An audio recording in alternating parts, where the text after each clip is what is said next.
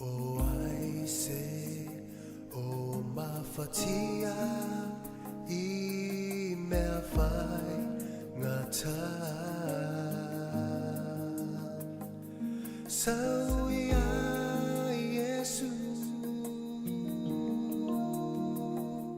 Saui a Yesu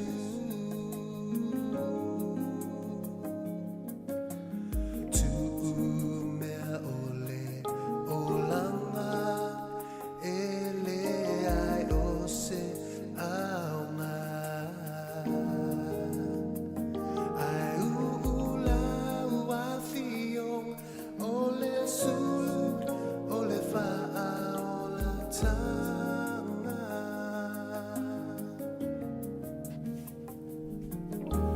Saula ia Yesu fatali moe se saula ia mali ai lo to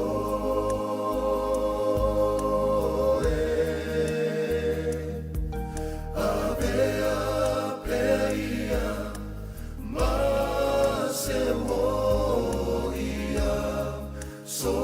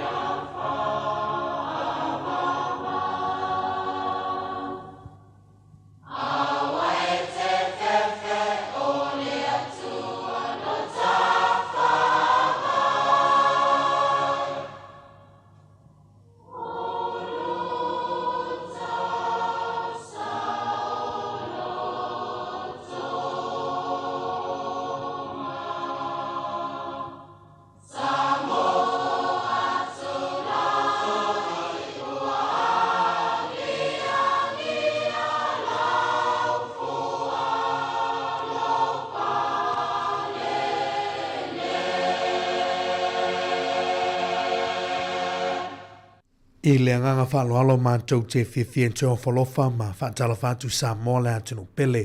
I le nei tae ao lea solua nei, lua se fulmalono ai aso le nei maa sina o au kuso i le nei tausanga luathe lua se fulu ma le lima.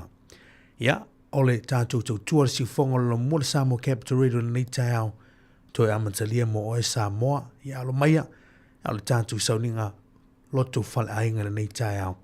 Atu ina atu le vi ingo le tua, pesipisenga whale nganga. Ia ona soe leo ma le tātou whainga loto le nei tae au whawhitai.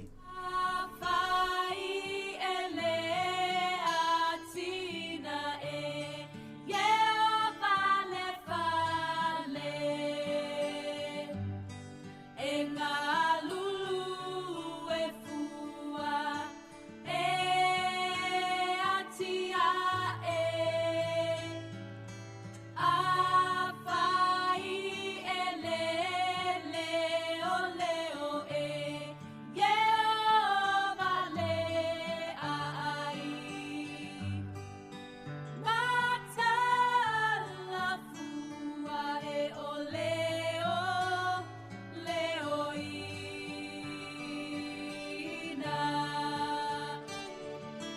Fa'asanga e o umata ia te oe lo uatua ngā lue mai tau tai oe lo uanganga lo awai mai o te mo o mia ia o iloa ele o a o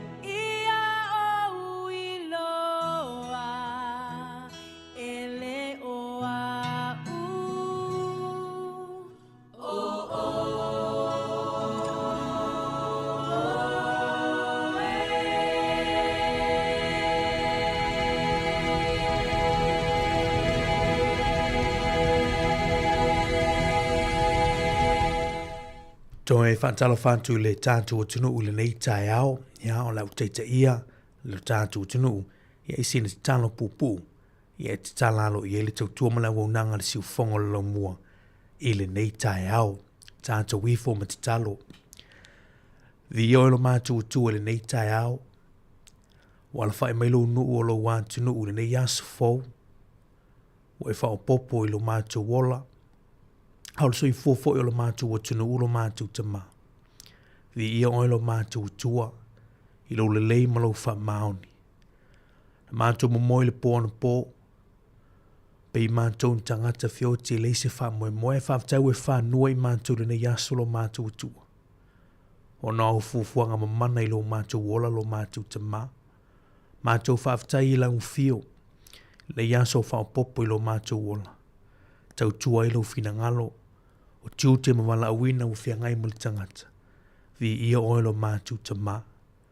Avataile nei tau maua le avanoa mātou toe wheloa I malo mātou wantunu. I lungo peau ngalu le ea. Le alousu ai o lo mātou tinu I whiau mga luenga o whanau ia o onga le tua. Ia mātou te talo tu inatu ia te oe me umole nei aso. Fofuanga mga luenga la wana leo si ufongo lo mui Wellington nei le tua. Talo lava I lau wha unga mana te fio mai te wha au uma wha manuia le ngā luenga o le awhai nei. Wha manuia le wantunu ulo mātou ta maa, ili pa I lau whai ngā luenga tofi, tala lei. Lo wha le malu lea whata whai taulanga ma lea whata whai taulanga. Ie wha manuia le nātou ngā luenga lo mātou tua. Mātou talo wha manuia o mātou tua a sina te mamtina mātou tua o alum whanau tupulanga talvou. Manuia le wantunu le nei aso lo mātou ta maa. Oe mai mātou mai la mtango nei aso se o ili unga. Ha umana fo ia leo le vi inga ia te oilo mātou ta maa. O mātou talo le mo le mātou lenga. A lantu lo suafa Yesu lo mātou li ima lo mātou whaola. Whamanuia mai oile nei aso lo mātou ta maa. Amene ma amene.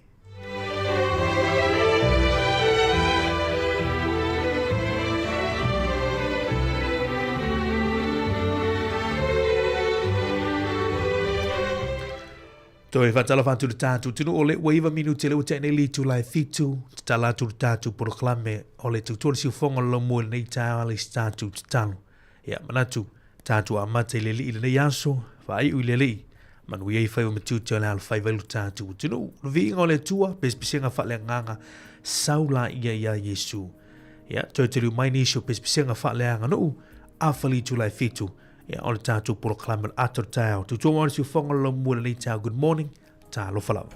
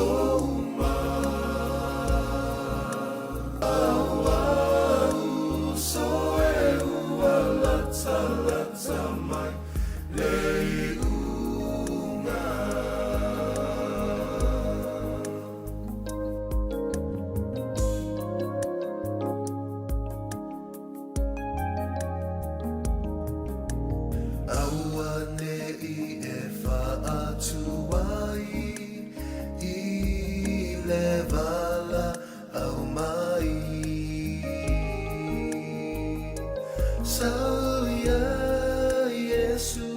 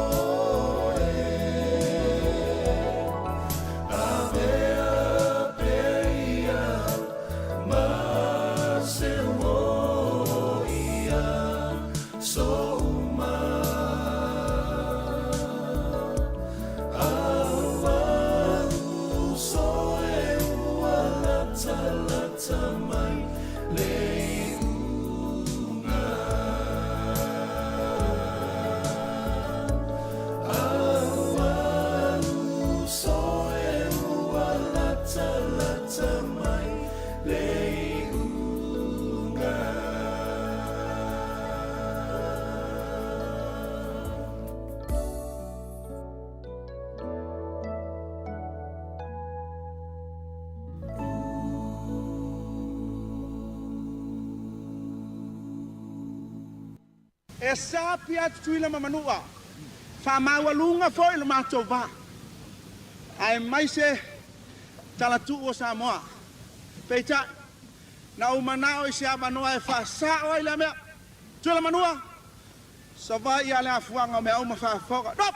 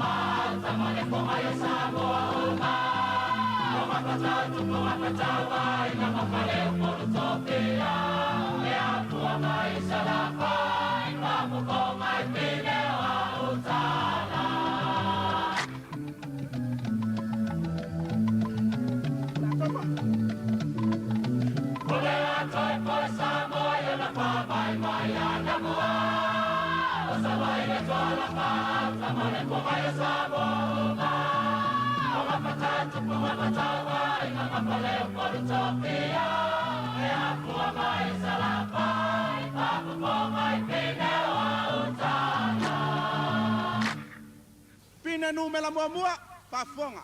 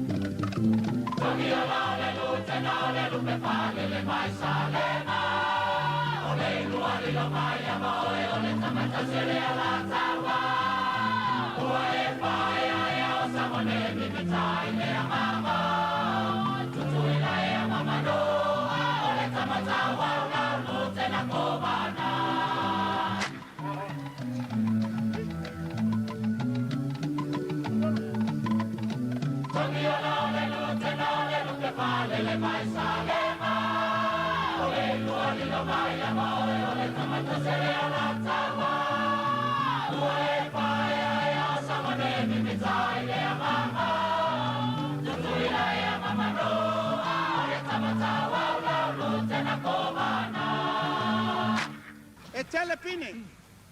Ai na le lua le wa mai le sile.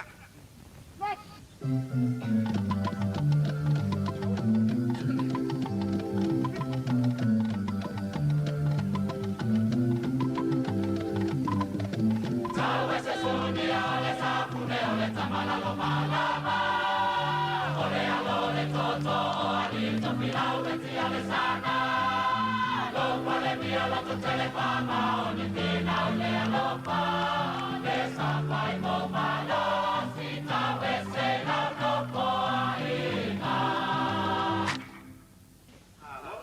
Toi titia ngalo me le la ofio ngale ko van. O lo tapu ai mai fanua la foi feau. E te lua nu vatas o sa fu ne vo. No.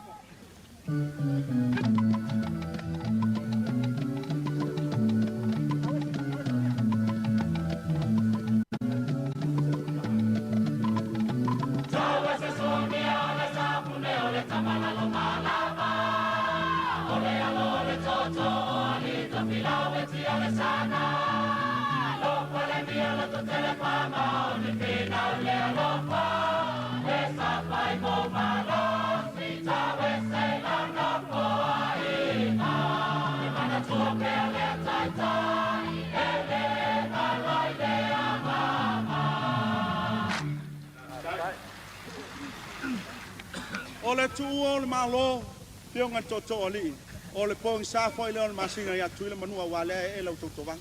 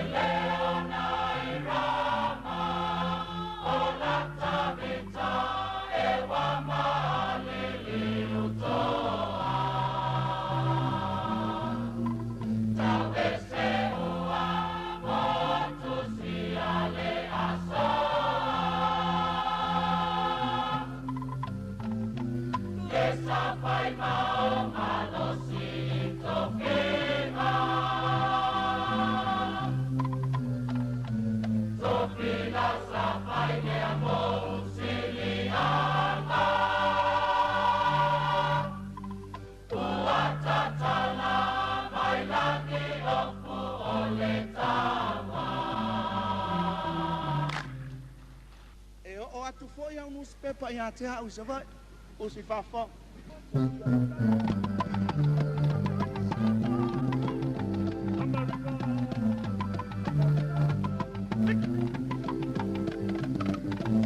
America stamos e yo talatu bene tulama au paita wile ni sa waita la kuya so wasana o ma o kai tu ina mama nuale ame mama le pa pa pa ai no boni ai le pa pe tai te le no poina o ma le le tulama o fa solo tu ina mai au la se wa pa pe tai pa ma lo ma ele ma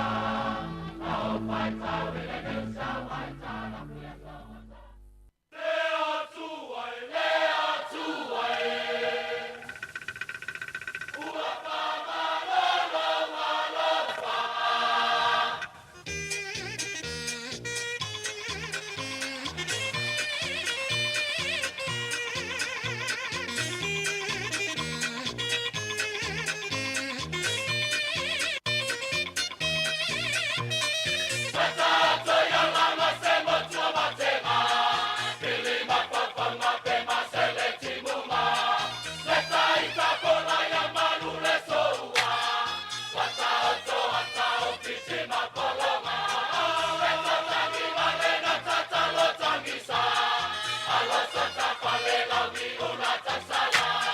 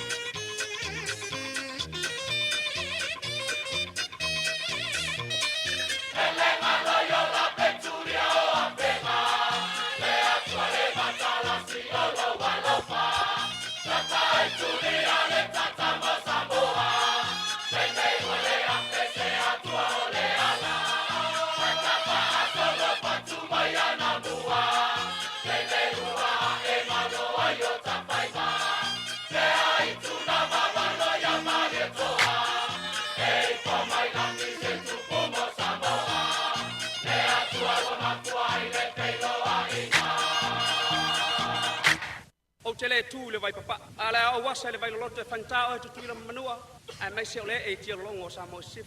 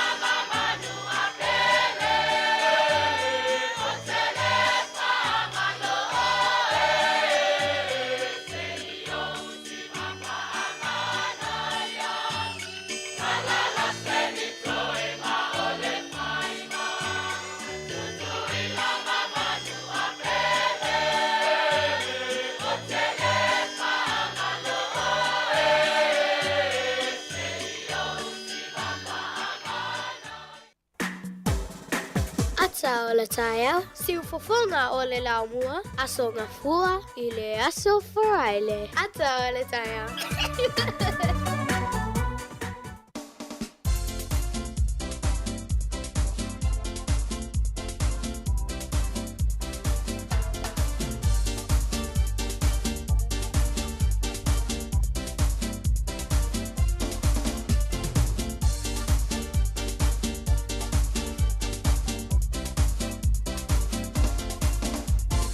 Ata, ata, ata, ata, ata fifia, o kalame o le ata.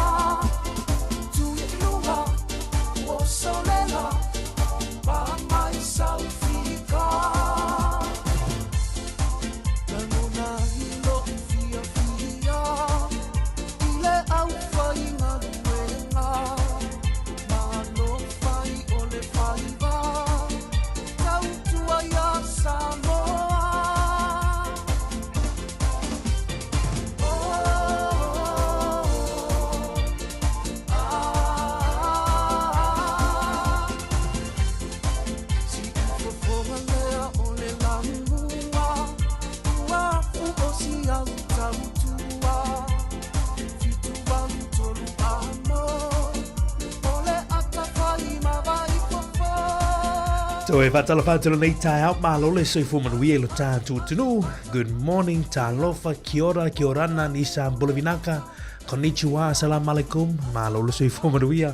Ina nei tai o le aso lua tātou. E lua sumalo noia so le tātou folonga. Ina nei mansina lona valu. Masila nei o kuso. E le tātou folonga le nei tu sanga luafe lua se fulu ma le lima. Mātou te tu atu le lima o le whaantalofa. Ia mau folofa le nei tai au le aso lua. Ia le lofa malanga leo le tua. Ma whai ona mone mone mailo tu sui fōma so mātou na yola. Ia leo tātou tue whailua I fo ilungo peau ngalu lea. E le nei tai au wale tātou tu tue masani. Eile ato le tai au.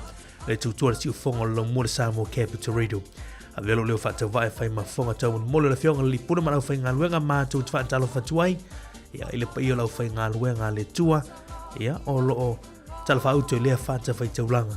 Whitai tunga le tau suino li puwai o leola. Ia wala sui fōwha le ngango tātou tangata. Mātou te whaatalo whātu. Ia tau tau. Pa ia lau whai ngaluenga. I le nei tae ao. So atolo le man whaatalo whai neo tātou ta mamatina mātutua. O a mai uto le nei tae ao. Whaaftai talo. Ia o tau fwe lo pōna whala. Maula le muli la. Tāmpu ia whaiva matiu tō lo. Al whaiva ina o tātou tangata o ainga. Ia meise o alon whanau. Ia malo sui fō manuia. Young people. Tupulanga telefon malo le atunu. Good morning talofa. Ya manatu leu ta pena ni sol fa na wa o ongo ne yasu la to le ua malo lo mai university. Te lo le wa lu le mid trimester break in nei futemi. Ya malo lo sai malo fo ia fa to to. Ina yalom fa na o ta tunu. Ia lo auto ina ile ta to university Victoria University of Wellington. Ia po fia lava ia si university. Ia olo wina malo si fo manuira nei tai au.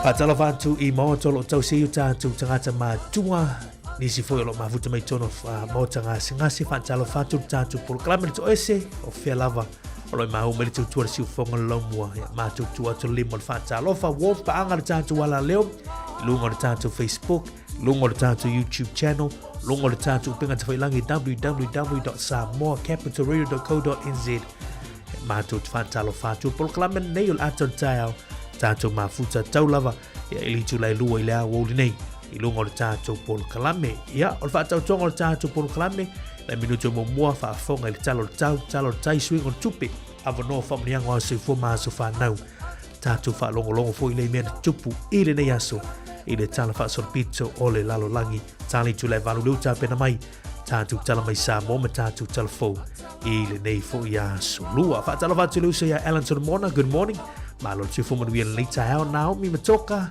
a talafatu a fe malita malo si fu manuia le sunga le tai au a talafatu foi ia ile sunga fa fe nga pasta tampo I no fo inga ia bongo le tai au malo si fu manuia fa talafatu sunga ia fa fuina tan yelu good morning ia lo fa tia to lu so le tai au fa tele ma fu mai o Louise Azovan le ma fu mai le so ia vale le mati malo si fu manuia pale I sina leo good morning Ya, fatalo fatu ya to ile nei tai out like love na share tato Facebook ya o me fu fa maule na subscribe I lungo le tato YouTube channel ya mai mom ma futa mai ile tato tu le tato o nanga ile nei tai out good morning pe no vaya tu ta lo falava ma lo si fu manu ile tato tu tato walo mai tato proclame Aaron Sila good morning fatalo fatu tato tu talofa good morning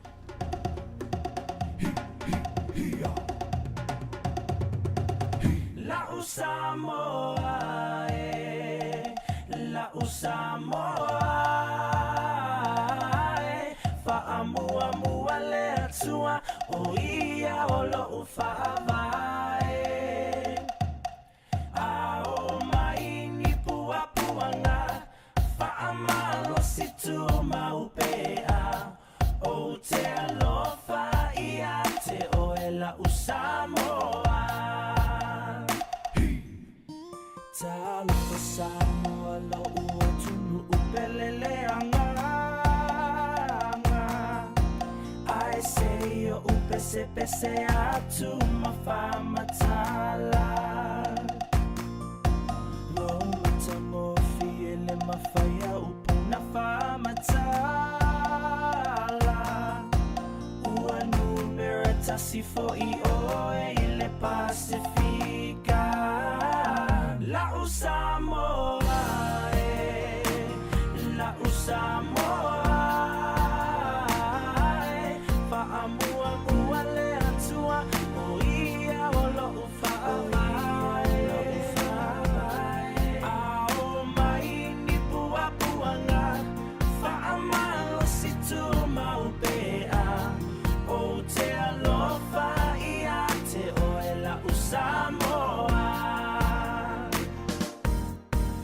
ele mafai o nanga lolo usa ufana uai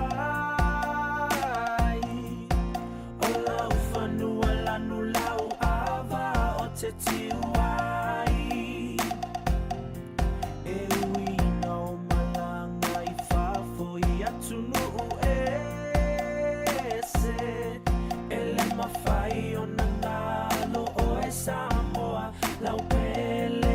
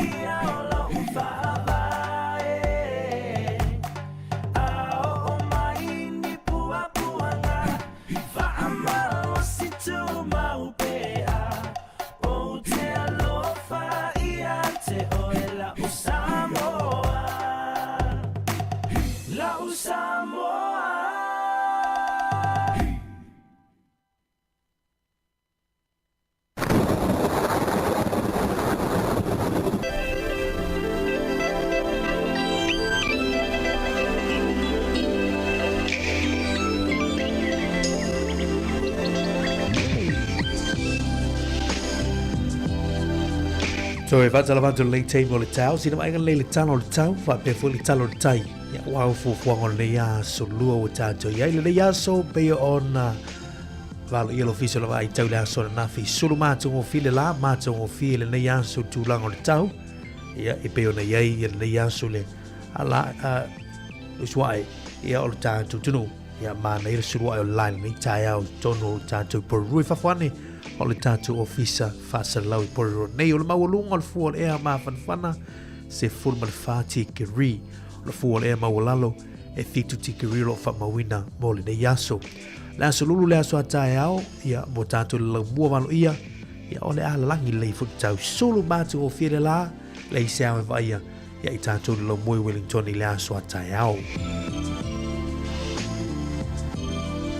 Tātou se mai leo te lengo Aotearoa New Zealand le aso a matimia nai au ki lani ia vaiana iao le teimo le tai ao ia ai susuru mātou o file la a matatu teimo le tai ao whaasolo atu le fiafia na nei.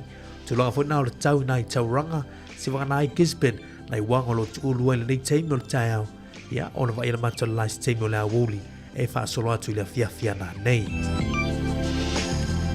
Tātou se menai New Plymouth, solo mātou o file la mo tōna nei yaso Palmerston North, Macedone, whatalo whātu, mātou o file suru ai le la le yaso mo o tau. Motu I Sauti Nelisoni, Blenheim, Westport, Franz Joseph, Timaru, Invercargill, Queenstown, Stewart Island, solo mātou o file la ia mo o tōna nei yaso. Ia lolo wingo le au te lenga o le au tunu a tō iau te New Zealand nei, I le nei yaso o le a langi le I tau. Tala nau tau, ia mosio tātu tunu, ia I Aotearoa New Zealand nei, mo le nei aso lua.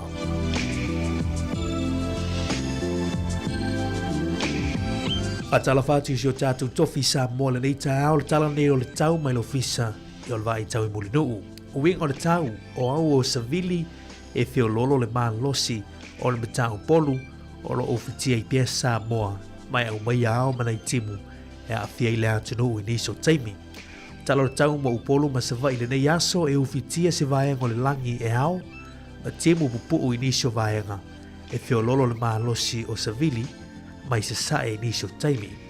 E ufitia se vaenga o le langi e ao, ma temu pupu I nisio taimi, ia I nisio vaenga, e fio lolo le maa losi o Savili, mai se sae, ia I nisio taimi. Le aso a tau le aso lulu lea, ia le aso lea matele pre-polling I lo tātu tunu, o wingo le tau le aso a tau le aso lulu I Samoa, o le a wo initial taimi mai te ulu vava solo ai nai timu. Tala nana tau, ia le nei taimi o le tai au whaafitai. Tātou se mai le talo le tai la tau saoni fo I whango tina ngā tai whale ia o Wellington whapea fo I Manampurua le yaso. O le usua tai Wellington suara tai Wellington o le tātono li tulai fitu na suara tai Wellington e fo pe le auri nei se forma tasi minuti te li tulai tasi le auli ia fatu ato e sua lea I le se forma liva minuti e te li tulai fitu le fiafia na nei. Ngā tai whale o Porurua mamana ia wawai atu ai mo I lātou foi. Whangotina ngā tai whale o le mātou pitunu o lea olo o a pele tai le teimile nei. Pato a sua il afoli tulai sfumartasi il tau nei ia ona pele il afoli tulai lima il afiafia na nei. Pato ato e sua le poa na nei to es fululua minute ili tulai sfulmalelua I le poa na nei. Manatua ia o whaola pe a whai e whao ngā wa e tuwa atuai wa a whai ngā whai walonei aso a ore ngalo si telefoni tau tua nā le saunga le mu. Ia whetantanoa I malainga whai loa ili teimi tau tuwa atuai man teimi fuafua tau taliu mai ei. Tau tua nā lava le saunga le mu I le nei teimi o le tai au. Tala nau tau, talo le tai ia wā le aso lua whaafitai.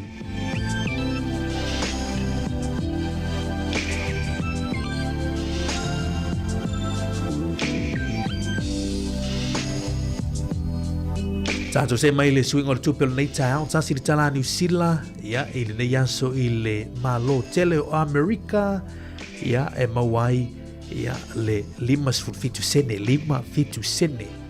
malo se tala New Zealand ia se tala le nei aso na le valuiva sene mawai valuiva sene ai mo sa mo le nei aso tu sam fa mo ngal fa tupel ANZ tasi le tala New Zealand mawai le tala 5 sene tala 5 sene o tuanga masani asia sini so fale loa ni so o nanga I lunga o penga te whailangi ma nei wala fo ina tau seleni I sa mo nei ya so whaftaile anga lei whaftaile au mafola lo sa me whai nei o tātu ai ngai sa mo nu mafiu anga ia e ka le sia I sa mo manuia tele nei ya so la fo ina tau seleni whaftaile.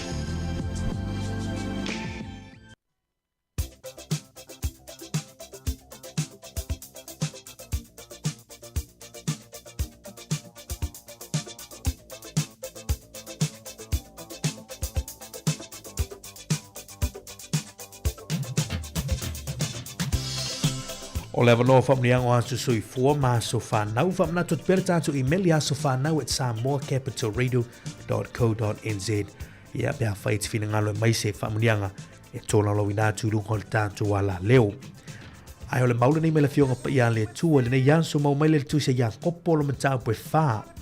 Ia kopolo ma tāu pue wha non fwoi pue sifumar fitu o le nei o le ui loa e whai le mea le lei ai le whaia o le anga sala le ia te ia. Mana ia le mau le nei aso. Mau mo oe, o le mau mo au. O le nei, o le ua I loa e whai le mea le lei ai le whaia o le anga sala le ia te ia. Ea manino le upo le tua le nei tāu mo tātou. O le ua I loa le mea e whai le mea le lei le nā. Ia ai le whai le tangata. Ia o le anga sala le I lumo o le tua. Manu e te lau tawa se fua. Sanga tulu I pele tua nisi tau sanga stele lau tau seifua au na ia te ia. Ia e ala maafutanga ma ainga. Manu ia te lau tau seifua le whai isi. Ia malala tu whaafifianga lea ma uto.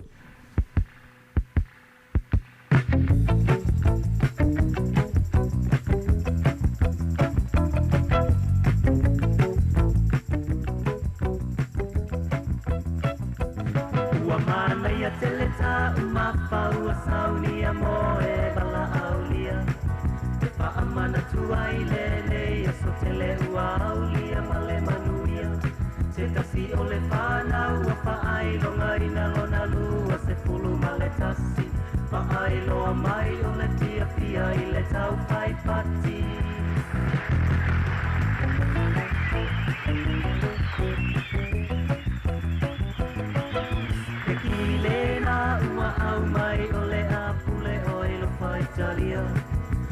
Lava o le wha moe moe ia maua ai solu mana I manuia. Sa ilia ne sau wha ala I titi le la lelei o le whai whai isi. Awa asa silau ma te te whai atua emisi.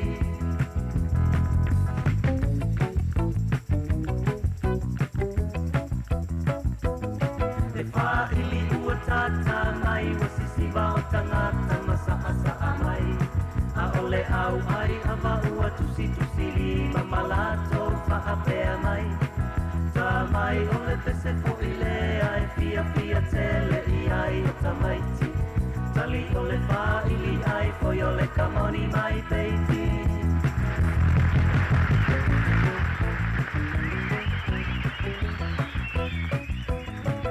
ole mea mali e te fia atai lei tu palea o tina whaapea lava o ilato wasi whaatoea e ai ua ora te ilama ile tifa mai ma pesili ko o fea o ai le siau ai sau ole tali ua ai uma ele whanau ai sau ole tali ua ai uma ele whanau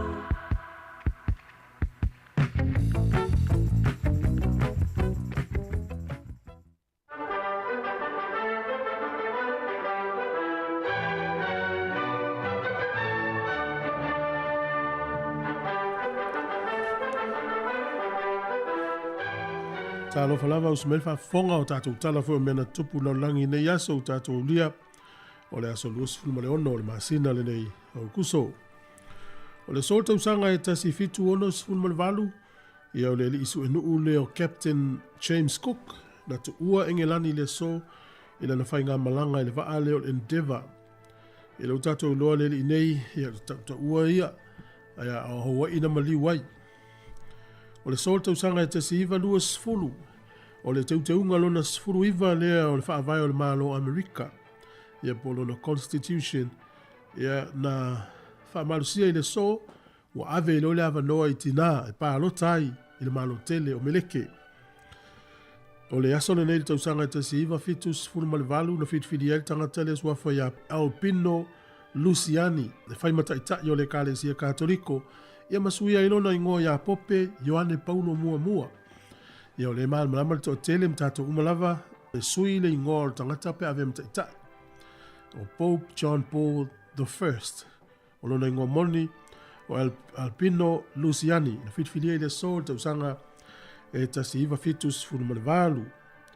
O le aso le nei tausanga e tasi iwa fitus fulu ia ole ngayo inga lea le tupao tina le malo tele wa toa ile limas futa usanga talu na ave lea vanoa e parotai ia ona tufa atasi ilo tina le malo meleke po le malo Amerika ia malato faya se solo tele lava e fai loa tua i whainga malo ia le mea tau ole equality ia pe te tau ona tutusa umatangata wa le ave lea vanoa e parotai tina ia tasi ai te tau ona tusa umatangata e lo tatou lo nei time ia le fina ngana lo fina witina mai ta wina fo tele fa mamonga ne atunu e maulunga atu tongi o tamana i lo tina tusa lava pe tusa o la tu langa inga luenga position ia alva inga na lo i mana watina i tusa ia la sa ovo o le solta usanga ta si iva lima ia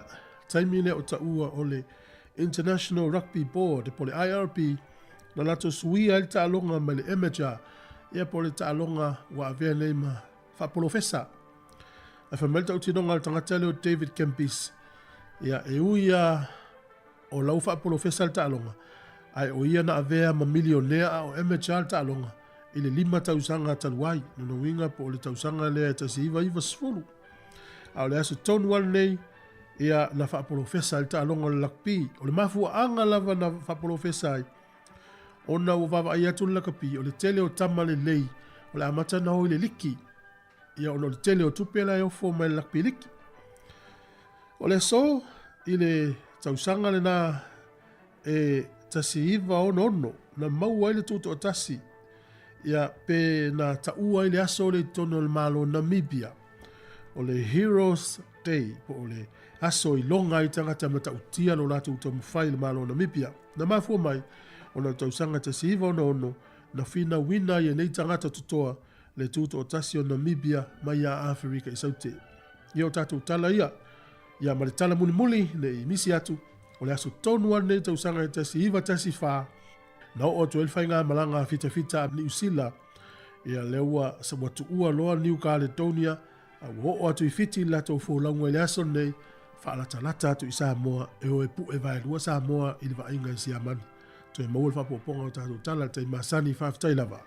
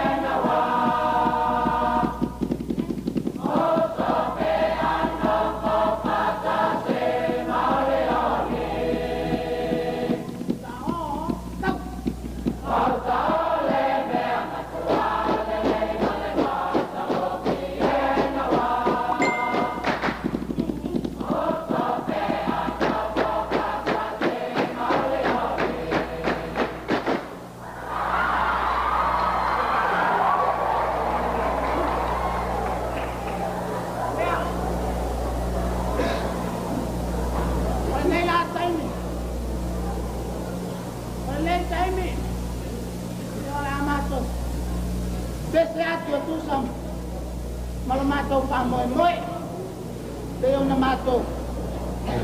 Wasa mai ai ni mea mamao. Ya usi pa fonga la fa mtala tula ba pese.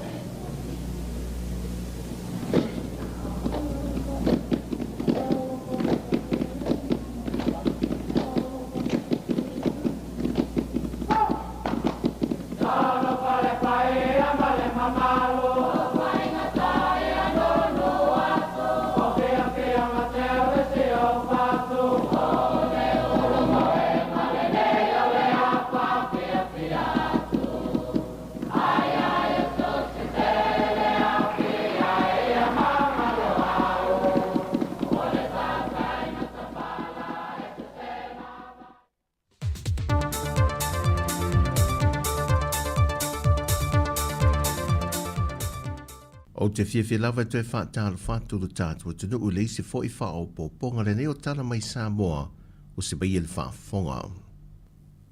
O te talo mai le komisina o le official komisio whainga pālota to le fōtu ia Filolo John Stanley I le se lau ma le tasi a whaiva se lau valus fo ma le tasi o le mamalo le atunu o wa wha mawine lunga le lola pālota e na ia ono sai mai e whaise sao e whaatino I le pālota e whidiwhidi ai se whainga malo Morita I te ingolo tātua tanu o, e ui ina wamae o na whaamanino to le fo au lape o le tula whono, o le teimi au wha ngā solo le restarino le atunu o, e le lua a whetā la morita ngata e māua e le restala, a e se lauta la, o le sala le morita ngata e le whaatinola na pālota.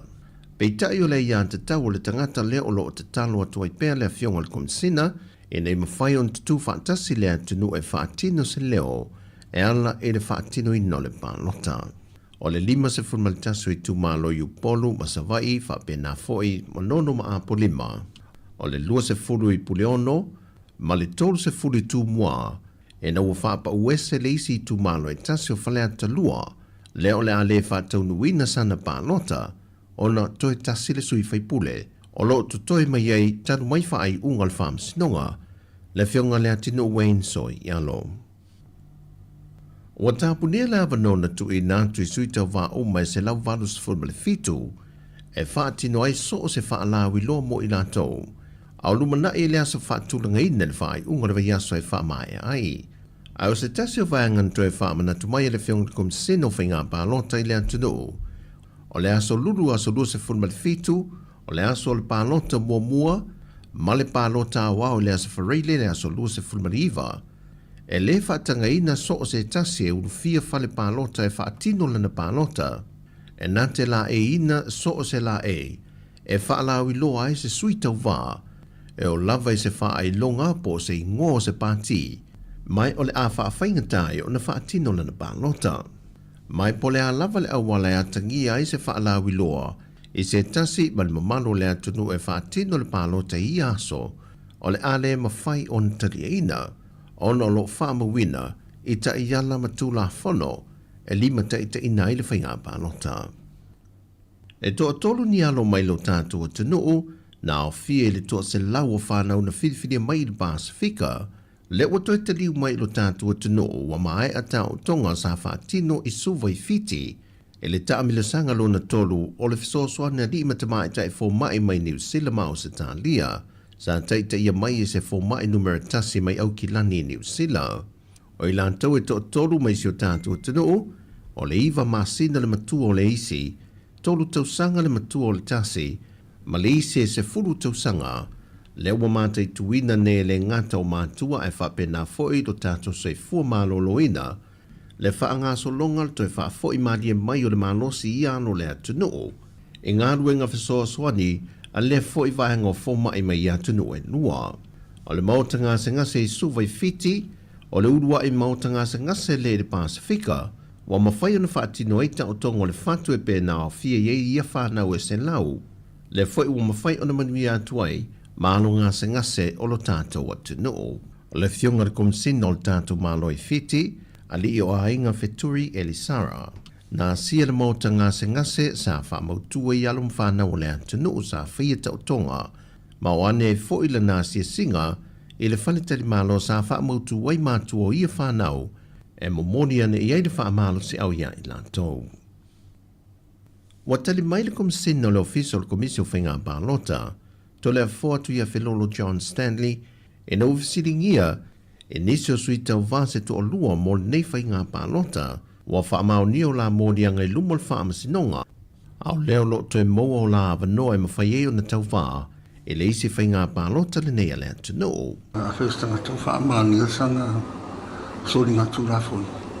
Nā whaasalanga e whaa tau sanga whalpui mu pēsiri atu. Ia, o kakara whapenga e re karia, hoi re pea sumei re skala, hoi re a ve msui tau wā. O kakau mala i o karia. E lako e mōrianga, wha maunia. Ia, e mau lalo, e lalo i whakau sanga lako, sori ngā tūra. Me hoi punishment whawhalpui pui. Mō le whainga Balota mō mua lawa i le asoa tai au, e nā o le toafe i lantou, e anga waa e Balotai. O tala ia mai Samoa, au te talo le si whonga le lo mua, alo whangia le whainga whiriwhilinga le atunu, e na ia mō lia pē e tātu tātu sanga, e na ia tūmau pē le while mū mō Samoa, ma se atunu o saunga le mū. Whasoi fuia.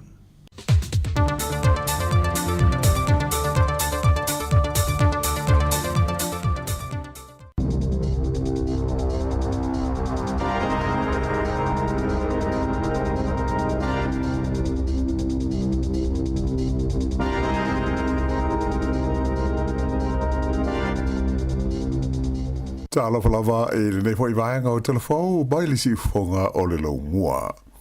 Ua whaitioina e le li palmia ia Christopher Larkson le fuafuanga ale malo o Israelu e fausi ai nisi o latou fo le fau mano fuanga e whaamotua tu iai tangata i le tu vai sifo o le Yoritana. E luas fulma le fitu isi atunu o le langi ua o latou saini i e se whaamtalanga tustusia e whaali ailo latou te i lea fuafuanga ale malo o Israelu veitai e le isaini ai le malo New Zealand i le tusi. E manatu ia atunu o le fausi ai o nisi fa le fau o le malo Israelu i le tu vai i sifo le vaitafe o le Yoritana i le tu i sae o Jerusalema. O le a whaingata ai fuafuanga mo se malo tu ma oti o tagata Palestina ma whaingata ai o na latou maua sotanga mo le nuupa ia o Jerusalema. Na whailo mai le li palmi o New Zealand e nā te langolango ina ato toa ia lea manatu o atunu nei ua saini ai le tustu singa nei ua tuina atu i le malo o Israelu. O le masina fo la whailo mai ai se whai unga mautu o le malo o New Zealand pe la tau te langolango ina le whaia leo se malo tu ma oti o tangata Palestina pe le ai. I le taimi nei o lo o file muele ai se whaalinga o tuina mai i ofisa sipai a le malo New Zealand e tu sai o li poti e whapea ua poloka le United States le vetu whai o whaamtalanga whaalilo lilo i le wā o malo le whalapo tonga o le Five Eyes e winga i tau mo whainga o mose file mu i le taua i le wā o Lucia mo Ukraine. O se ripoti o le CBS e Amerika i le whainga le vai aso na ta awai e whapea e ai ia se mimo whaalilo lilo mai le whaatonu ngā luenga whaasipai le malo Amerika le te maitai o Tulsi Gabbard na whaia i nai vai aso ua mawai atu nei na whaatonu i nai ofisa o le malo Amerika ina ia taofi i le whaailo i nā atu whaamtalanga i tusa o le neimata upu i sui awai o le whaalapo tonga le nei o malo o le Five Eyes. Peitai na muri ane tu ina mai se whaaninga mai le official te maita i whaatonu e le sao ia li poti. E pei ona silo fia o New Zealand o stasio sui awai o le Five Eyes. Lea e au fia ai Amerika, Australia, Kanata, whape ai ma Peretania tele. O le mea o mauti noa e le imaua se tonu mo se file mu o le tau le nei e Lucia ma Ukraine i le whailo inga i le vā Trump ma Putin i Alaska. Ai na whailo mai e sui Palestine o J.D. Vance ua tele lava di vaenga ua iai le malo Lucia mo se file mu i le tau ma Ukraine.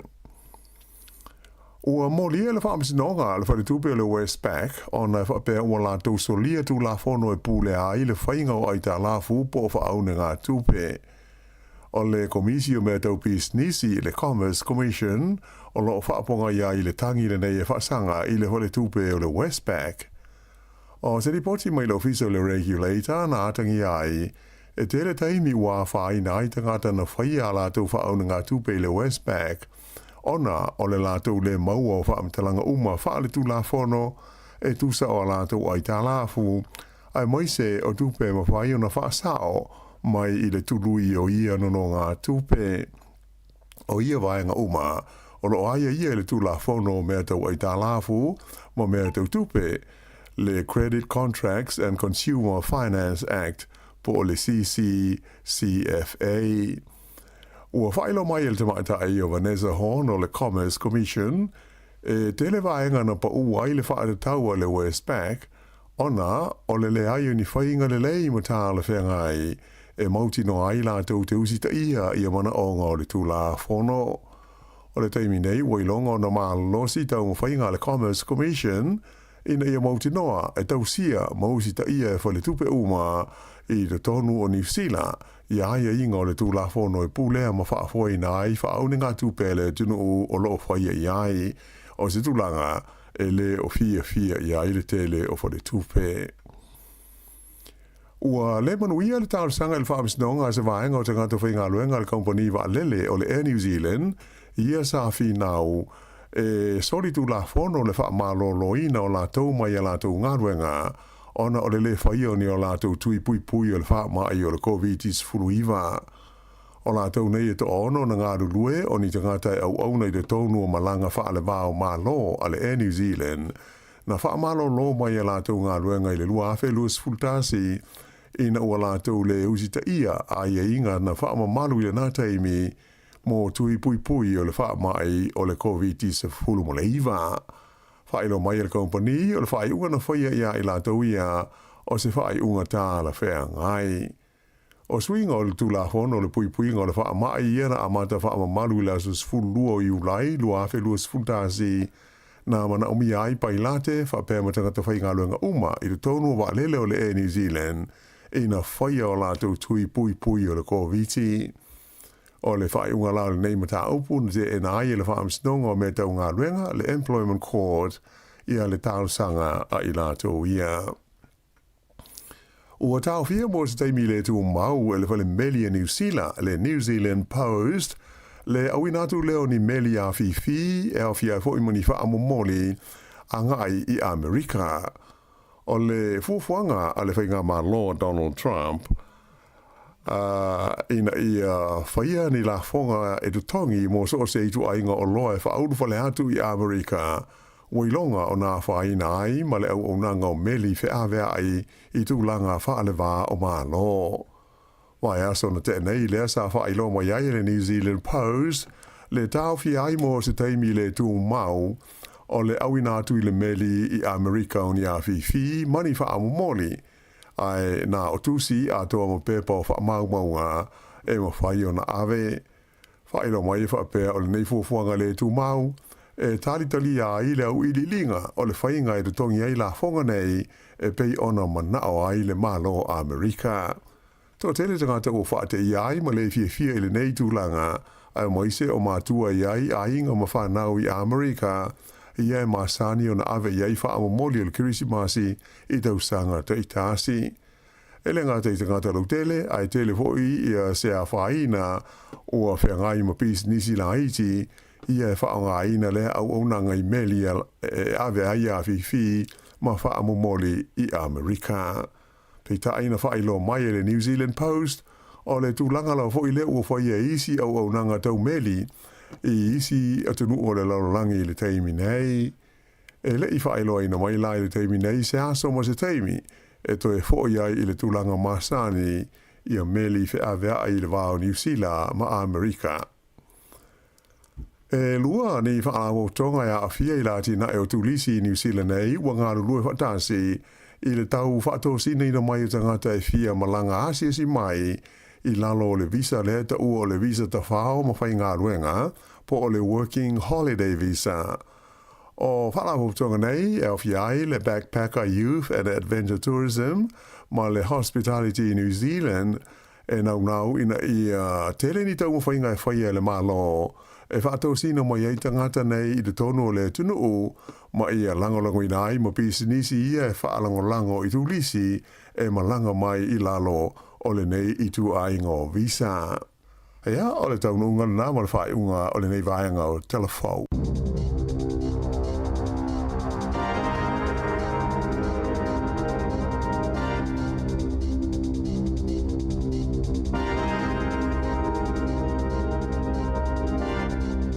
Naua whawhole e tunu ui tātou telefou a mātola nei tai au.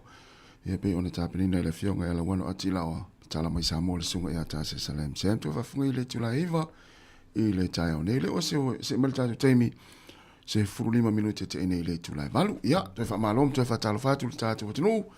Nei whanau fu le ua tāpena wā onga le tau le o te elvadu. Ia, au tō whalongolongo mai te mai ti tono le whale. Ia po tono fu le tāwale. Manuia la wā onga le awhenga i mautou.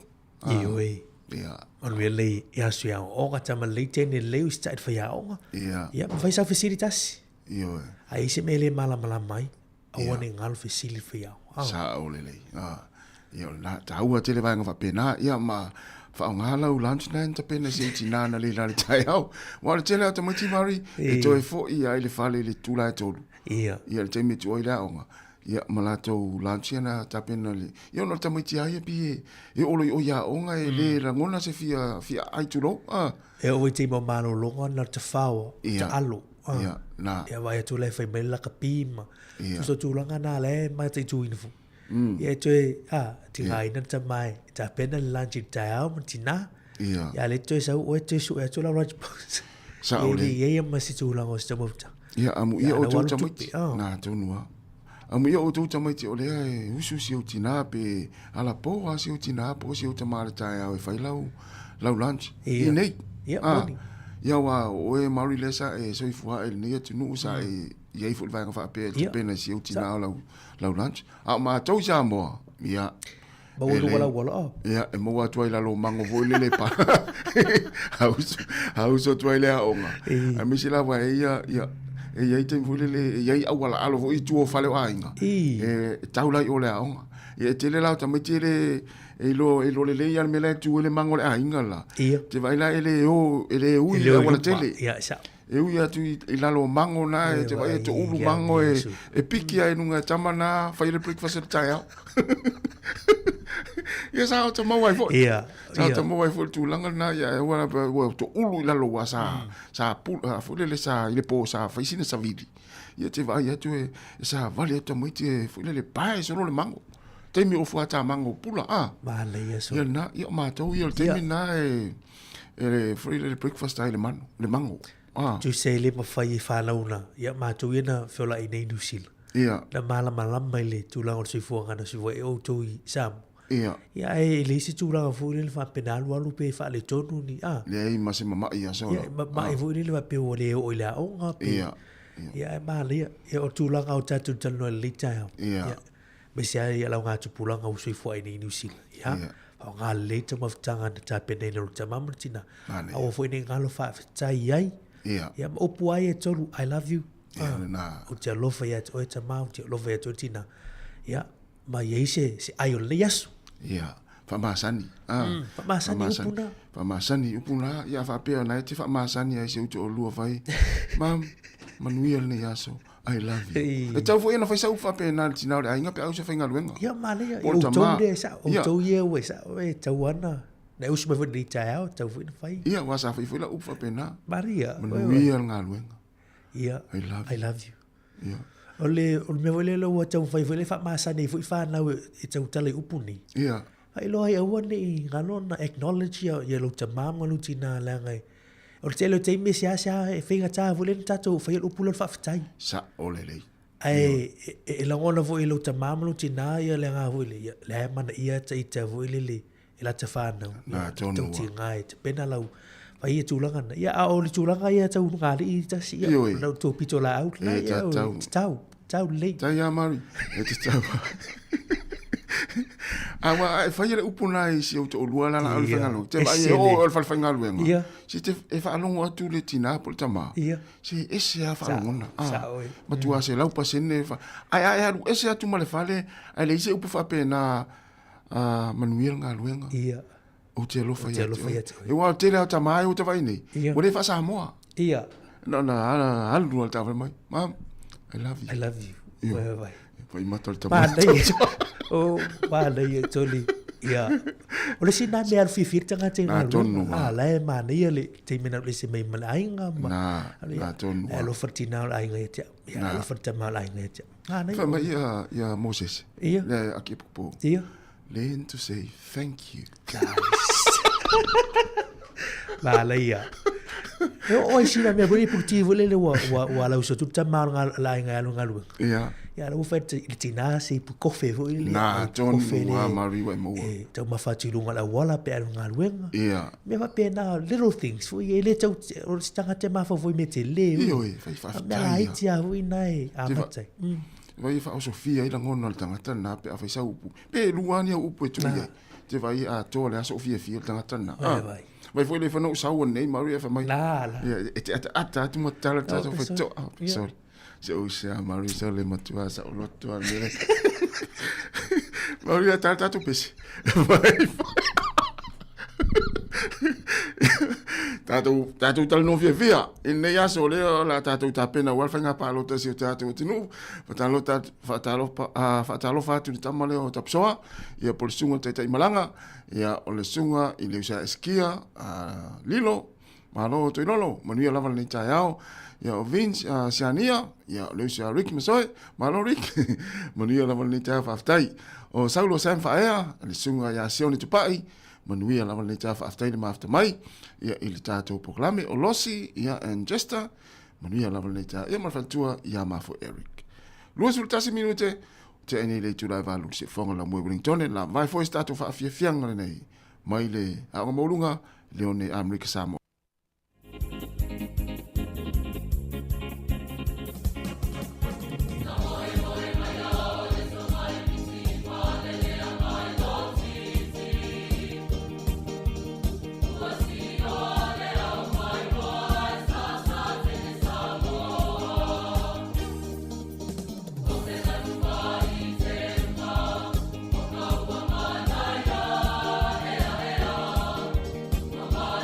La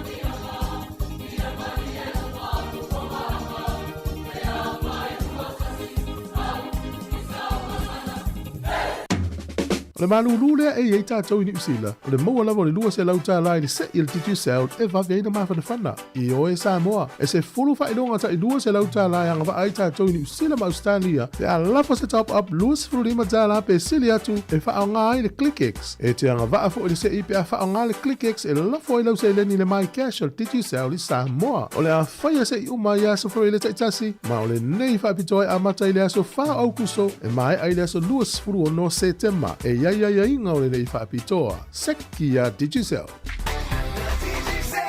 Wa luas 5 minute te nei le tulai valu hia nisi nei fasilanga na uma atu ia au le o lo tatu ye pel tatu proklame o le atole tai au mauri o le wa faria fam sinonga pe fo na mai tatu telefone le finga lo wanu tanga te fo i o le o finga venga e New Zealand e to no le sa ta sanga e te mir fa mai na u fa malo le company valele ia tu sai o ia inga foi le wale usta ia fa ia la tu pui fa to le leva lua fe lua tasi ia na tu pui va nga le ia le fa mai le unga fa misinonga o le fa nga ina ia le tal sanga le va nga le ia ile le tau le o le tu sa wale fa nga ina le fa misinonga ona o le ai wale ia la tu la fono foi sa tu ia le company valele ina ia fai tui pui ia peita iane ia i usta ia la tau le tula fono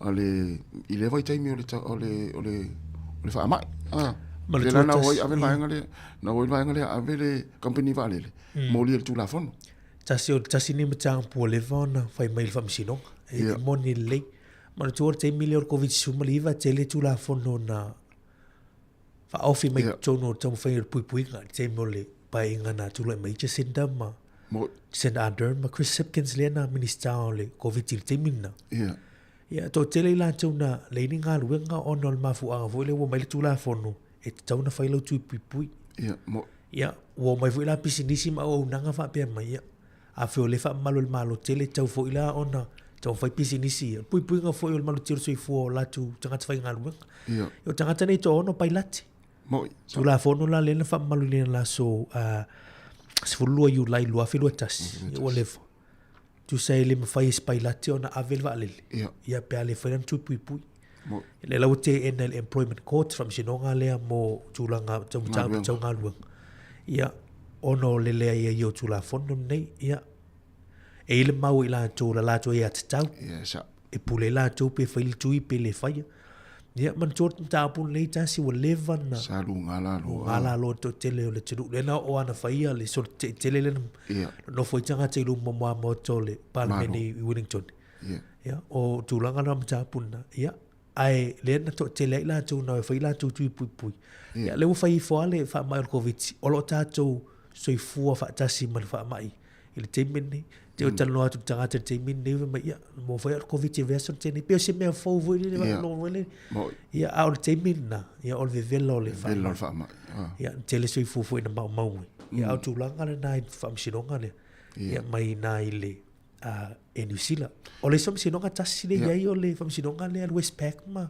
le Commerce Commission o e tolo pulo ma fa ftai le o nanga le komisi le la tu su me tau business wale la wanga le tasi e te fili sao no a pisinisi ma o nanga e pule ala tu i la tu a mionga fai vo ile si tau o loa fai le me fai fa tu la vo le tu la o tanga te fai ngalu ngal malo e tanga te fai ngalu ele fitau alo Westpac la o le au mai o fa mau a fai le ela tu fai sao no nga tu petasi e fai sau home loan fai sau ai tala fu wale fa tu no so motama so fali tu salele o fa matala mai ai le Westpac e tanga tfenga luanga le Westpac fa mo umma la awala fai na se fe mai ul tu lui fu le fa popo lungo la no nga tu pele pina na si me mai si me tu salele la me me fi tsauna fi so ni tanga ya la mai na me la man na o sa tu na mai umma fai la yo la fi talo foi meu tu lango interest rates wa si le me mo lunga le fenga ta o tu lui le fa popo lungo no nga tu bentangat mo o isi e loka i tonu sanga lua tau sanga ia la tau mokesi Ia. O ise tala fu le alu lunga le interest rate ia na alu tongi fu le alu lalo. Ia au fa mo mo fa talanga na. Ta u ia lo ta pa wa ngana. Ai tele isai ne fa iso no ngatu. Ise fa tupi. Sa ole le. Ia mai fa fta ile Commerce Commission. Ia. O le ave fo ila ele Commerce Commission. O le te mai tau tasi o so se vai aso. Ma aver pisi nisi de fam sinong. E Commerce Commission. Ma le tele o fa le tupi. Vale tupi. Sa o le. Tu te ale misi se vai aso o le sawa ia le ANC respect kiwi ia maisi au nanga fo le fa le tupi. A le ma le yo le mata upu le. Ia awa le la wo mawai.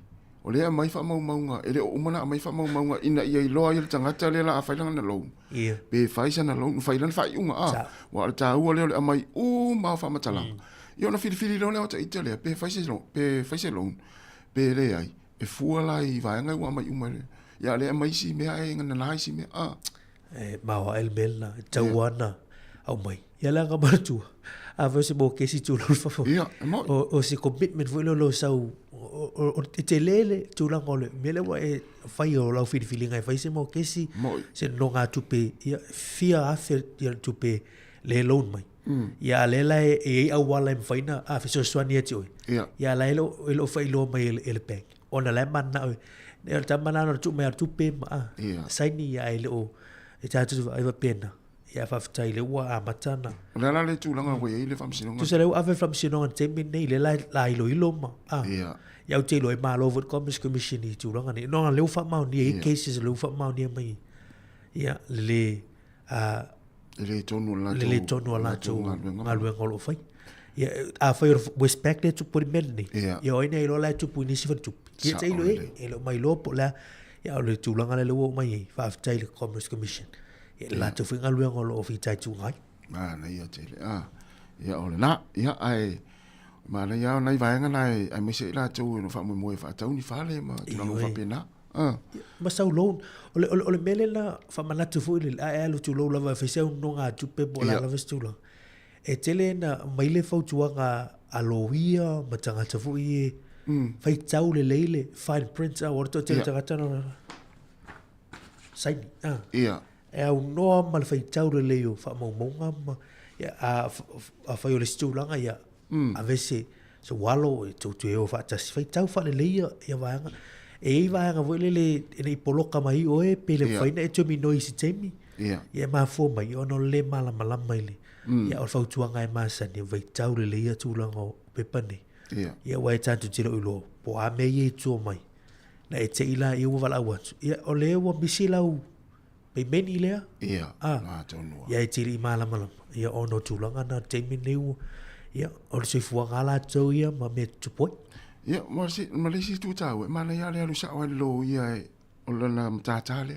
si ia ai ta te ia lu la ta te tala lo i le bank ma fa silo alu sa wa lo ia la tau e ila tu to mai fa pito i vang fa pe o le e mal mala mai ta itana ia na fa ile la fa yunga pe ata lu i ole i le bank ma fa le long ta o le leia wa na fa pe o le tong fa u te alu le bank ia a o lo ia o me ia tau fale ma te lo tu ia oi at mari ia se mai sa so ani o le te fia alu e faila ulong e fa tau isa fale ia o lo la matata to no ale le no mo ai lo failonga ia o vai nga pe ia mai sa fo tu vai na mana ia tu sa la va tu rola io fo tu ia lo so lo ile se tu la nga fu le to e ia sa mana ia le fo tu tas ia wal melhor ta alu e faile me e ta te lo malam mai ia te leo fa vitau wai le ma si se foi lo su tu io tanga ta o ma la wina ile tu la su tu si tanga te leo tanga ta pena ia te lo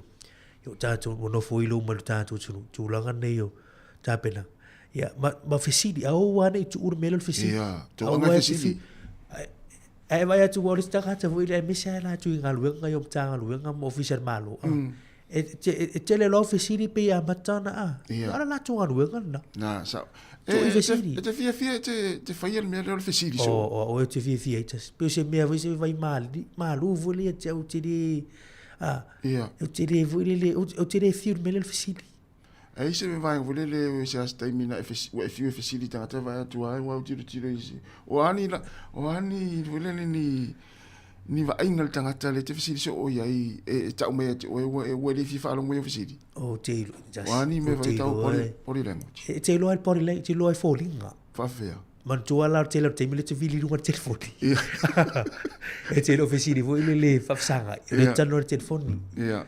O upu vo e fai o la unga luenga le yeah me na le tongi o e tu lo yeah o no le me lo te fia mala o te le pole tu sa e se vo ila wai o te lo o e la te lo le o te fia te lo fono vo ile face to face ya o yo no telefone te lo le leo te lo le leo vo ile tu alo vo ile leo si le atu e pe o mina pe o va vo ile fa tu atali mai e pe o alo i te lunga leo ya te lo le afodi fe o fia afodi ngai te lo tu ala lo fia te lo fisiti so nala e te fia fisiti just o te fia te fisiti o te sa wai stemina ma va le te lo fisiti ya e fa fta ya lo sunga fo yo no lo fisiti tu ma tari ma wa o fo le fisiti ma tanga te o te le lava lo fa longo i ni ana fisili fu le mo sa o meanga ia na fai lo le yo o fu le o po ani vai ngo te fai fu le ta o atu ai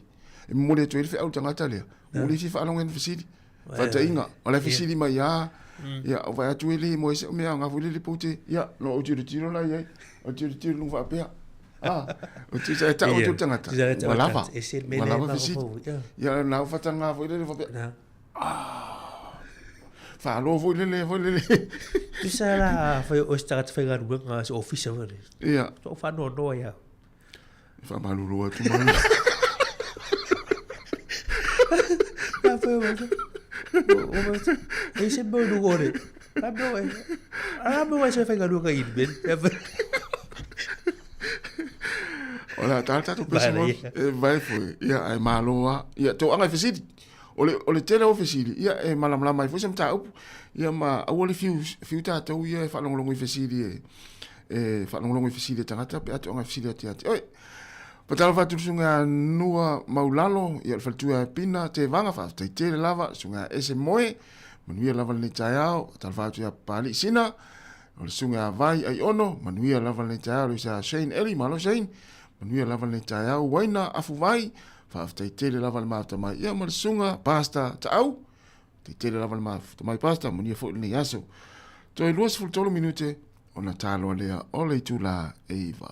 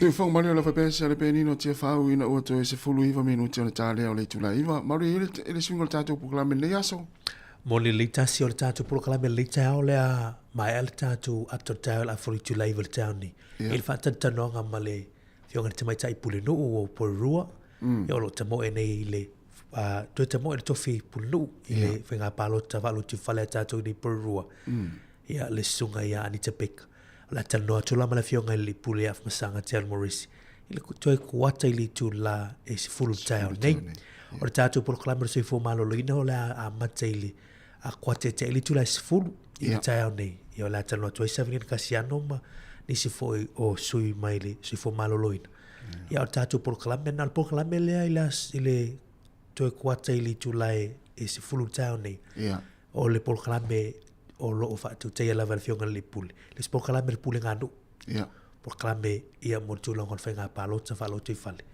ia mal campaign ia ni te peko lo fa nga solo ni te la mo se o te le mo te militasi te lo fa la wiloa campaign ia le na sta o fo tu ia tu ni si no moto ia o te mine we va ia tu te lo papa fa tu mai ngala ia o tu la ngola fit feeling a woni ngalo o se te mo le nei masina te unu o toi te fa sa tu masina fo se tema e te unu o toi pe palota i tono puisa meli ia wale fa nga palota na ia o to polo lo nei ia te tu na fa nga palota palota ia fa pule nganu ia e o tatu sa fo na mo le ai ia se va fo le te fa ai te unu fa le le tonu la va ia o polo ia o tatu le o le tonu af palota fa ngala u palota te palota il palota le la te pena mai o le nā tonu atasi ma le ia yo matapu fo ia wa mantopu le ngā nu falo te fale na fa matulongo a wala ia vai vo yo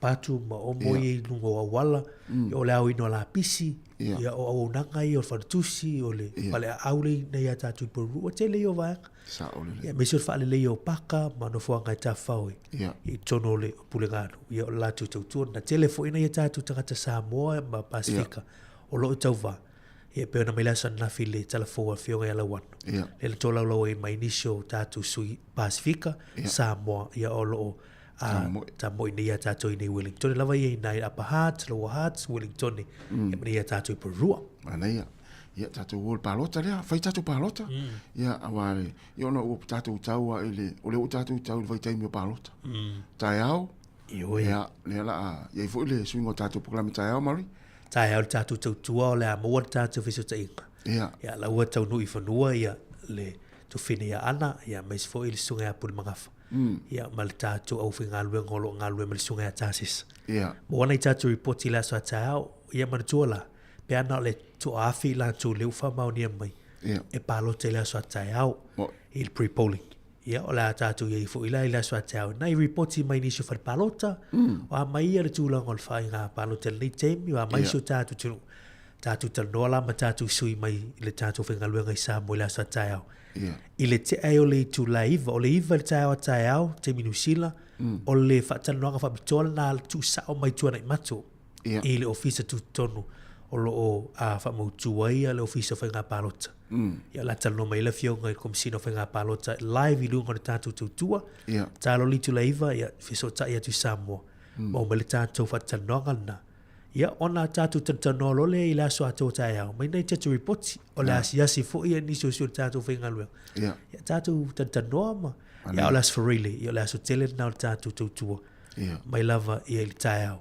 ia li tu lai luole a matai fa sa lo ngalo ia in mai on te tapunia ia fal palo te li tu lai tolu te Samoa luona ia tatu ni usil nei ia na mala ia fa ta tonga na male tu la male ia tatu tu ole neva yaso este foi ia fala o tele le fengo le pule ia wa fo tatu nanga ia e mala tua share tatu Facebook pe subscribe YouTube e ma fai ai ia ona e mai mo tu sao ia fa sala longo le palota le la tatu ia le ngata taiao ia e mai se ole aso farili la stele mana ia ai ona na fa na tu mo tatu tunu ia mai se foi la tu fa foi la tu lo lango le tatu tu ia la le share ia po le fa so o le Facebook ile aso mo le aso ia mai se la tu ia lo tal no mai mata tu we vai lungo le mata tu fi se lo fi tatu pa ngamo sa o le lita se fi tanga lo muli le tatu tu Ta ua le o le tātou mai tātou tari e atu.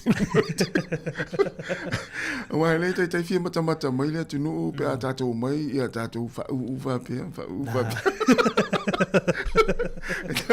E te tau wā ona i se taimi o le tai hao po le aso e te fia ai.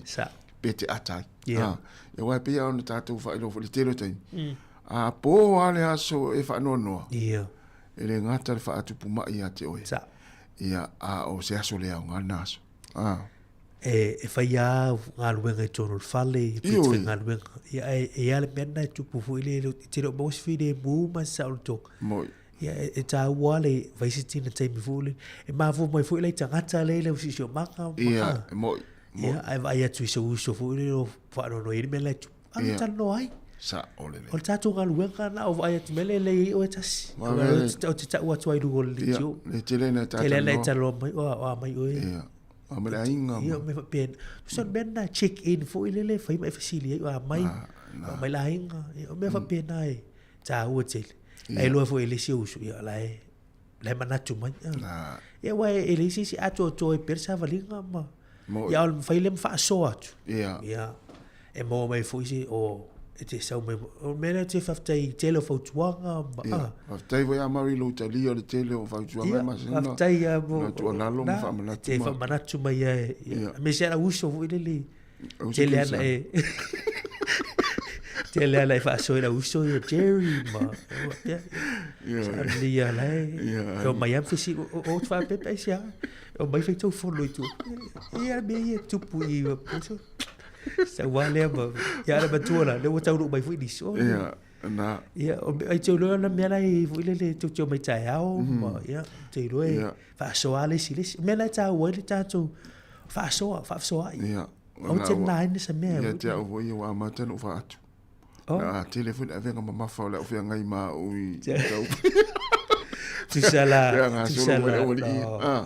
tu so tele me wo fa pop fu le wo tu sana lo fa tu ya pe wo ave ma fa ya tu sala la tinga fu te linga le mai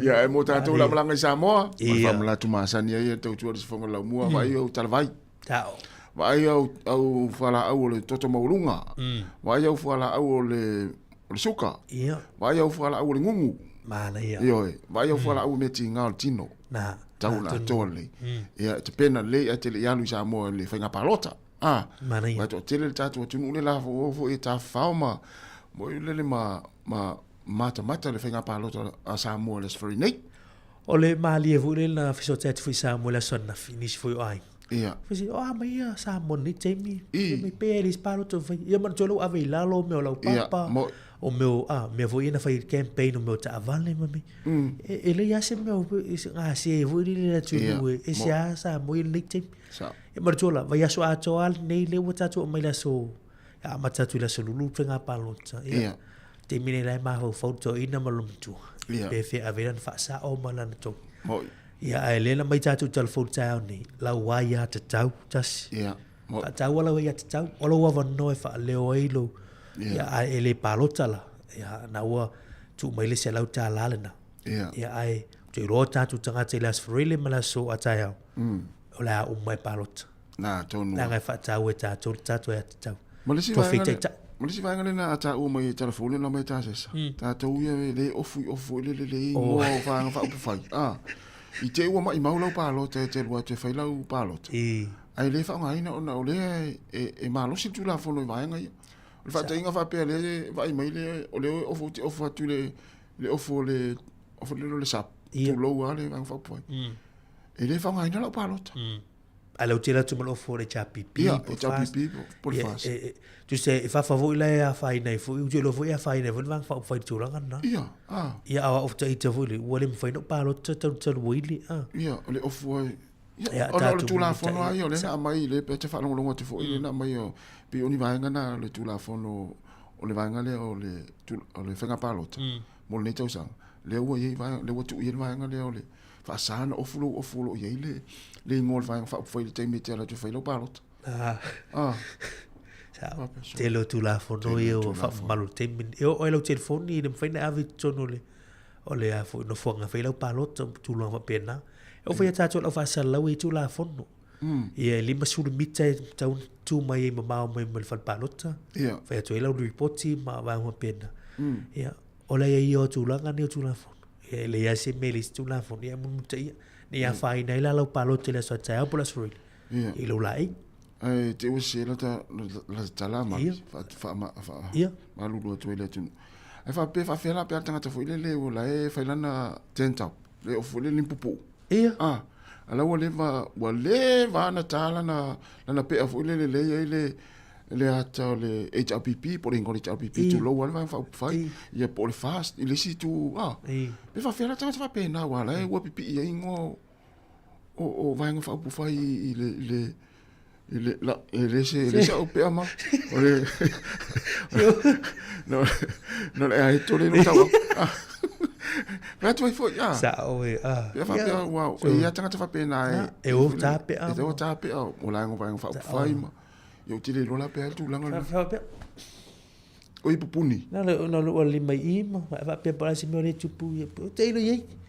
Yo te o voi na te job so ni. Ya ai sa ama. Ya la ta ko pes.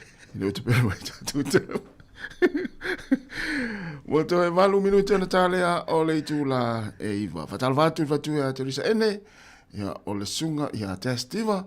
Malo fatai ya o sani i lepas au lau mea ono valu lima. Manuia lava le tai au ya o ingoana le tu mai lungo tato Facebook mo YouTube. Ya fatalo fa le faltua ya Sina Rupena. Manuia lava le tai fatai de mafta mai.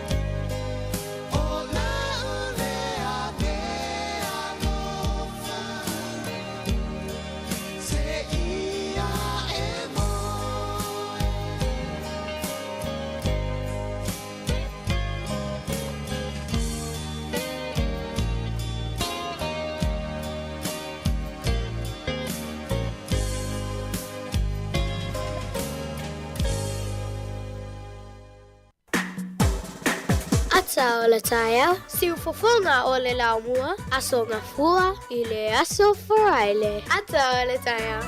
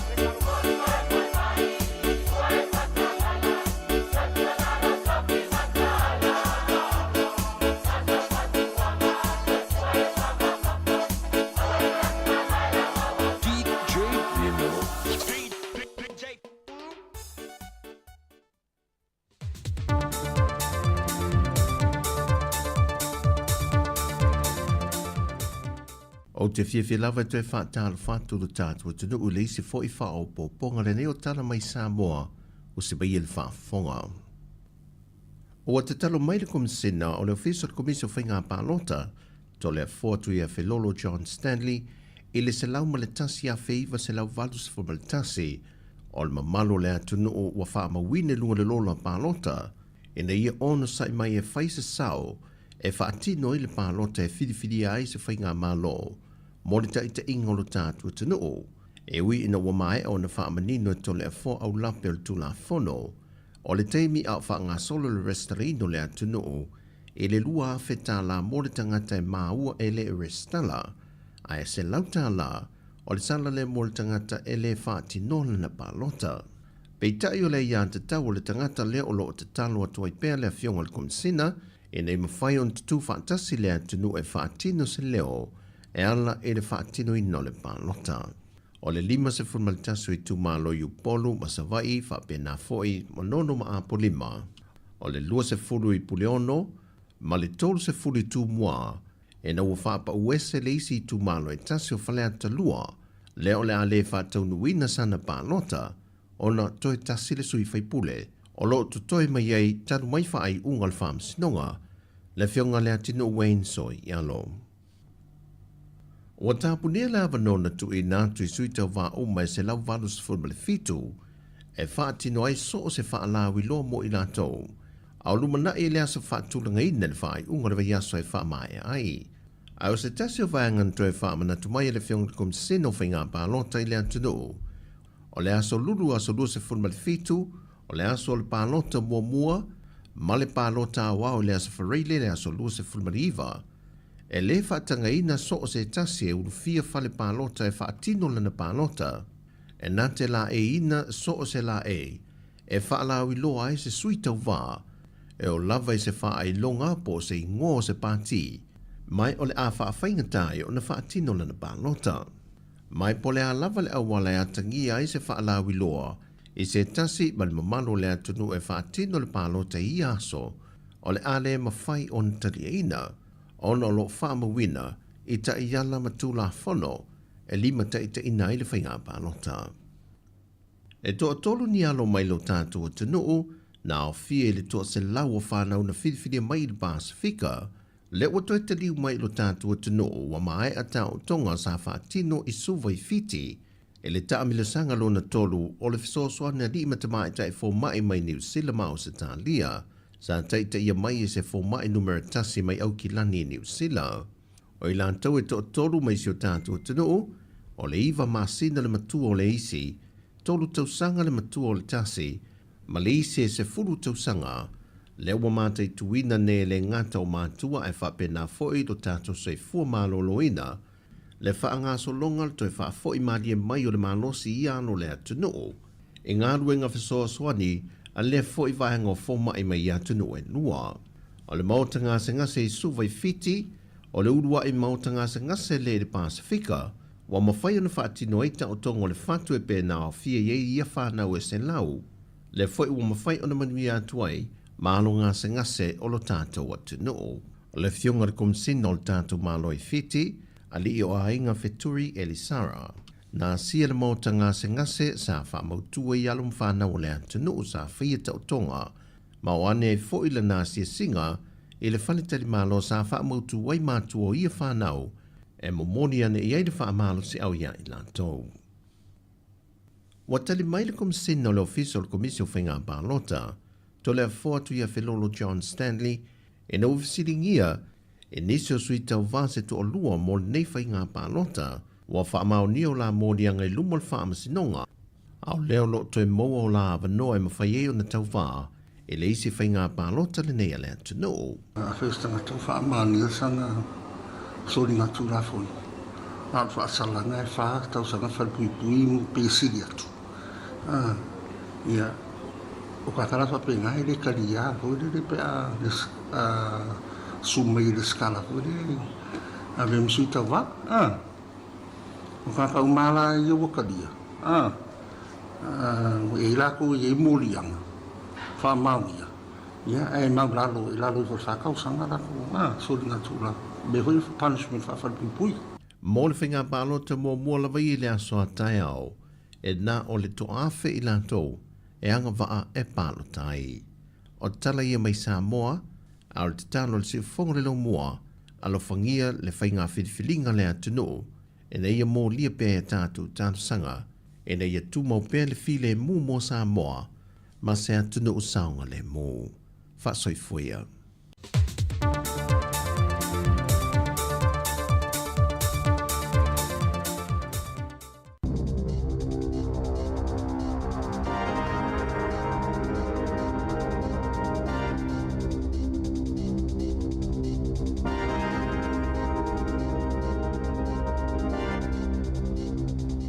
Ta alofa lava e le nei fwoi vaenga o telefo baili si fonga o le lau mua. I nai tala mai le Pasifika ua whaafei loa i alo ia le asia singa tau o loa le li pāle mi o Fiji ia City Veni Rambuka i lona taunu watu i le lau mua o Initia o New Delhi.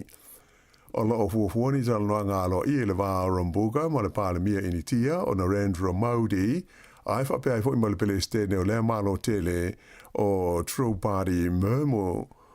O wala uina foi i Rambuka e whaia sana tau talanga e wha atu tau i le Vasa Pasifika i le komiti o le malo initia e whia ngai ma mata opu wha ale wā o malo. I le atunu o Nauru o wha ilo mai ai le se atu o le company wa lele o le Nauru Airlines e wha ale leia i ana au nanga anga i ane i le atunu o Fiji. O le teimi nei o lo i ai le malanga wha atunanga i nei le vaiaso a le Air Nauru i le wā Manandi ai o le vaiaso nei le ua amatai na i se lātou malanga wha atunanga i na fau e hanga i ane i le malai wa lele i Nausori le ai le mamao mo le lo mua Fiji i le ai o suwa. O le company le nei wa lele a Nauru le Nauru Airlines e fitu o lātou wa lele le tu ainga o le Boeing fitu tolu fitu o lo o iai. O le wha o ia wa lele o lo o wha ngā e whea lau o ia Utah. Ai o isi wa ai tolu o lo o wha ngā e lau ai ia pases e pewhe malanga i eita ngāta i le wā maisi e tunu e au fi ai New Zealand wha pēa ma au Sitalia. Ai i le tunu o Papua New Guinea o wha malo lo le tu mauai i le pule wha tonu po le CEO o le company wa lele o le Air New Guinea o le li e swafa ia Gary Seddon ona o se mata upu e a fiai ni spare parts ma nisi mata upu tau i le pulenga. Whaia lea wha ai unga e wha amaro lo le tu mawai Seddon ai o toi tolu wai aso ona tau nu atu leo le urua i wa le tele o le tu ainga o le Airbus A220 a le company le nei o le Air New Guinea i le aso se furu mo le rima o se tema.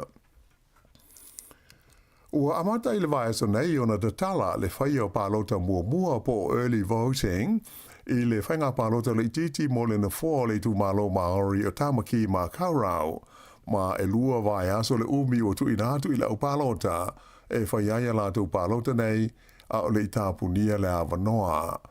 O le taimi nei e fōringa mai e to lua sui tau wā au tū o lo malo lo si la tau mwhainga mo le fia avea mo whaipule o le nei tu malo. O la uaia o le lii o Penny Henare o le pātia le leiba, ma le tamata ai ingo ia Oriini Kaipara o le pāti a Maori. Ua mafua ia le pālota le titi le nei pe o na silifia o na o le maliwai le masino Iuni o le tamata ai o Takutai Task Camp le sa o mia le nofua mo le te pāti Māori. O le pālo te tele le wāwheru futolu na malo aile nei tamaita ai ili na fua o le tu malo mai le li nei o Penny Henare o le leiba e iwa tausanga o tūla i mai ai. O isi sui o lo tau hetuli ai le pālo te le ititi le nei e au fi ai le tamaita ai o Hana Tamaki o le Pātia le Vision New Zealand whapele li ingo ia Kelvin Alp o le Pātia le New Zealand Royal ma le tamata ai o Sherry Lee Martine o ia o se sui tu to tasi. O le aso o tofa ino le pālota le ititi le nei o le astona ai ono o se tema ma e tā punia fa le pālota uma i le fitu i le fiafi.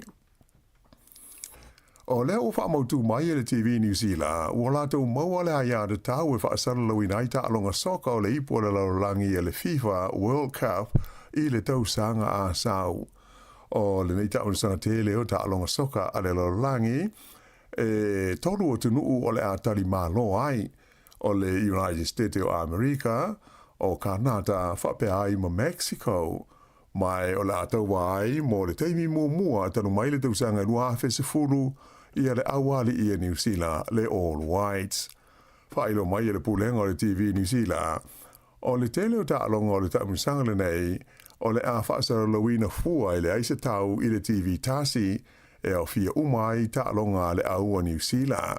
Pei tai e isi ta alonga e tutongi pe a fia mai mo iai.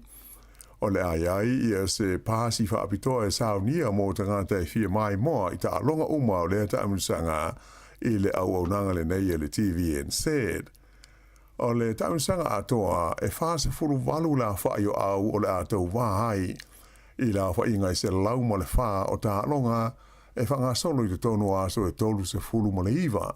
Mai ua wha amtala ina o se ipu a le lororangi au pito i te lele nei a le FIFA. Wha ilomo i fo il tamai te ipule le TVNZ o Jody O'Donnell e le ngata i le ipu a le lororangi le tausanga fau ai o le a wha asa lawina fua foi e le TVNZ ma isi ta unsanga le FIFA e amata atu le whai unga o se tema e au fiai le FIFA Under 20 ma le ipo le laulangi mo le vaenga o le Under 17 na tamaitai i le tausanga asau lua afe luas fulu ma le ono.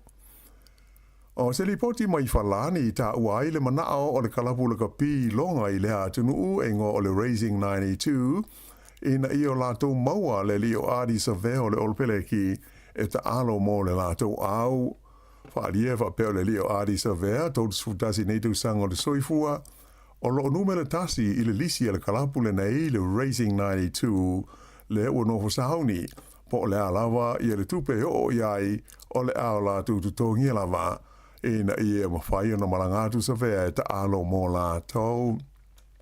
O ari sa vea i le teimi nei e umana na kon karate o lo iai ma le uni le kapi a New Zealand i le whai unga le luafe luas fulfitu ai o lo nau le kalapu le nei i falani ina ia vave ona wha amautu se la tau whea ngai ngā moia.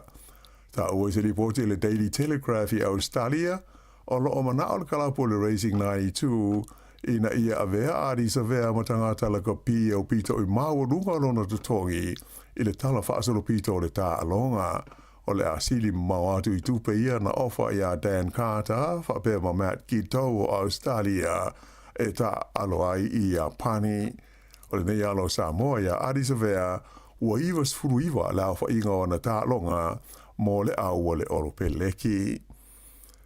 E se ripoti mai whenga iai ia le au o tamaita i New Zealand.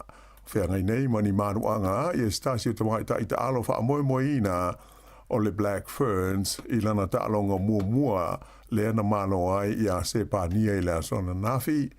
O ia leo le tamaita i o le loose forward o Kaipo Olsen Baker na whaina le vai maave i tua ai le lewa na sui atu i tonu i awha muli e mai ua masalomia ua ngau le so onga o le vai ta ua mai le whaia onga o le au ia Ellen Bunting e fōlinga tū ngā le manua o le vai o le nei tamai tai mai o lo talia se li pōtia fō mai na wha manua lia fōi ia le wingi a le au o Aisha Leti i inga le lua na sikoa i le tālonga le ma se pānia na nafi ai pitai o leo wha solo ina manuia. O isi ta alonga so ai le au nei e tamaita o New Zealand i le whai unga le vai aso nei o le awhitau iai ma le aua i Apani le ana malo ai alani le lātou ta alonga i ai e wha se furunua i le se furu ma le wha. Hea o le taununga na ma le whai unga o le nei vaianga o telefau.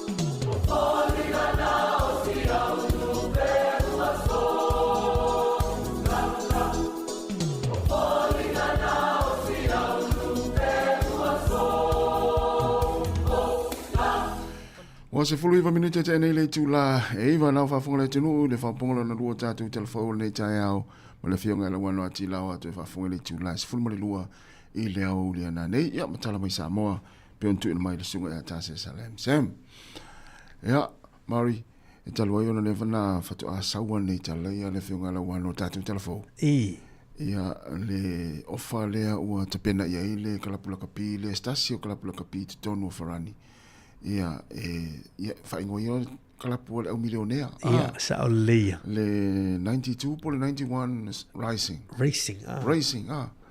ia, o lea ua tuu le lato ulisi. Lolo winga lau wha mua e lunga le ngoa o Ari Savea. Ia, e ta alo lato kalapu. Ia pe a manao ai. Ia, ai fōringa mai. O le ofare o mai.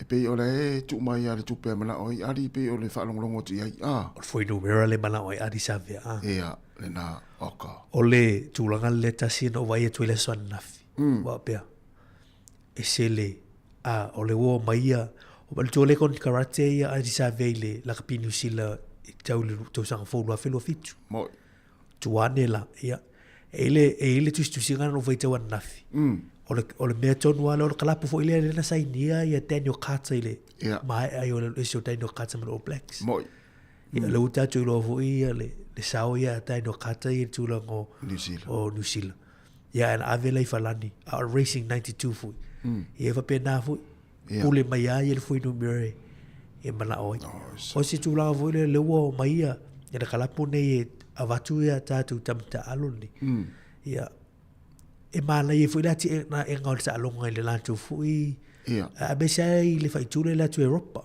mo e o vai ia pani lo mai ia pani le timini lo wa ma tavon si dunga le development America la tu ta lo sa o le e tu la tupi sa e ta tu te ai le mele i tu timini America ia pani ta le la uta tu i fa falani telefoni malanga i falani ia ai tele alo ta tu una na so no me foi tu na lo mulistanga ta pacificana na o tu Farani la tau ia ma tele o tūranga nei loi ia le tau ka tau me lo ila ka pifa professor timini professor sa olele ia o te rawa lua fe lua fitu le mai le kon ka no tia ari ia ringa o te mina o tolu futu lon tau sanga wa le o tolu futu tasi nei pe ona fa ilo mai tatu telefo ia ola mo wale ma lo si te mina ola se foi do mera tasi pa o ele o tu sa le wo tu sia to or pulele Racing 92 tasi tasi mai ava o te mala o te sa ola la lo foi do mera ta mala lo foi do mera so taro tu sila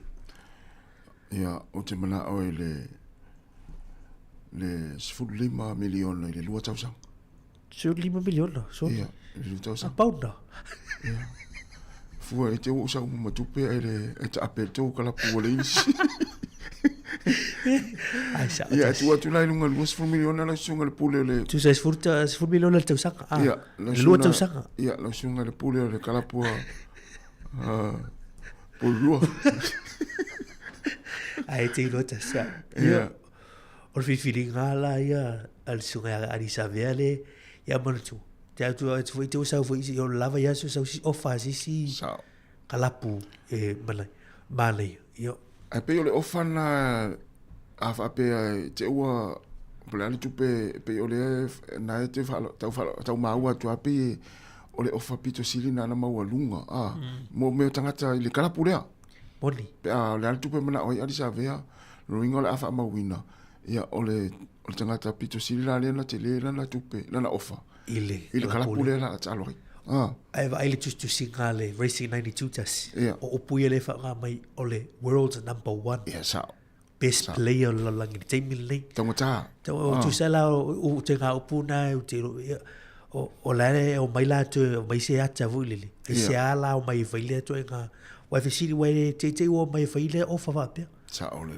ma fo mai o na lai tu langa mua i Ari Savea i fa tu langa no tamata alo la pi te mili the world's best player mai ai fo ole o ta mi se poli polo langi ele na mai atas ia o tulanga na mole ia fa pe fo tu pena na e o fa ya Ari i le Ari tu pe mna o fa tawi ia mi nei mo tu ata ngata Ari tulanga le loile la ko pipa fa professor te mi nei ala sa va ia E fia lo tau pe ava pe o te a pe o ele pule le ono le tu sale kalap na sa wa ai ata o e va pe wa uma le fo lo talo fia se tongi te ofa mai te o na o wa to ele o te talo to wa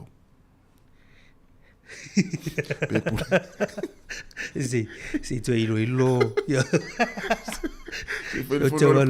se foi fono il porto mostrar algo lima si o to alo ya o to alo mantua e bebe mele e se vai tu ai number 1 na ya ari sa ve ye il tu la te min si wala ai no lisi po eu te loe o mai ai ia fa pe o le pule o le kalpula kapi le a lo te vai mai la vai o tasi Jerry ma tu fui o le fai fatti inga tau ia ave la o te fiera va pe o te vai mai o ele numero tasi lau halfback lau afa ia I tono New Zealand ato mo te vatua o le fia $5 miliona afala na ia le afa tu sala le te fili mai vo le tu lango position o lau au le okay ia o te mana o vatu o te mana e $5 miliona ia vatu o wa termine le te tangata o le te tangata ia ala le prop wa tu lango le prop ia no tangolo le pe la le tama mai tu el back ala le prop pa pe o le prop pe o le ma material prop pe o lu material le numero tasi o le prop I nei New Zealand atoa ia e numero lu ai Jerry ia tu sala o tanga ofa mai lo tupe lima e fia lima tai ala le fesi tu ai fesi atu foi ia o le fesi numero se full ma tu tamale le fa tuntunua le e pa wal me foi le la pa u le tupe mo le fesi tanto fesi la ngai te mina te vai asa step e toi fetu o ia vai e toi pa u ai ia te te fa lo te o e mena le la tu o Jerry e sa Jerry te manana ho Jerry e o fa ele tu pepe tu e se nu pe lu fa numero ia ola le tu langa le talo ita sine talo la tu langa le talo o te talo pa wal tu langa te talo le nei tu o le afa e te afa o fesi mai second center o wingi full back io ia la lava tu fu numero ia fa vele le full back fa numero pinco ma ora tata so pesi tamale o mariso le o fatu foi tu peso le ale mana o iri ia maloa no mileta malo fo after i tele le mafta ma ia le tau foi atu atongi ma to la kapi ia manuia ngā Terry ia tamalei fatu Terry sa ene ia o fatu Rosie a ting after i tele le mafta ma vai le so ani milita to ia le tatou au whaafonga I te tongi o tamata aloia o wari o mari. Ia o poe fatu le whai mai e lua povi mari e tongi e oe. Ia whatalu fatu Kevin Swalker, manuia lava ni tai au, te Sia Cristino. Na ia sosoni mai te tongi o tamata alo whamalmole le tatou tunu. Ia o le ia se tal pese lea. Ia se I o liwane tali telefoni le po se si le o whamai o watongi o wari ia. Ia pawa listongi no te tau awhi la wari o ta ilima tang pa te tal tangata.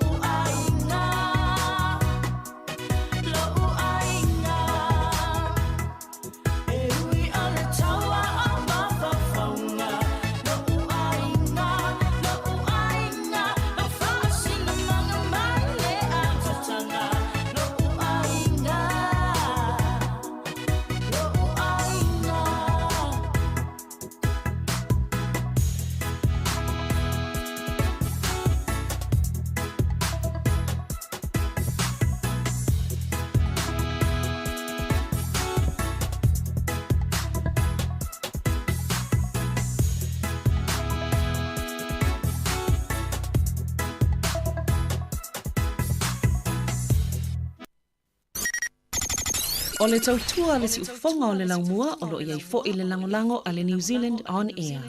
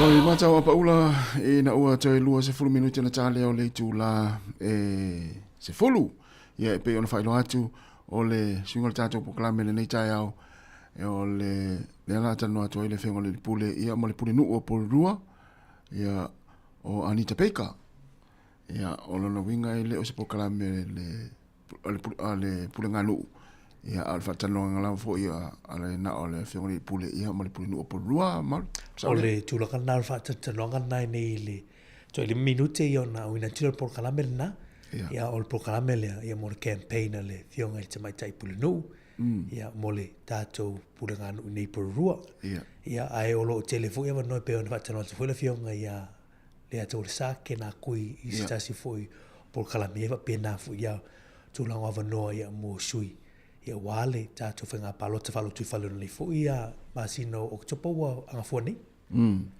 ia na ia o mai ato i mali tatou proklame ato tai au le o te pena mali tatou proklame ia pe ona failo atu ia le tatou mafuta pe mali tatou tunu ia se ia pai la fu le tu lai lua le fia na nei ta fu tasi ia le mai le tatou ona ngai lunga le tasi ono te si mali tasi famo ia te pena mai fu mali proklame se fu malo loina ile tai o nei le lato le tu lai se polite o se fulu tai tasi ia tatou mafuta 5 miliona tasi fia 5 miliona ia le fa fo mali tatou tunu ila to ia tau fai mai le pe o mari ia o le 5 miliona le o toki o fullback o ia na ia le o fa mai 5 miliona ia ma tang pateta tolu ia mo le tatou ia mo a tai lava mari mo tang pateta ia ai manuia lava ia le aso tatou tunu mo ia fo nga luenga lo fenga yai la watu pese lea le o te pere mai tatou proklame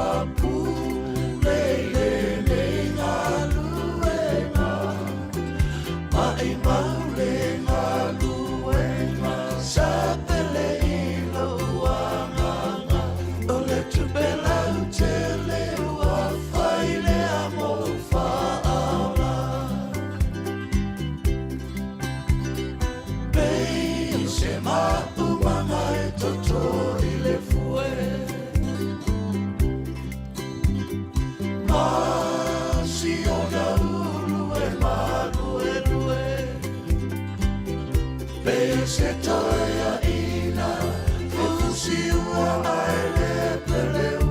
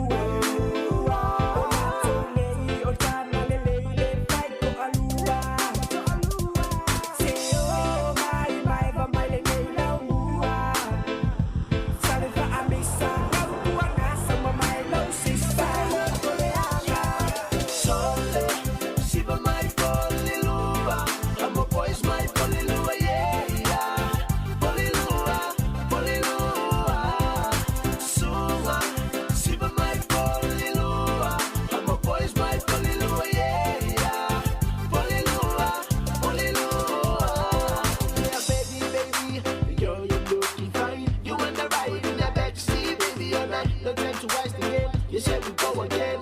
Life is short, Polilua to the end. Ilo ufiali Polilua. Anyo kulele ile fale makusina yema diwa.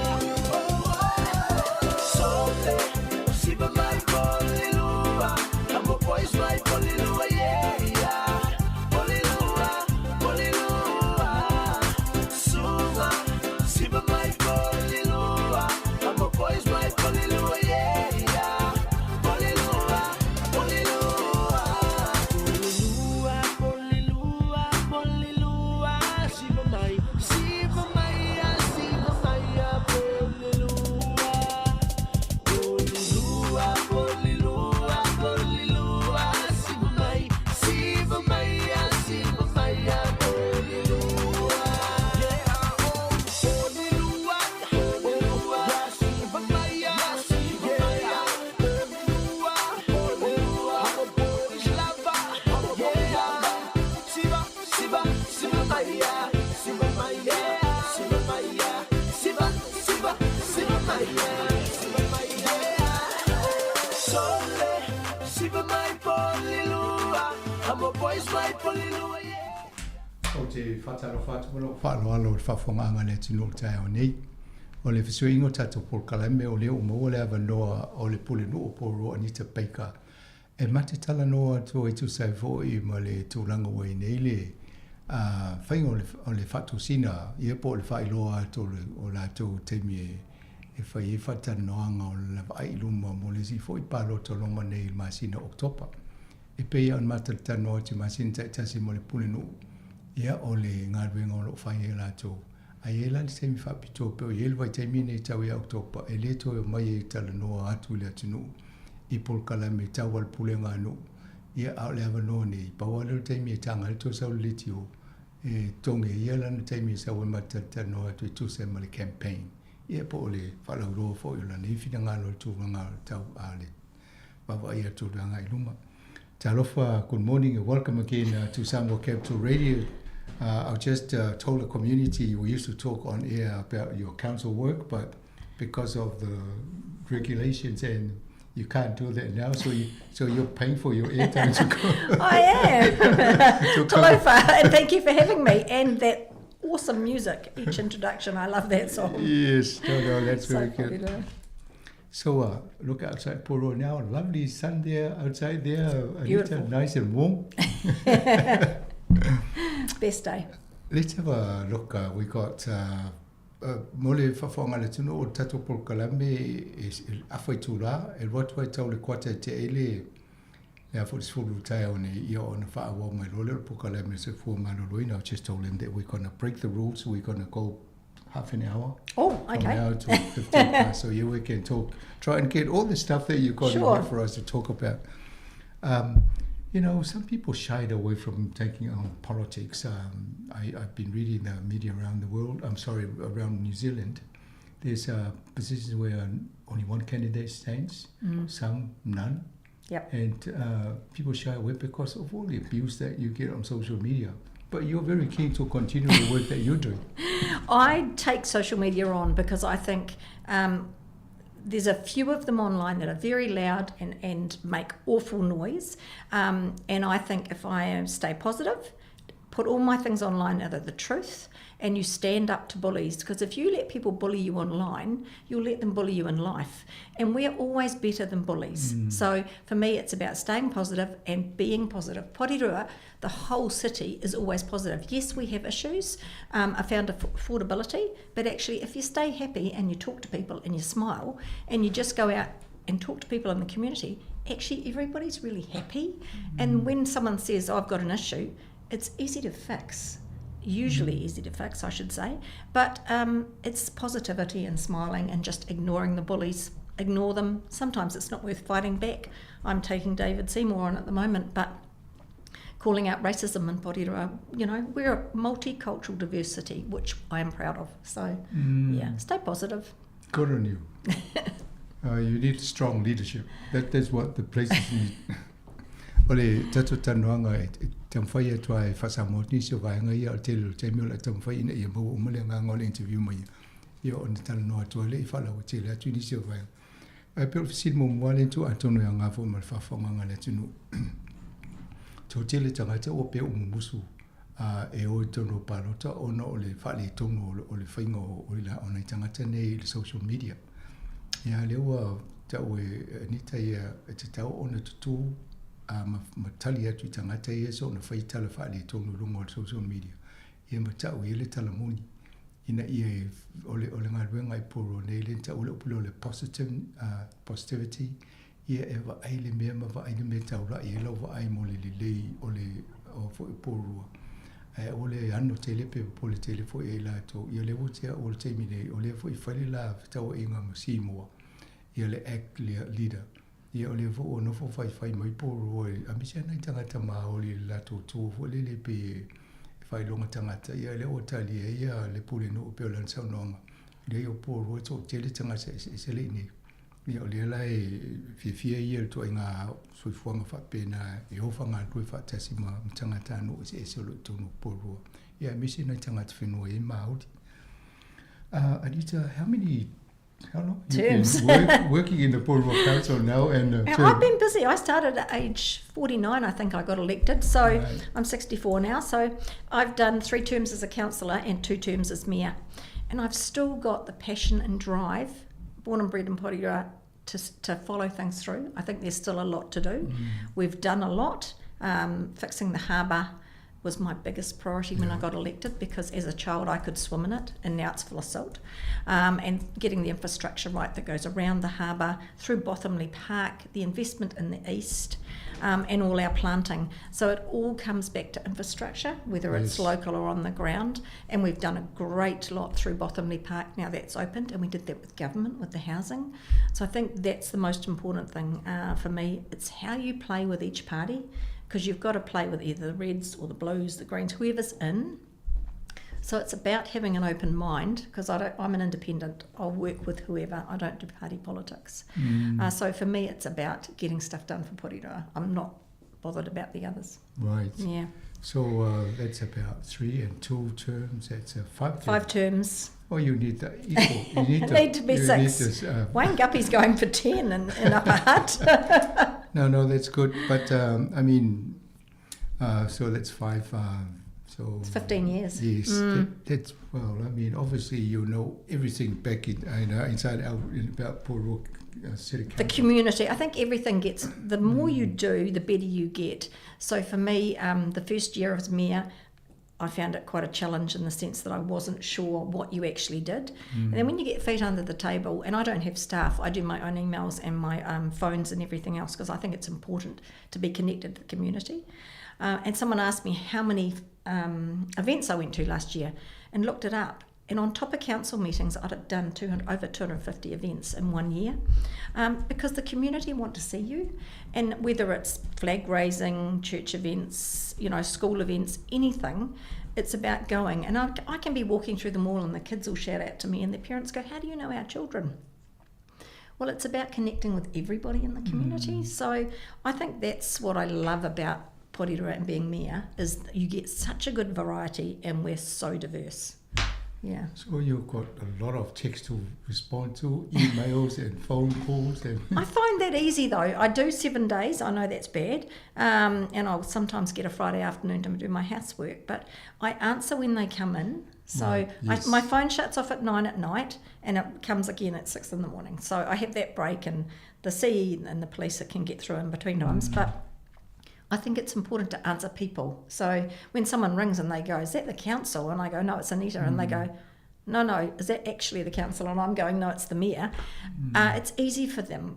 And if you're approachable, it's for me, it's better. I'm one person. I agree. And if I don't have a team, and I have a really great council team, and it's the ability to build a team and the respect of the team, because we all respect each other. I think that's the big thing. And then we have a shared vision for Porirua. So that's how it works. Very good, very good. I like that. Ole vaiga le tano ne tu sa wa ole fatolu ia foi paenga o ia Anita pai kai le to fig vole le na foi pule to no pule nganu. Ia ole volua ne ia paenga o ave ma pule nu. Ia le o tau e tamo e mo le lona tolo paenga le. Ia le o ia ta o fo le ta o ngā lue whaatasi. Ia malana au whai ngā ruenga le pu le fo le pu le ngā nui poru le council. Au ia, e le whaisana whai lau tusi e whaia italiana i meri ma telefoni Italia ia.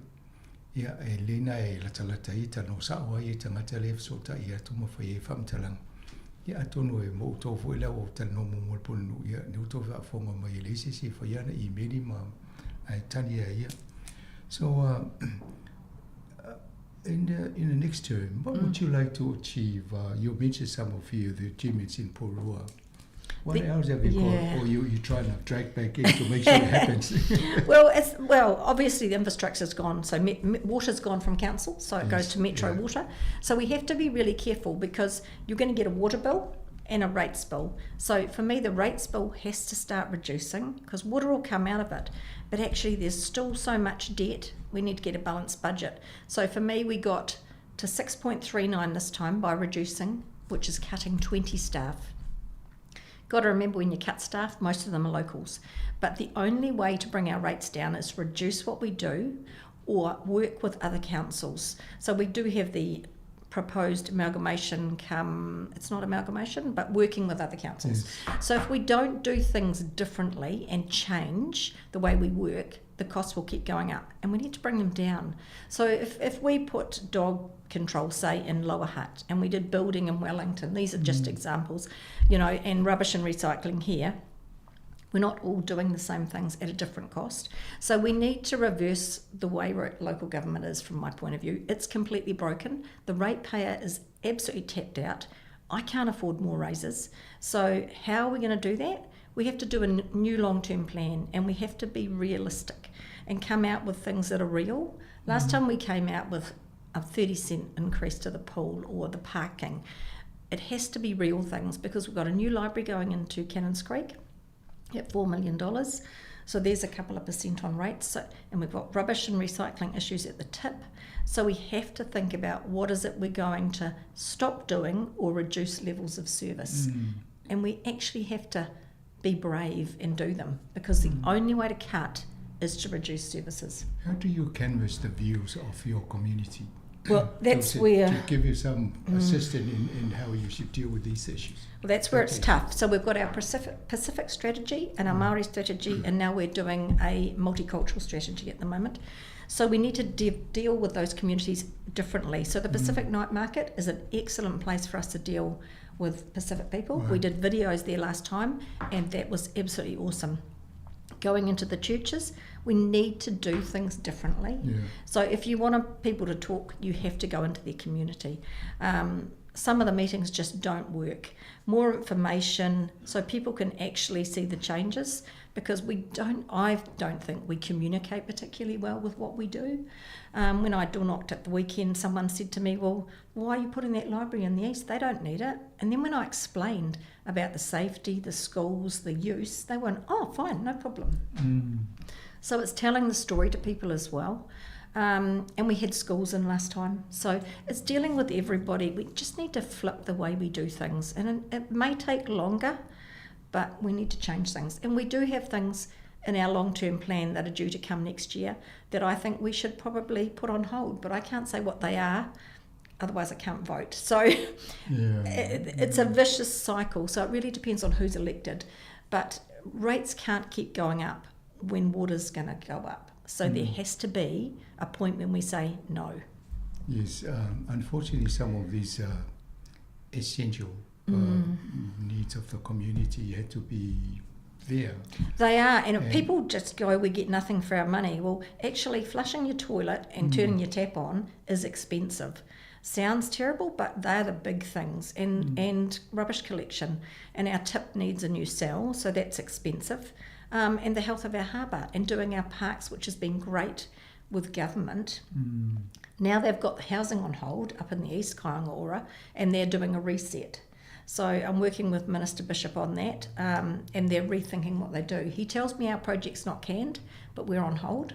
So I need to make sure that that money comes and we still get housing in the east. That's the big drive. Because if you don't give people a warm, dry house, that's where I disagree with government. So... I think we need the well-beings and the government don't want them. You don't want to live in a city where there's no well-beings. Yeah. What would you have? All right. So those are some of the challenges, I guess. They are challenges, but actually our community, we need to hear from all our community. Usually we hear from a little pocket over in the north, or in Te Tai Bay, and they are not being our whole community. We got Tikonui, the Polyfest festival, because our Pacific people got them behind. I think we had 500 come in, and it's the representation. If the Pacific people get on board and tell us what they want, they can make changes. Right. I'll just briefly say something about ole facility nei pola ni si me o a fo le fa mo na ia ausia pe e fa tino pe fa pe to pale mai I le si pa engale lu na nei ia ole mana tu ye tona fa wo de te o fo yo me o mo fa wa mata ia po o manu ia fo ta o ye le fa ingonga tai fali le si vanga o le van tam fa ina ia fa le to fa to ta e le tanga ta mi so to ni poro ia matele o ngā ruenga tau soi fō maloloina o ngā ruenga o mea o mai tonu a misia vai ne tala noa le tā o ngā ruenga I vai ia malwa vai I rates ia pop la fonga o tō ia tato o mai tongi rates I se vaenga o New Zealand ia lewa I pe whawhia o na pāleni le tōpe tongi tangata ia ia mau e o nanga nei tauna mo mea ia le vai le ngata le vai inu ia le vai tau mafa o le vai paipa o le vai tae ia ma vai mai le mkuka ma tūrang whapena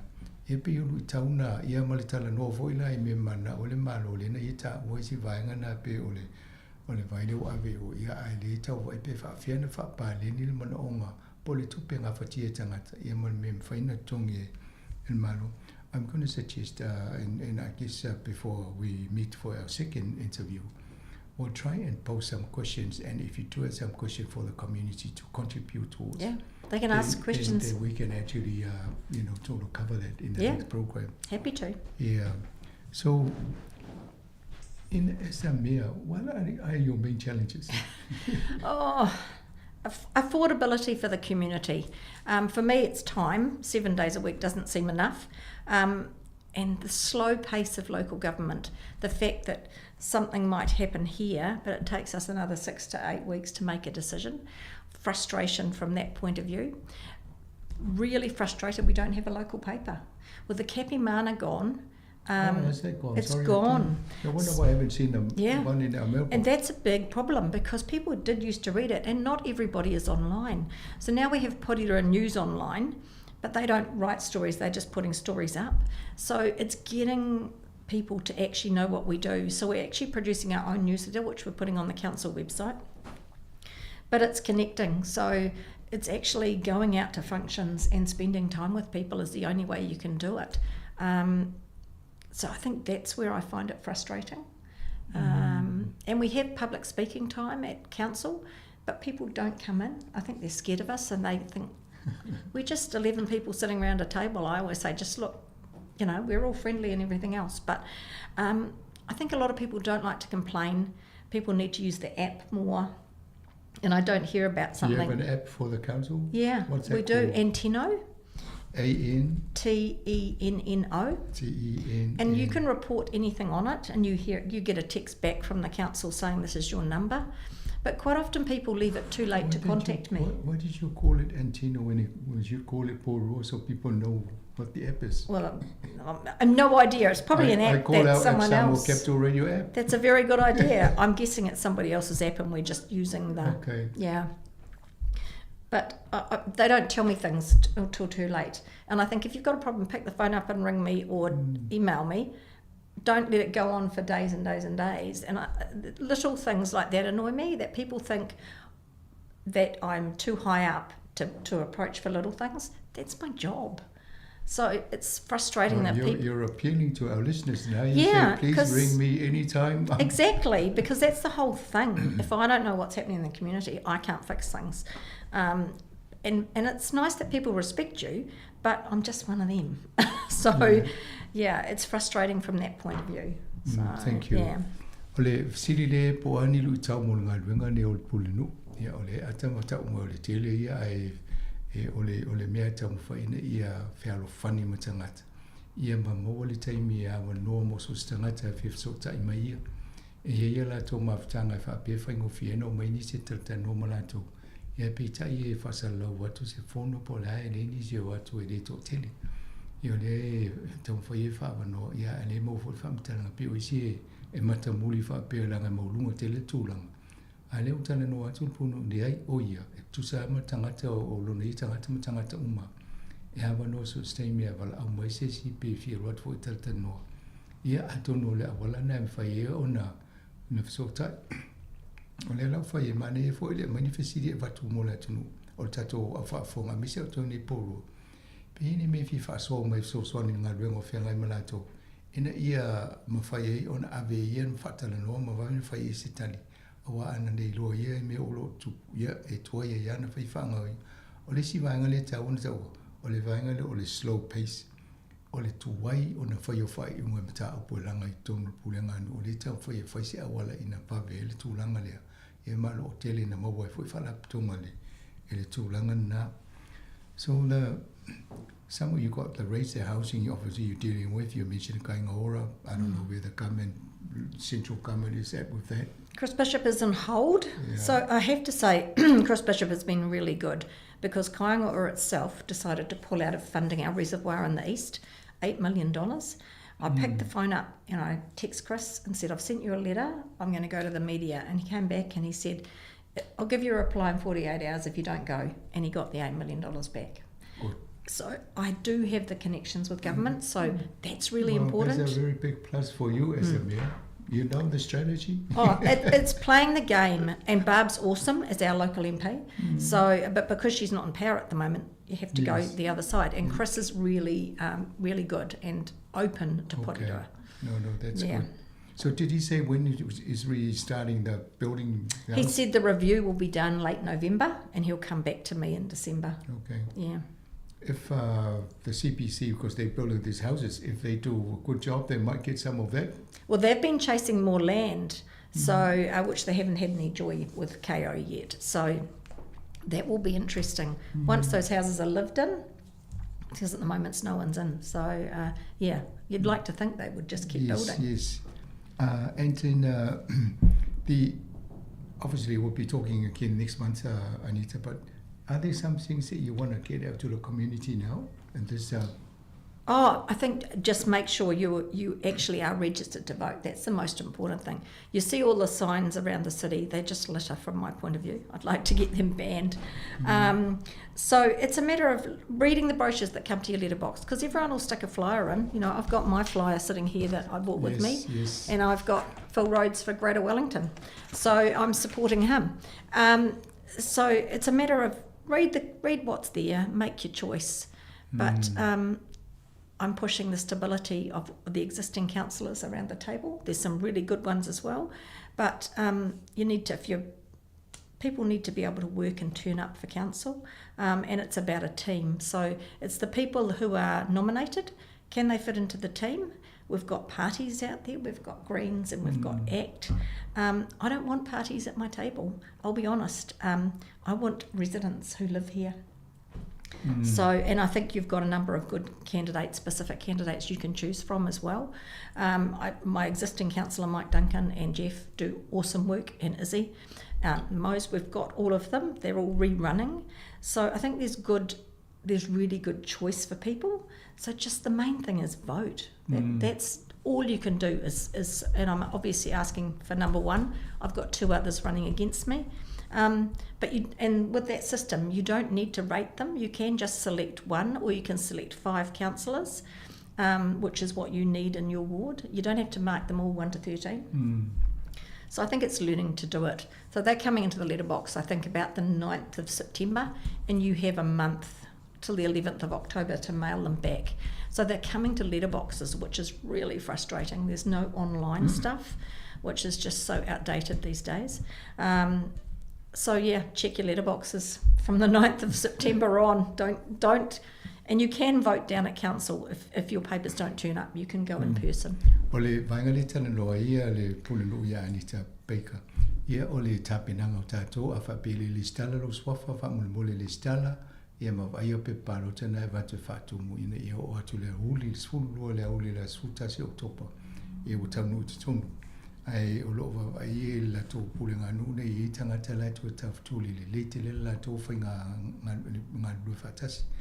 Io ne fo ina I ta o ta tangata Pasifika ta wolva ai o pepa o lo I inisio la to o le aere fa so ta I mai se o ta to so ia nei mo pe mana mi se tal no fo lunga I e ma se fisili e po ala to ngā venga o fai fo tonu mo le ta to mo le community ta to tangata la te Pasifika Samoa ai o le tūlanga na le ai le o le ele tala tu le no mo tato fa fonga ni polo ai ni fisili to fisili ai ile puni no posa to sao a wale fainga ni a wale fa ale titi ele tongi ngo rates ia mane fo so ta mi tato office on avile anita a matala no le stay me mo ia on saule ia po la so ni fina ngano fa no what Anita thank you for making time to come in and share this with our listeners. I'm quite sure they know what you've been doing over the last 2 years now, you know. 2 terms, yes. 2 terms, because you've been in every month and we have. I love coming in here.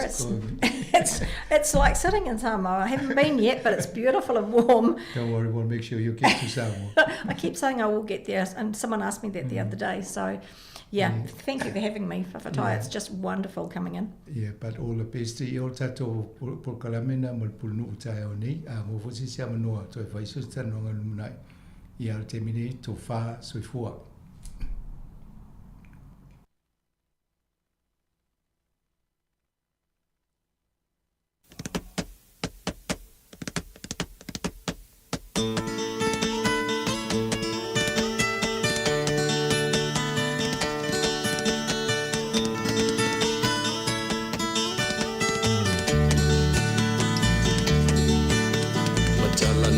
Manu lenganga nai o le tae au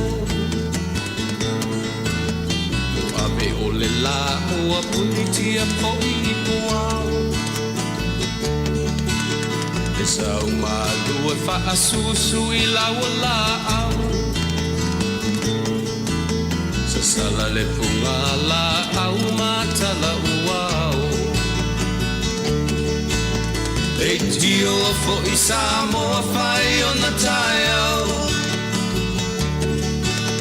Le amatanga o le aso whao popo o le olanga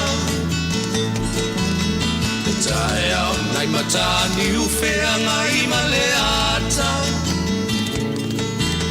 Le tala le leihu aso o ai nei Samoana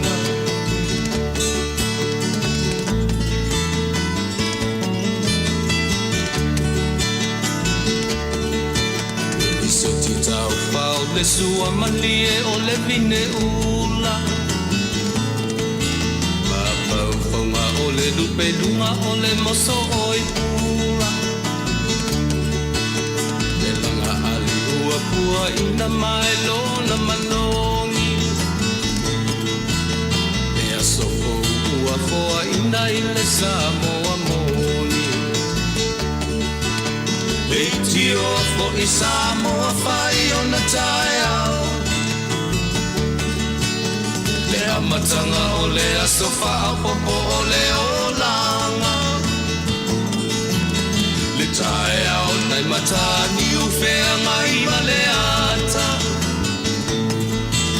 Le tala le lei ua so o ai nei Samoana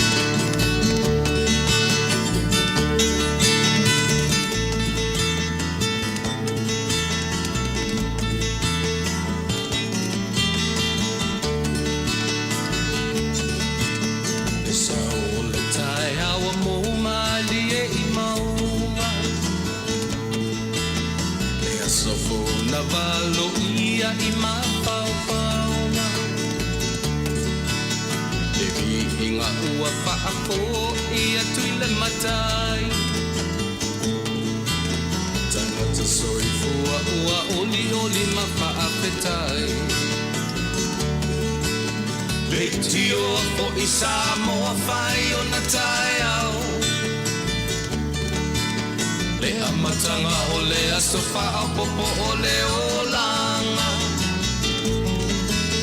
E tae au nei mata niu whea ngai ma le ata Tala le lei o aso o ai nei Samoana Lei tio po i Samoa whai o na tae au Le amatanga o le aso whaapopo o le olanga E tae au nei mata niu whea ngai ma le ata E tala le lei ua so o ai nei Samoana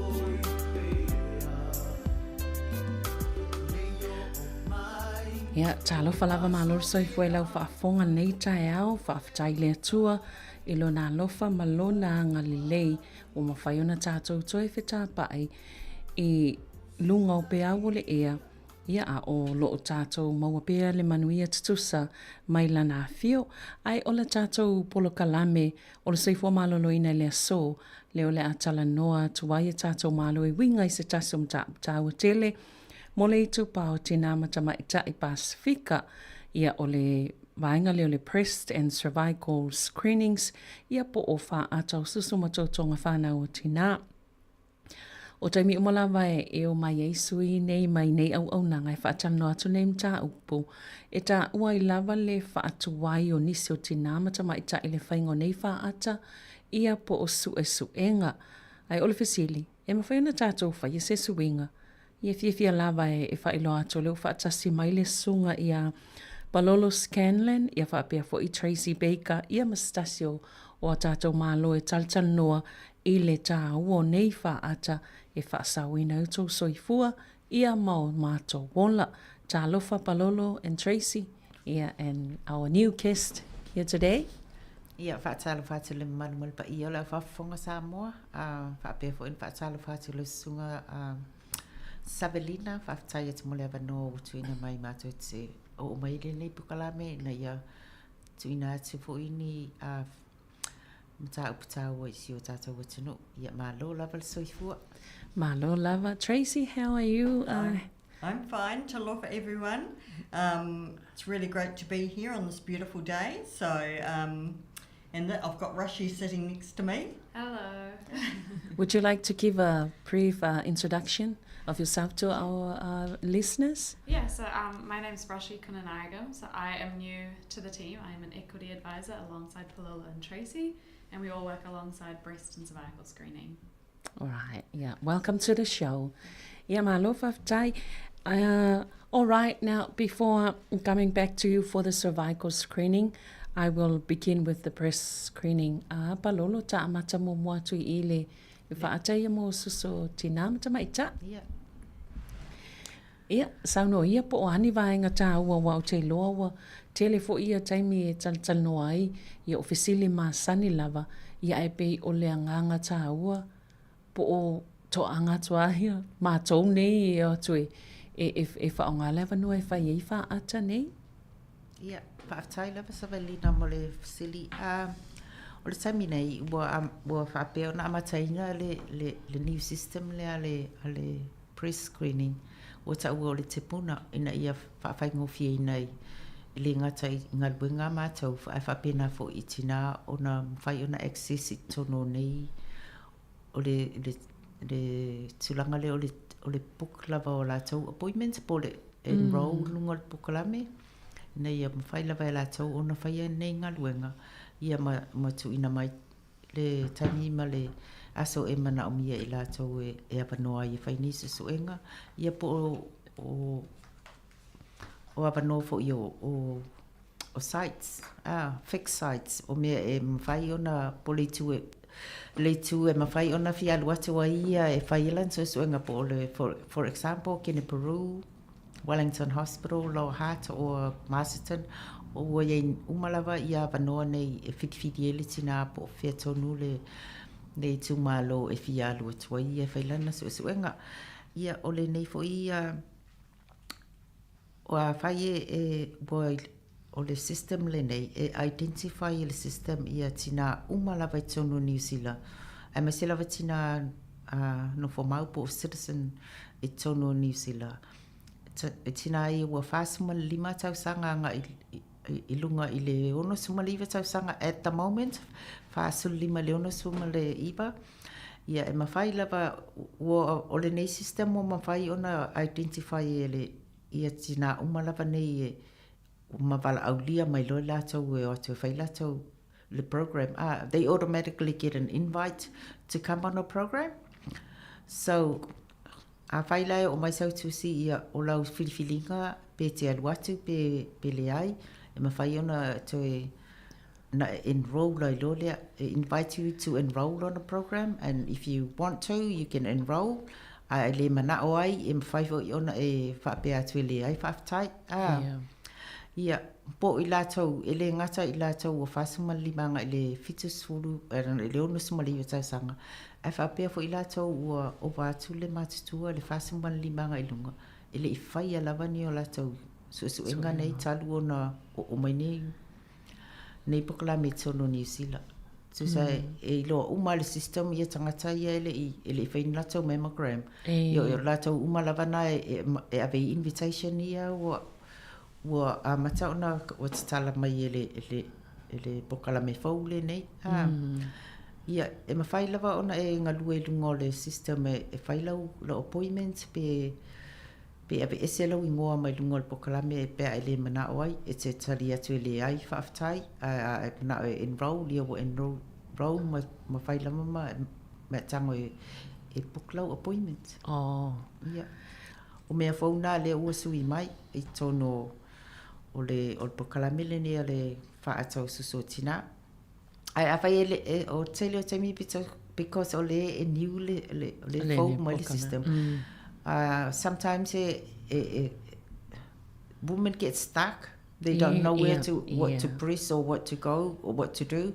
So when whaiana e vili atu le 0800 270 200 pe ais whawhitauli ina ia mwhai ona sosoni mai ia i mātou i le whalwhaingaluenga i le whainga leo lau booking po leo lau enrollment. But it's quite easy to enroll on a program now and book your appointment. Yeah. E pe ole mena na le na tau fia whaafesile atu pe whaape fia tangata fo ia whainga tau na ona access pe whainga tau na whaatumu lea vaenga wanonunga te alulunga ole upenga ta whailangi. Ia nā lai e mwhaina vili atu la. Mwhaina vili atu. Pe a isef sosoni mwhaina i alu i vaenga o le Pacific Health po le mana wahine. E mwhaina sosoni atu te oe po lau GP. Ia, mai whai ona vili atu nampa lea o le 0800 270 200 pe a whai e se whawhitau li I lungo le. O lea fo i e fau le o masani le e tangata ia. Mena lea whai ona mātau sosoani e toa i te oi. Malo. Ia, ai a whai o te whamanatu atu la mea I olo ia fixed sites a.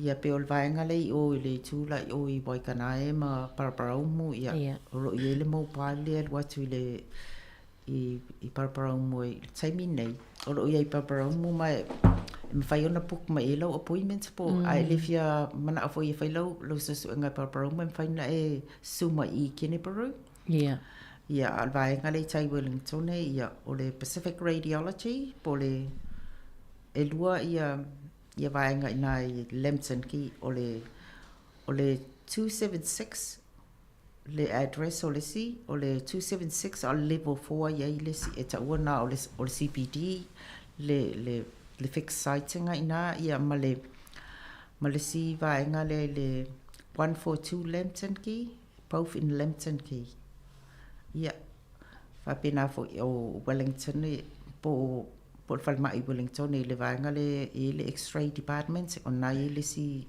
fixed site ngam faina e lo fai lau faata yo Lower Hutt o le breast screening central Lower Hutt ia nai le mai tele Lower Hutt ia ma wa rapa lo faatu we le se vaenga fauna o le 70 Chapel Street Masterton ia fixed site mana o le ava no nei e fai lava fidi o e pe apoklo appointments po fele site e fa ava no ina te suati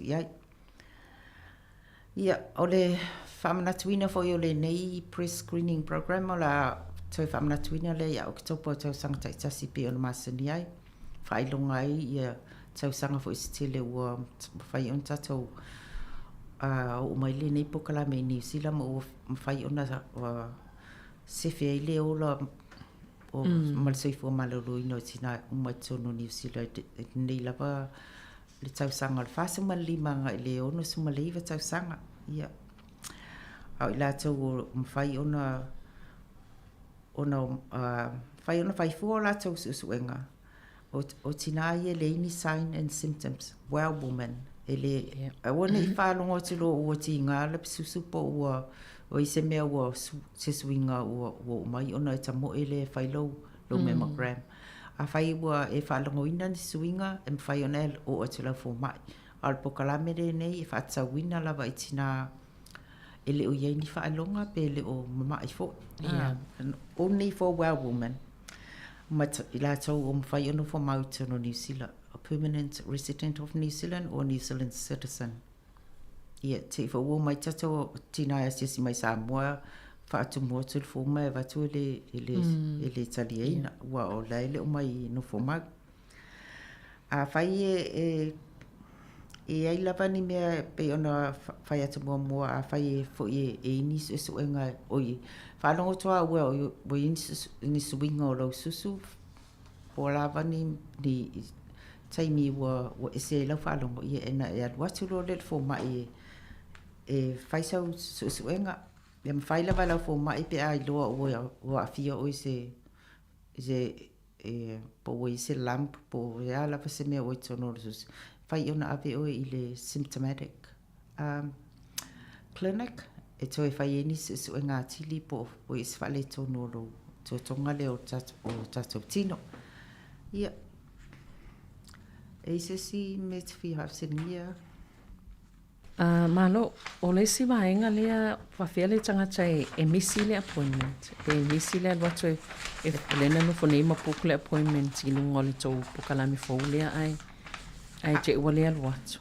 A whai e misi le appointment ina e pe ala wale me masania e mwhai anu matau follow up I le tina le na. Ai whaari mai lungo o le system o tina le lai le whai ala na appointment. O le taimi e whai clinic o masani ona I follow the clinic to see who's coming and who hasn't been. E show mai lava le system. Ia o la tau la e le whai ona taunu o mai. Ona o mai la te pokala. Ia o tina ana o te vili ai. te vili a le maua au. No tango le refer to I le waenga le o le Pacific Health po le manawahine. It depends po le Pacifica, tina Pacifica po tina Maori. Lo o waenga la na o le oisi provider le na mātou te ngā lua whaatasi. E su e mai tina nei ina ia o mai whai latou suenga. Malo. Ia, e masani ana na lua o mai mea o stats a pe po ani wha momonga i le taimile nei tūlanga o lātou fo i o tātou atanga, tātou tina matama i tai Māori o whai suenga. Ia, o whai tau a whai le, ma whai ona pe o whai tau a whai le na mai e government e tau ona maua i tātou. O le fitu sūd pasene, ia o tūlanga leo po i nei Pororua ma Wellington e. Ia o tina Pacifica le na le ona suma 5% le taimine nei. Māori o atu toi titi atu tasia pasene atu ala to fitu sūd pasene. O Pacifica 65.8. Ia o le Heart Valley 67, ia Pacifica 69 for ia Māori. Ia wai rapa la wa over nunga wai le to tilintanga te Pacifica i wai rapa. Pe le to tilintina o whaita wa whaitina o whasamunu 5 o roi wai rapa. Ia o Pacifica was 71. O le vaenga li Pororua o le la whaita mwhaina ia alwal pe ilunga ona o le tele lava o tina a whai e misila o appointment nei po le alu o le whaitau o whai o le taimina o toi sui fo le taimi koe alua i le whaitau wina o ilunga o le o whaitau o whai alo o mana o ina ia o tu e ilunga le fitu supersene. So po le toi tau dia fo o le whaitau ngana le lope tau asau le whaitau ngā later on. Ia o mea nai whai e ona tuaina o mai nunga tas whaitau le fitu supersene. Ona o le suia inga fo i o tele o appointments o tina. Ia, e mo ia ai wa aile si 5% lele o atu pe tawana wha malosi atu pe Yeah, it's not really about the percent or the numbers, it's the looking after yourself. That's the most important thing, is looking after yourself. Put yourself first. Tu salava po le ale pisi o le nei lalang, o le nei o langa. Ai ia mwhai lava e tātou ona tu isi taimi mo i tātou ina ia mwhai ona whai nisi suenga. Wa whai tātou ti sau hiwa maloloina. Ia o la a via tātou mwhateta inga i tono tātou ainga. Moni le. Ia, a whai e iasi si mea la wha ngā solo pia pe amana tuani si vaengai. E toi wha amanatu mo le suenga lava i o le susu a ea. Palolo fa nga solo ile chacho chanonga nei tae au. Ia. Toi fa manatu te fu ila po o me tauan chacho mantua tu sa le o atu le nearly 10% o tinai tono New Zealand wo develop la to ia me o kanisa.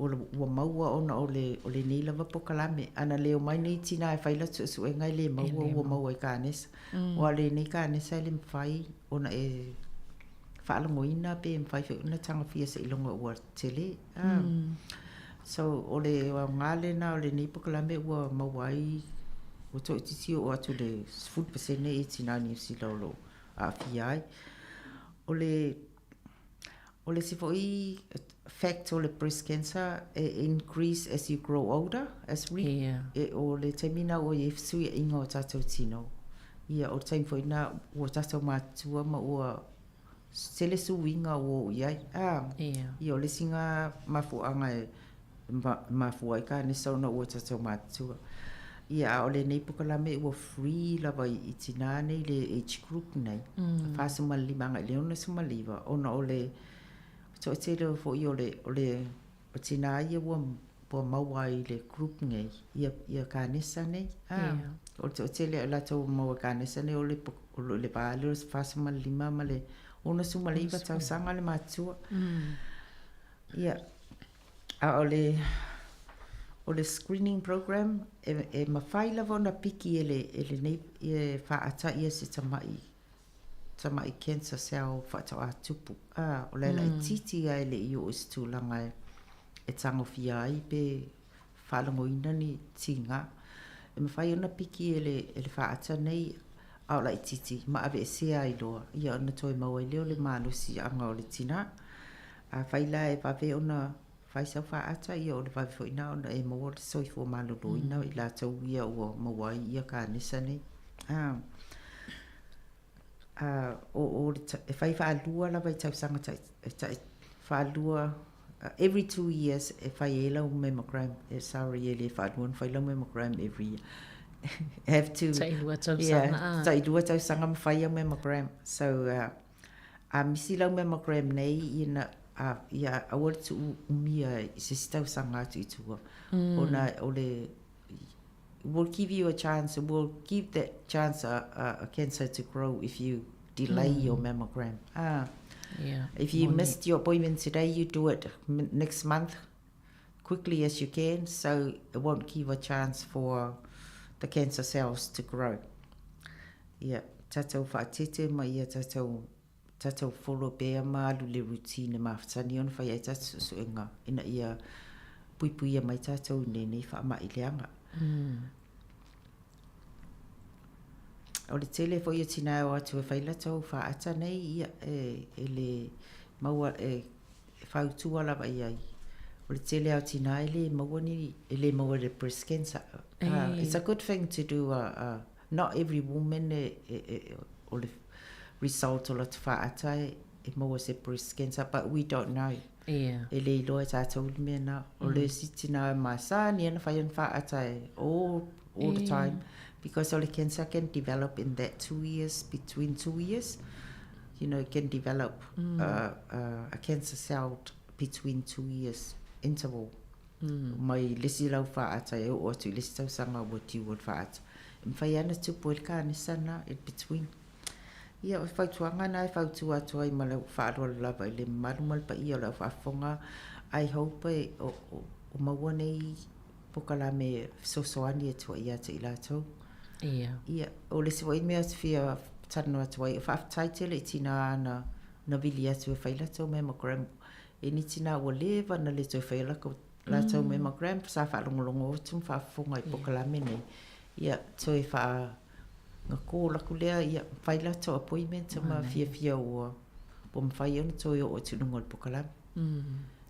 Mana ia pe ole au ngana mal taua le ole ngaluenga tātou whai whātasia tau longo wha au ngale la leo ia maso o se vai panua mwhen tātou longo atu aile whi au taua ina ia mawhai ona talieina wa pe le talieina e whaing tāfu ina tātou ia e whaafta o li lea palolo whaaftai mo nei tina o nai sa wha au ngā tātou po kalame ia ma tantanoanga nei e toi whangoe la tau mawala au toi whaongane ia vanua tāua.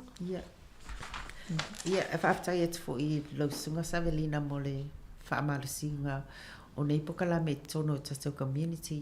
Pe o le au ngā tele lea o le radio program. E le i tua tele o tina e le ini o la tau taimi e oi whaini appointments but o whaamalasi anga mai lunga o pokalame nei whai atu i tātou community ua mawai awa noa i nei tina e toi whaamanatu e la tau li tāua o nei pokalame. Ma tāua o la tau soifua malolo ina.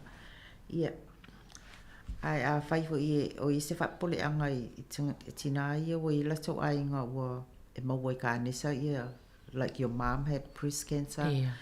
E le whapea o isia a inga ele history of breast cancer o si fo ia inga mo ele history ele mo mai tanga tole ainga but all meta never mind po ai mo wai you have to go and do your mammogram. You have to look after yourself because at the end of the day nobody looks after you but you. And so soani fo ina ia ave singna ia me e whaalawela pe tono ainga, pe a maua se tina se kānisa. A le ma whai ona treats ma whai ona ia me e whafo i ai. Ia sosoani i ainga ia maua pe ila tau le soifo maloroina ma leo la file mu. Ia whaftai lava ia e sisi me e fia ta watu ole a whai te alununga le. There's a website you can access to go to the Te Puna, the new website, to enroll or to change your appointment. Or it's www.timetoprescreen.nz. Don't forget, because the last one is similar to the last one. To the last one is www.timetoscreen, the last one, but this one timetoprescreen.nz. Ai a whai ngata I ono e vilia tule le over salau, lua fitsfuru, lua salau. Malo. Mana ia o te wha o leo matua I manino a ma malama fo I le tūlanga, ia mai se fo I tātou. Malisi mea whaongane ia manua wai, tau te le loa lea lungon soifuanga te uto I sui, sau le whainga malo sui mea wape, la tau file le toi whaia lea, pokala me fo I whaatupel malo a, ia le mauna I nei a manua. Yeah, we are very lucky in New Zealand o le maua wanoa whaifua ni pokala me. Ai mese lava tātou Samoa, wa lein pokala me whape Samoa. Sao lea. Ia le wa lucky tātou nei wa nei wa mwhai on whaifua ni pokala me, ma tu mai lea wanoa tātou whiriwhiri at, peta te mana oi pele ai wa au nisi, ana o nisi mea force tātou mo whai. Sao lea. O le whai a lau loto malie, ma lau loto fotia ifo, ia ai whasisili ale manatu le ainga soifua maloloina. Ia, lele, a tonu o vaenga lai o le press screening, ia ai se tato anga I mai lai le vaenga le o le cervical screening. Yeah, let's come to you, Tracy. Yeah, with cervical screening. I know, the good thing about you when you come, you come to talk about cervical and breast screening, is that you always provide data or statistics. Has the number of women who come for cervical screening changed since you introduced that new test, particularly for Pacific women? The HPV self-testing is, it's been out for nearly 2 years now. Yeah. So we still call it the new test, but it's not really new, but it is for a lot of people. A lot of people don't know about it. And that's seen our percentages rise by about 7%. So for the Wellington region, we're, the bar that's been set by the Ministry for cervical is 80%. And we're up around the 70% mark, 71, 72. That's Pacific women. Pacific women. So, of course, we want to get to 100%. But this time last year, they were sitting around 63. Oh. So they have come up. So that it shows that the self-testing is working. Self-testing is amazing. It's just, it's less invasive than the old speculum type. The woman just goes in, has a chat to the nurse will leave the room, she'll just put a wee swab up herself and 20 seconds it takes, put it in the vial and then give it back to the nurse and she sends it away. So it's a lot easier. People that have filled out our evaluations at our clinics love it. Oh, that's great. They can't say, can't talk about it more. So I think it's word of mouth as well as our advertising. We've got, September is Cervical Screening Awareness Month, and we've got some exciting things going on. I know that Orotoa are doing some free clinics, a free weekend and after hours clinics. And at Regional Screening Services, we're doing a Thursday out in Lower Hutt from 7:30 till 6 p.m. It's Thursday the 18th of September, and anyone can come along to that. We're taking bookings and just walk-ins basically. Once you've had the test, most people, 99%, people will go on to a 5-yearly screening. They won't have to be seen for another 5 years. It's because the test is so sensitive. It's more sensitive than the speculum test. It's testing for the cells that can cause, it's testing for the virus that can cause the abnormal cells, which the speculum test was testing for. So it's sort of the pre cancer detection or pre virus detection. So it means you can safely go about your business for the next 5 years, unless of course they find something and then they'll investigate. Thank you, Tracy. Yeah, palolo. Yeah, from fine up so sunny. Lavalo Silvia vai. You know, from Talato, el sungana e Tracy, ole new test le wafai what I told you to sang about, we still think it's really new because it's new to some women and still new out in our community. Well, any result le lei wo tanu mai wo alwe lunga tato to fight our fire tina ye wo fight ni so enka ye so enka fai ngo fie lava e tel wa to lava fai lu tan no ngamale to mai tai for mai le fai nei so en ye na lu to mai tai for mal potu ai tango lava o fai lu test le o to fanta o le test nei wa ona o so enka yo o virus po si yama ye e mafua ia nei fa mai I never eat to pa le to mai tai to I ele o pe o mea mumona ye e fai le doctor fata o toi lunga me all those sort of things we don't do it anymore. Do it yourself. Ele ato se lu se kone fai e lo se su ngai uma i te sautini avele le swap ave test.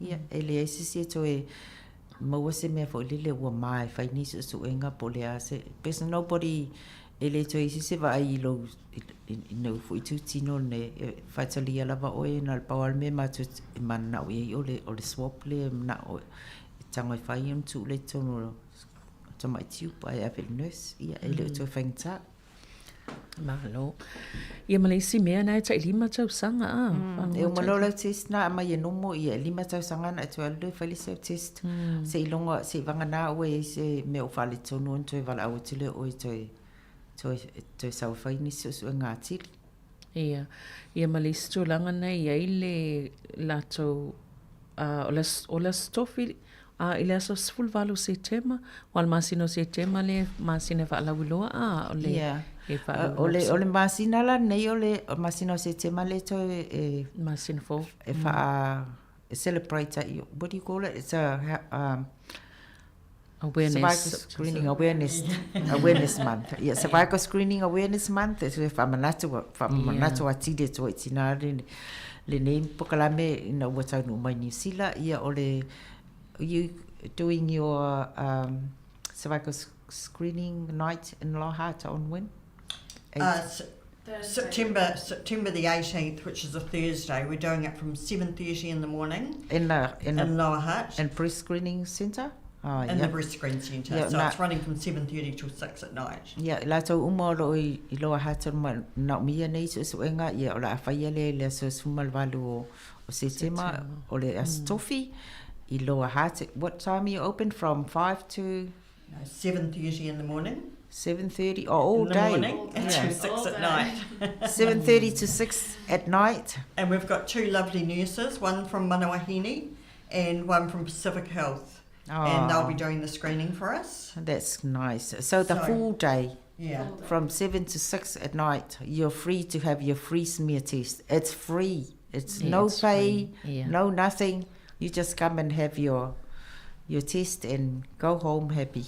We can provide transport as well. So any barriers that you've got, just give us a ring on 0800 729 729 and we'll be able to break them down for you. Yeah. Okay. Yeah, I know. I think you understand that. And it's a walk-in.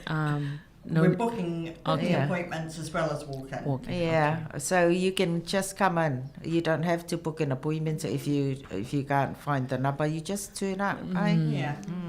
Mana ia tele na vanoa What about here in Kinniburgh? So that's we're out in October, so in October we'll be in Kinniburgh, so it's another Saturday, so it's the 18th of October in Kinniburgh, and then we're in Wellington Hospital on the 4th of October. 4th of October. So Saturday as well, so in the mornings. So, yeah, that's nau whawhonga mai o lea, so 18th of October at Kinneborough and the 4th of October.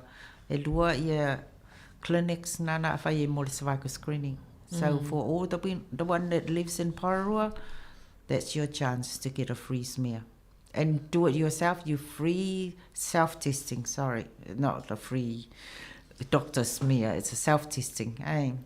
So come along and have your appointment done. Some people are due the speculum test, but they can always talk to the nurse about that. Ia o isia tina olo mna mia pe fai la susuenga pe men masani ai a fai te mna o fai o elo susuenga ia en fai na fa tan no atu le te mai tai fo mai fo ile fia nga i man fai ngona susuenga. And the good thing about it is the nurses have got time to speak to you. They have up to half an hour or longer to talk through other issues as well as, you know. O le se ngā lau whai ngā susuenga nei e whai fia stona i ma e ia nusasi a mai e whatanoina. E umi lava e pulea o le umi o lo tana noanga ma le nurse. You can talk as much as you want to the nurse. So when you go to the family doctor, 10 minutes, 15 minutes. Au I e pulea o pete lo nufunofa ma le nurse. Have a coffee, talk about all your problems before you do a test. Yeah. Is this anything else you want me to say?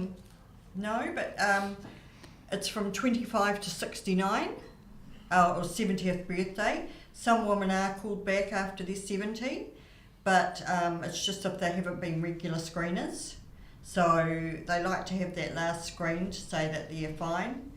So if you get a letter and you're 70 plus, don't be alarmed.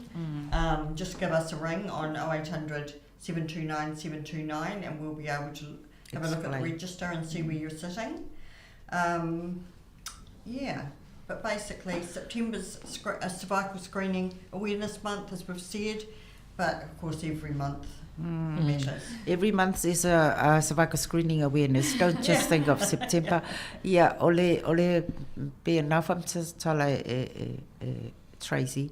Ole age group ole lus fumalima nga le una sumaliva ai afai o le regular fai nga test au o va tulunga le au fitus fulu to sangalo sifa ia ole at to see to be to so to fai si test nan re 15 base faleton ai afai o na o umale your whole life you're so good you done 25 to 69 never missed.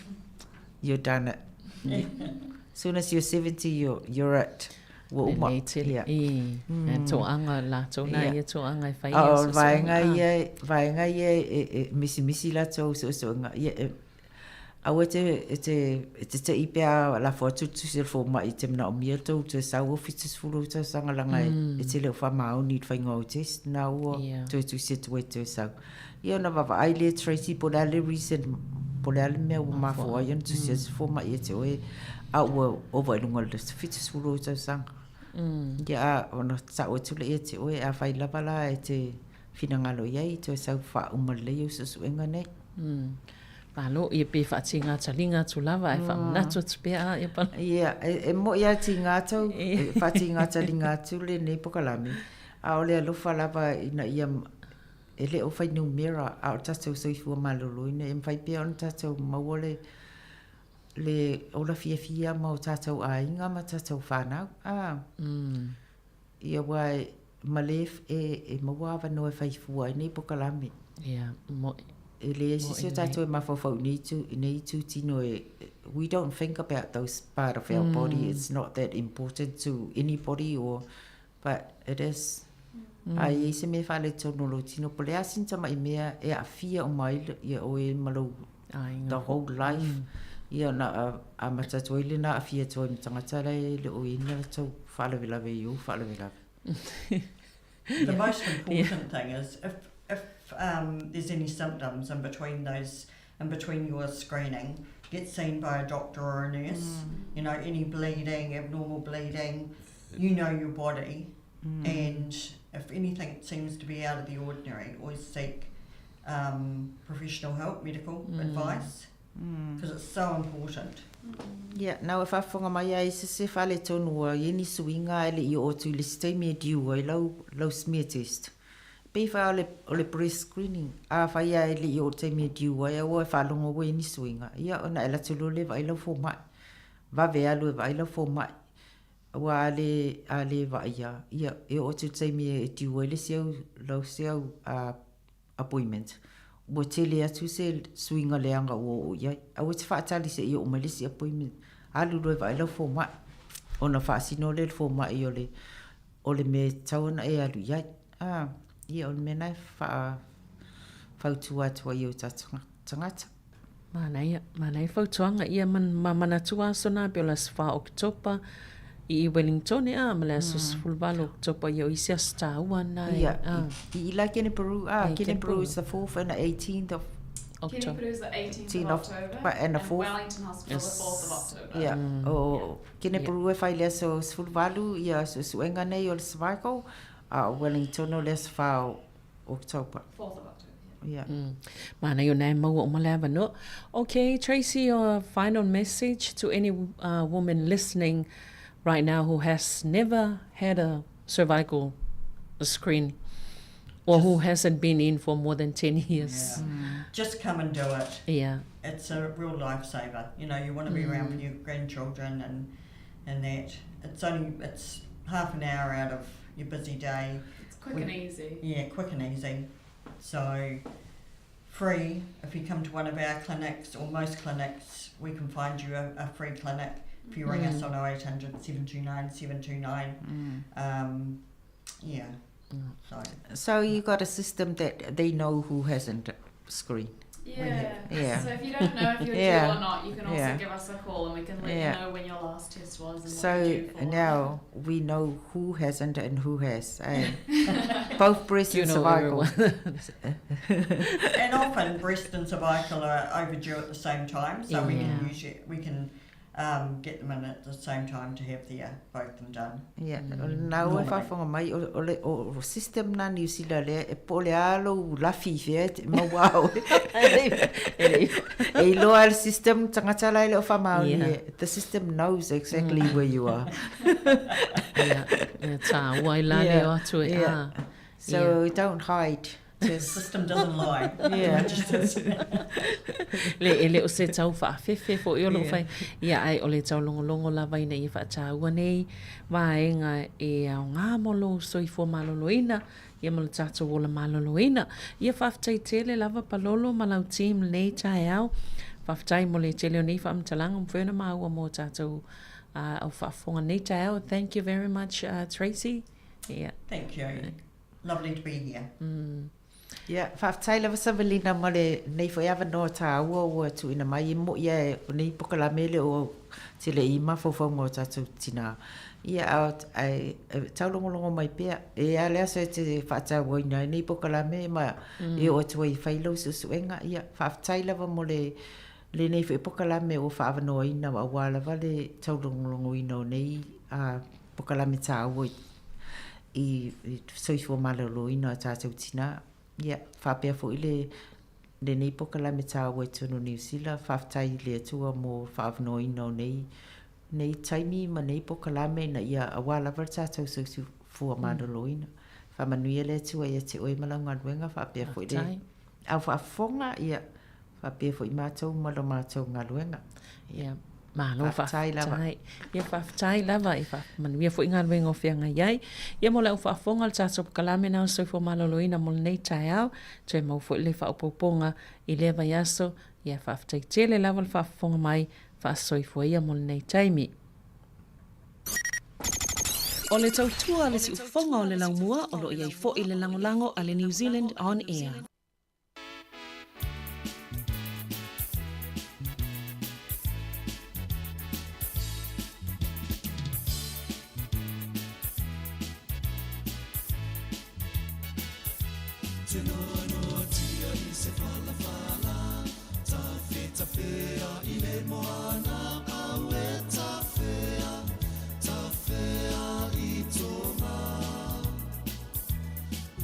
Tupu ai whana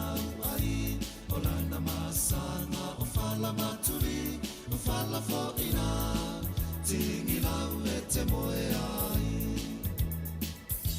Te noa noa tia I se fala fala, ta fea I le moana, au e ta fea I tonga. Ua tutupu ai whanau ai, o lana masanga o fala maturi, o fala fo ina, tingi lau e te moe ai.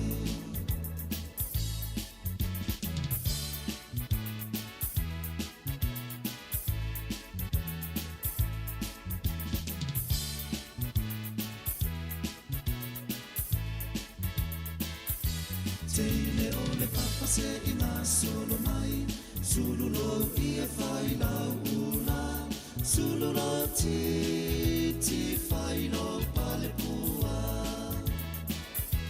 Tau si te fa Samoa, au alava ne I fa angaloina, ne I malo mai tu fa Europa.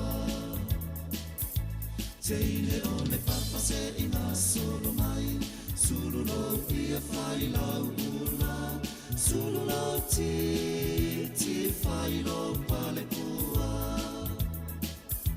Tau si te fa Samoa, au alava ne I fa angaloina, ne I malo mai tu fa Europa.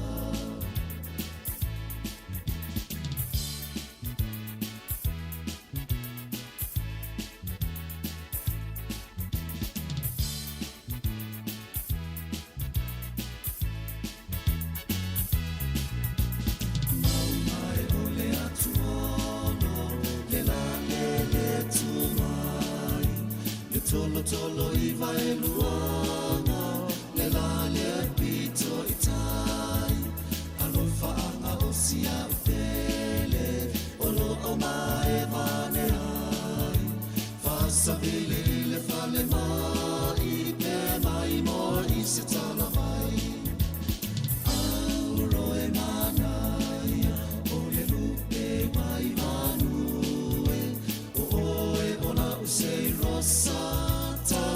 Tumu e oe o le wha maoni, o le moe o no taofi, o la ume o whai tupe, goodbye dia la pele.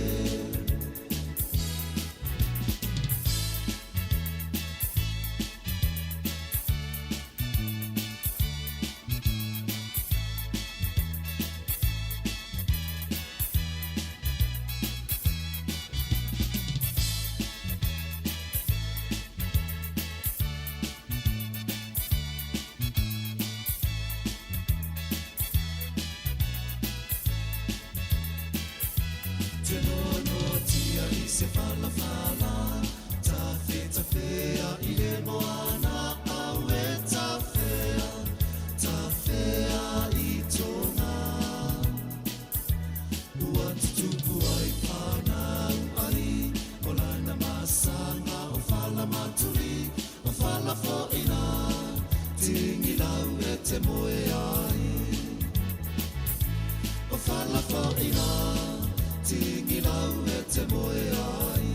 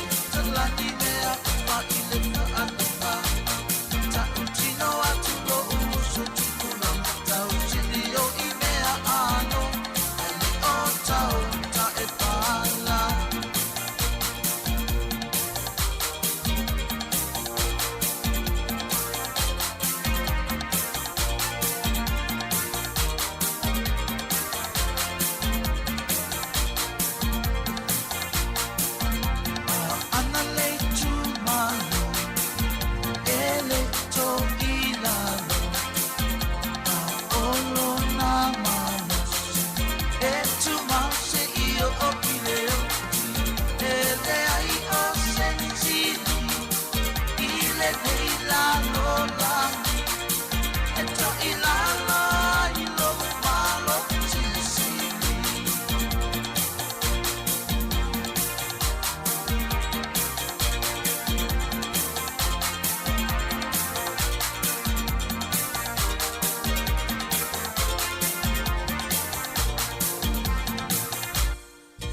Fale asi ulo ula mua a eva I te fua fua e mamalu ona ulenga so se mea e te so ona fai elele ma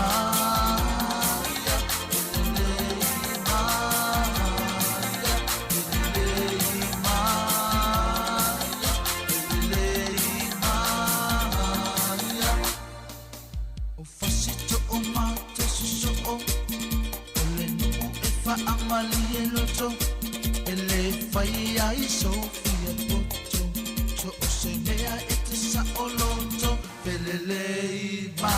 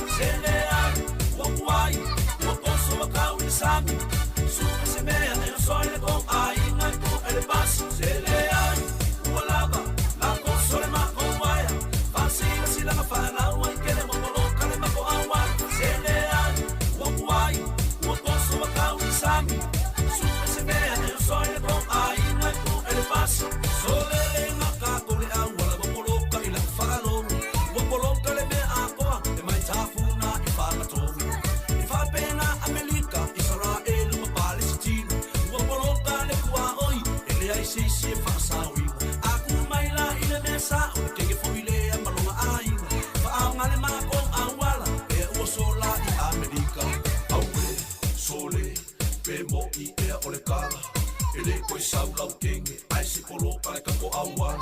Aia, ua ike, so le les ka mai ka ngaka. Wa uma lo ka fia aka, se polo pare ka ko awan. Se le ai, ua lava, ka ko sore ma ko waya. Pasila sila ka whana, wai kele mo polo pare ma ko awan. Se le ai, ua kuai, ua koso wa kau ni sami. Suka se mea, e o soe le ko ai, ngai ko e le pasi. Se le ai, ua lava, ka ko sore ma ko waya. Pasila sila ka whana, wai kele mo polo pare ma ko awan. Se le ai, ua kuai, ua koso wa kau ni sami. Suka se mea, e o soe le ko ai, ngai ko e le pasi. Se le ai, ua lava, ka ko sore ma ko waya. Pasila sila ka whana, wai kele mo polo pare ma ko awan. Se le ai, ua kuai, ua koso wa kau ni sami. Suka se mea, e o soe le ko ai, ngai ko e le pasi. Se le ai, ua lava, ka ko sore ma ko waya. Pasila sila ka whana, wai kele mo polo pare ma ko awan. Se le ai, ua kuai, ua koso wa kau ni sami. Suka se mea, e o soe le ko ai, ngai ko e le pasi. Se le ai, ua lava, ka ko sore ma ko waya. Pasila sila ka whana, wai kele mo polo pare ma ko awan. Se le ai, ua kuai, ua koso wa kau ni sami. Suka se mea, e o soe le ko ai, ngai ko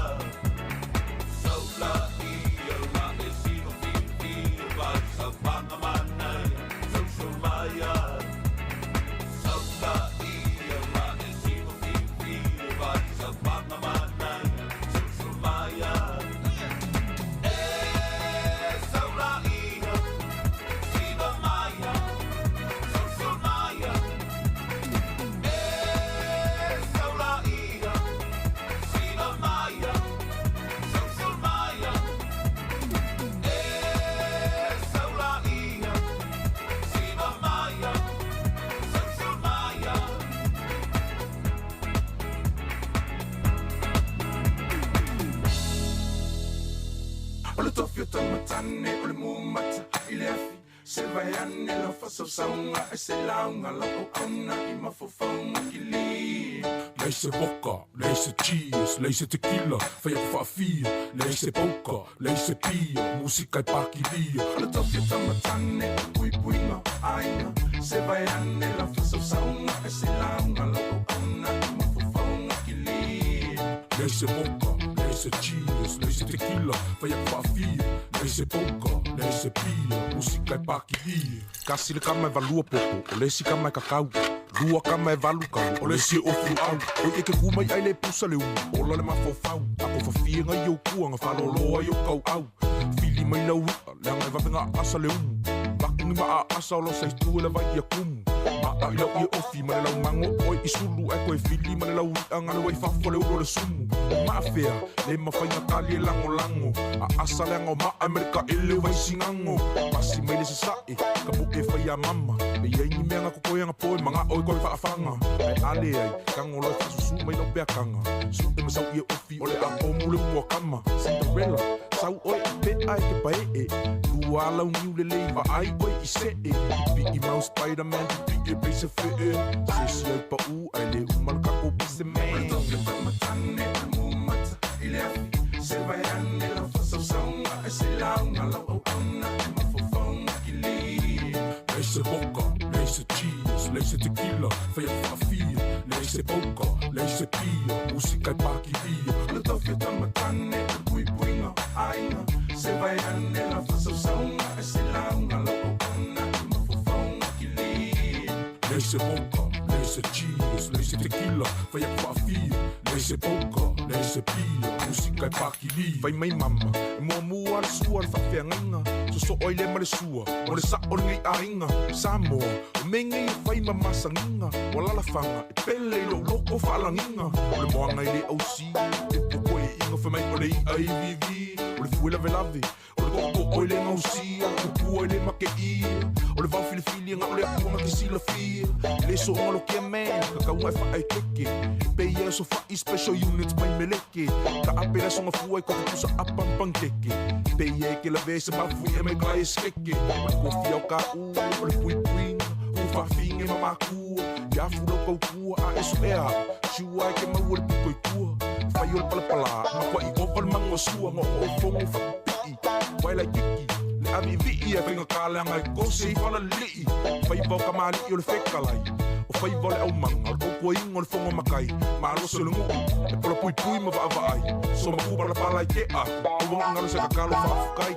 O le tofi o tamatane o le mumata i le afi. Se vai ane la fasausaunga e se launga la au auna i mafofaunga ki li. Lei se boca, lei se cheese, lei se tequila, fai a fafia. Lei se boca, lei se pia, musica e pakilia. O le tofi o tamatane o le pui puinga ainga. Se vai ane la fasausaunga e se launga la au auna i mafofaunga ki li.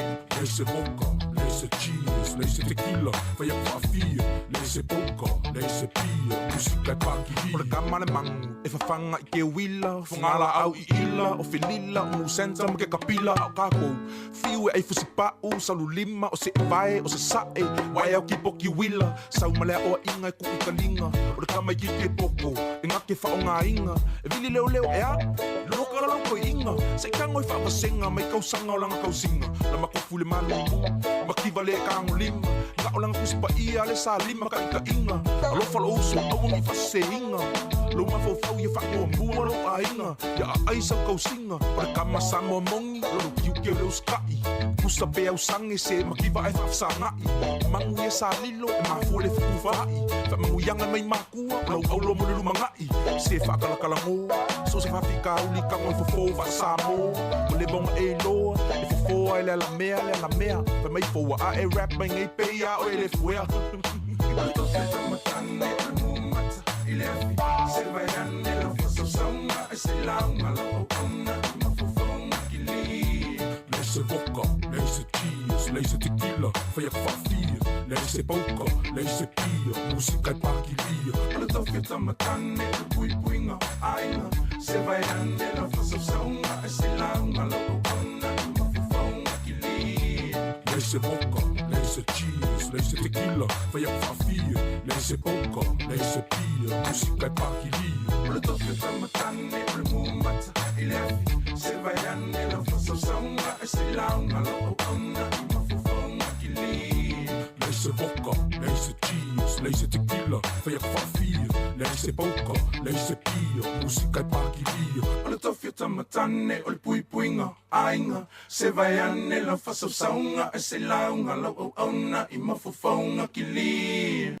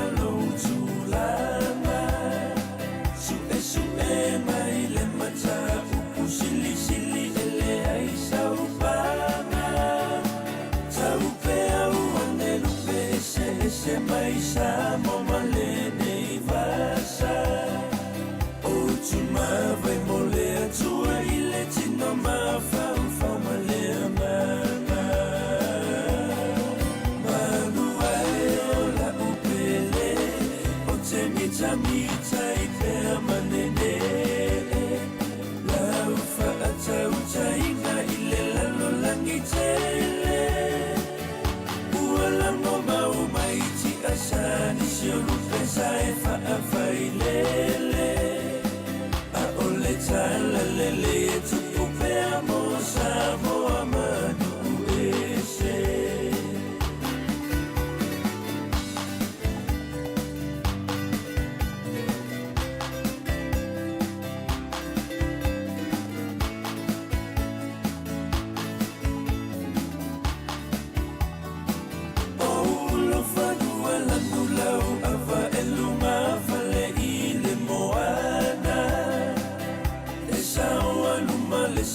Tenari fale fono male fale mafutanga lo malu malu le yupeli fale tusi male fale misiona le fale otina malu pule mama o tau faia o ma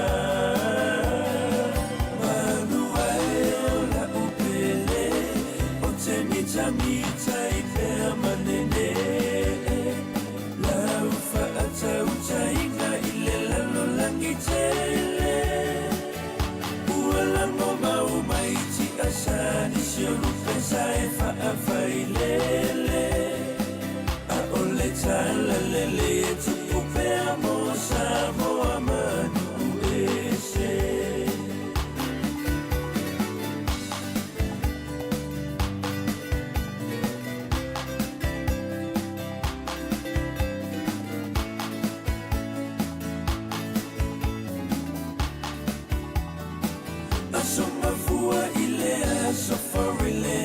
Sulava imaluema so oi malelo tuta pena ile nuku atoa mawasema polokala me uma otamata ia tau sisi taimi apapalangi ole fai yang mai mawalo nai da chile vasenga faalangi langi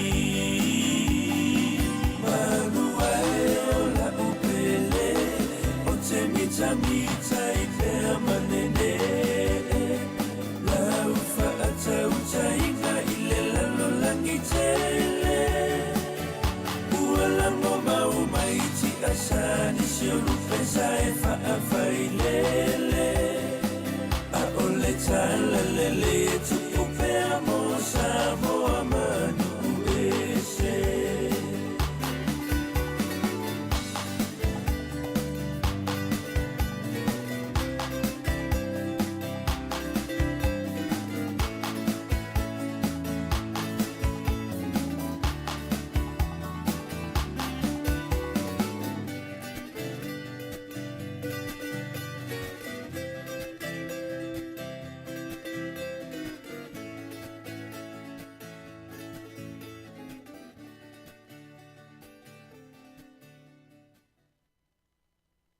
Loi whafong mai pe ai le tau tuan si fonga lau mua mo le vaenga o tai au whaftai tele lava le whafong mai o lea ua toi luas ful valu minute o na tale o le ito lais ful malua tale ful malua na toi awina atu lea o tātou talafou pe o nei whafonga mai le tai au na leila mai le sunga ia lawano a ti lao whapefo i le sunga ia ta Sesa Lam Sam i le nei fo i vaenga o le tautua a le si ufonga lau mua whaawauni si o pesenga se i tale i tula e sfol malua i ona whafonga lea ia vaenga o tātou talafou.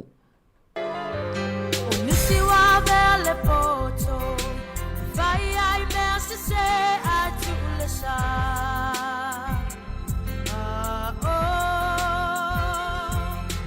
Vai tonga piti leanga, ta uma fai e whaamali e pele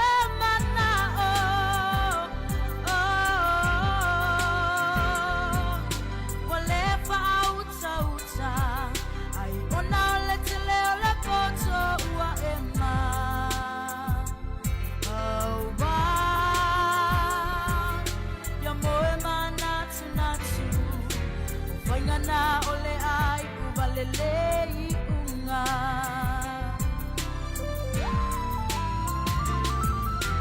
Kana ukai sisao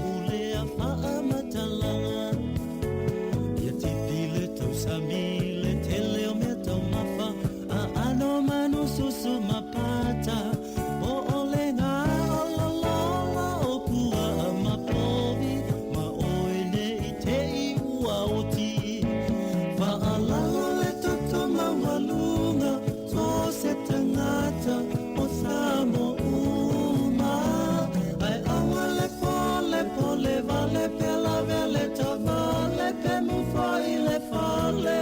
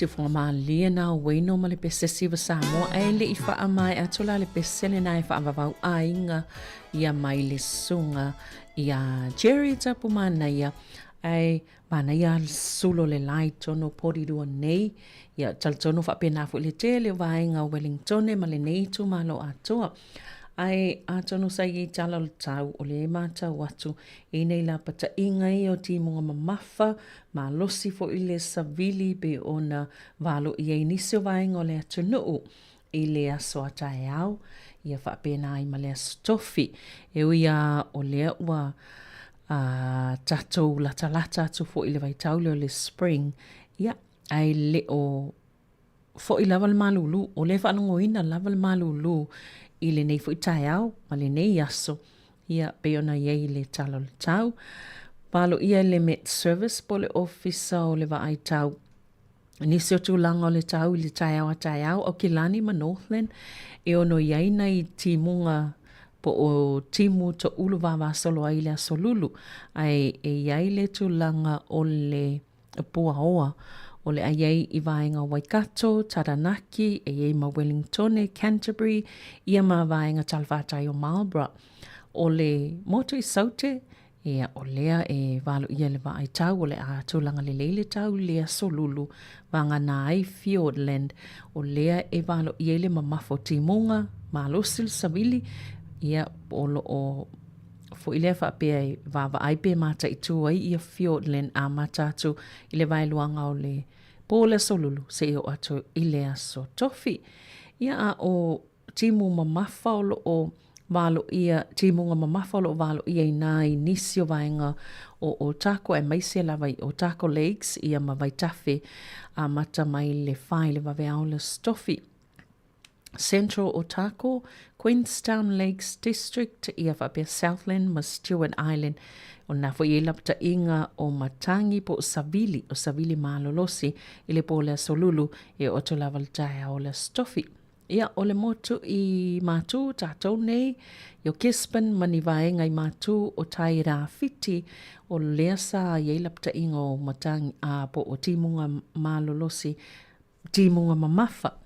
E o atu i lea solulu ia e se i tato mata i tūpea nā vaenga o le tau ia leifo i le iloa e o atu ia ini fuafuanga i le tai au ia po o le aso a solulu ato e o to lava le stofi to e se full 5 minute le to las full malua Charles fulua to e awina atu a tato talafou pese e whaavavau ainga mai a Cherry tapu maneia mōli nei fo i vaenga o le tai au.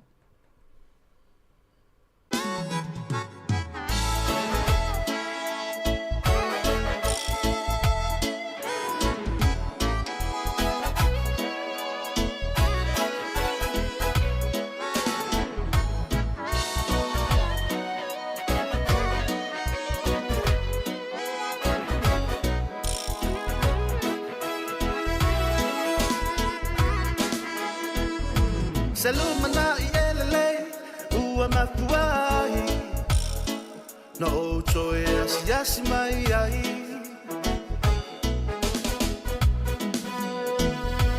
awa wa fai si umi o tato vala whatever for itu sanga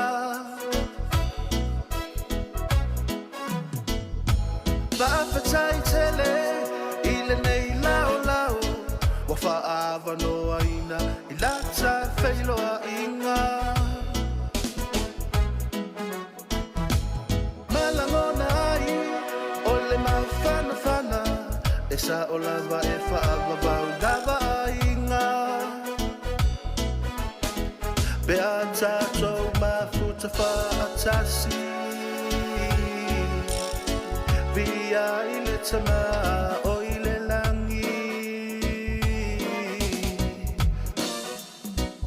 Israel mani Yesu elona fa amalama mato e baba ilona fa asino manga e mana tua pula ale mana tua fa ale o na ole ngana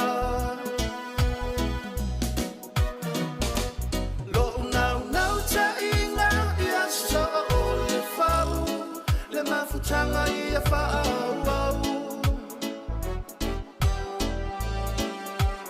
mafusia I tātou I le whela whani ala una talena te tātou tutu whatasi lo uwa o le aliliu ai ua o iloa ua o la ipuniu ua tala eslo pepe I foa foanga a le sili sili ese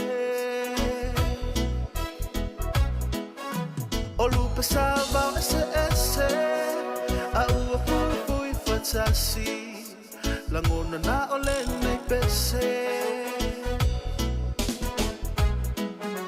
wa ato tupe pala fa afetai ai le li le tato mafutanga e fola ulo meisa masisi ane lona la oh yeah Leisa ra elomani e susu elona fa amalama mato e vava ilona fa asino manga e mana tua pule aile mana tua fa alae o na ole ngangana lo na ta inga ia so ole fau le mafutanga ia whaau mafusia I tātou I le whela whani ala una talena te tātou tutu whatasi tō mai se hua I a tātou lau whanua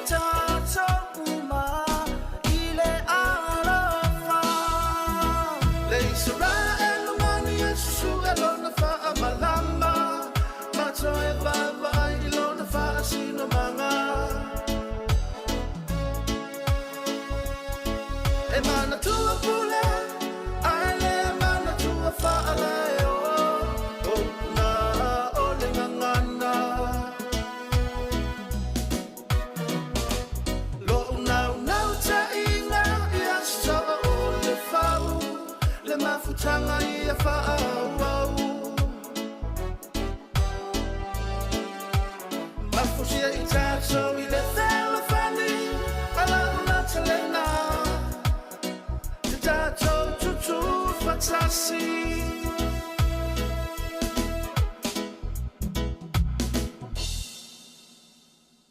Siu fonga lau mua le nei o lo e whaafonga mai bea I lana tautua I le nei fo I taimi o le tae au. Ia whaatalo whaato fo I a taimane pusa whaapea I a Kevin Swalka lo mwhaiona mawhitama nei tae au. Ia talo sia wa maua se lunch po se whaamalo stino wan nei au auli. Ia o le sawa ia tuna whai se mawhitanga fo I o ta alonga a le vaenga I o tangata whainga luenga whaavai taimi o lo ngā lulue po le polkalame o le RSE sa whailala tau Sports Festival o le sawa I Bay of Plenty to te le lava sa mo le mawina le a fo I whaatsinga ia pe o la tau I ngā lueng I whaavai taimi ngā luenga po whaato anga ia I Bay of Plenty o le sa whailala tau mawhitanga ta alo ia I eita alonga o le soka o le voli ma le lakapile ta ito fitu ia mana I fo ia I stasio na sa ofia ia e ele tai mem fa na efso tai mem fa ilo mai fo ini unga na ta alonga po ina mano malo ai le mo le mawina pe se fulu wono ia company po whaalapatonga i o le mwhaiona ngā lue i tātou tangata i ngā lue whaavai Jamie. O lea sa iai la tau tangata whai ngā lue ngana mwhaiona awai ia mawhawai ia au ta itasi nei sa awhia i lea fo i ta amlusanga po o lea ta alonga e leo tau sanga mwone i pe mātau watu iai i le li poti o lo o ta wailunga o le au onanga le teo New Zealand. Ia ai pe o se whaafetai fo i lea a ia company po whaalapatonga o lo ngā lue i tangata. Ia i lātou lo ngā lue i whaavai Jamie. Ia ona o lo lātou sao wa a le i lātou i le mwhaiona. O na tau ia pe tu whaatasia ia whaeli leanga ia fo i whaatoanga. Ia ma mwhaiona whaatau watu ia ma mawai fo i tupe o lo o mwhaiona. Whaangai o ieli tamau ainga o ia whaalapatonga. Ia po ia fo i company i tatonu of Bay of Plenty. Ia o e mantua au fie ia mo me o kiwi fruit ia o apu ia mawaenga ese ta itasi wapena o lo utawina i mai i nei whaatoanga wa ea tole to a tele o ausa iai ia e la veifo i maa o Samoa ia wapena fiti o le atu Solomona ia le sata aloa i le naaso ia maa nei ia fo i lea wha moi o i la tolo ngā lue wha vai taimi ai ia whaatoanga i tutonu o New Zealand. Tātou whaafiafianga o le siva Samoa mix nei Samoa e pele oe i o le autou whaafonga mai ei i le nei taimi o le tai au a o le i awinatu a tātou talafou.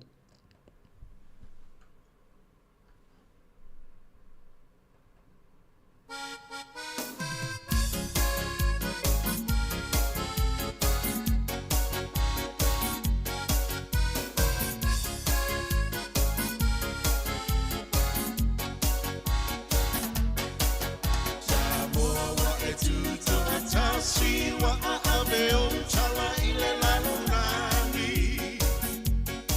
Oh, wachumanga lanu la apa masio sami elanu tio ata. Osia wanganu ole faalo alo te alo faiso se tangata Samoa. Lea tu alo tampa bai.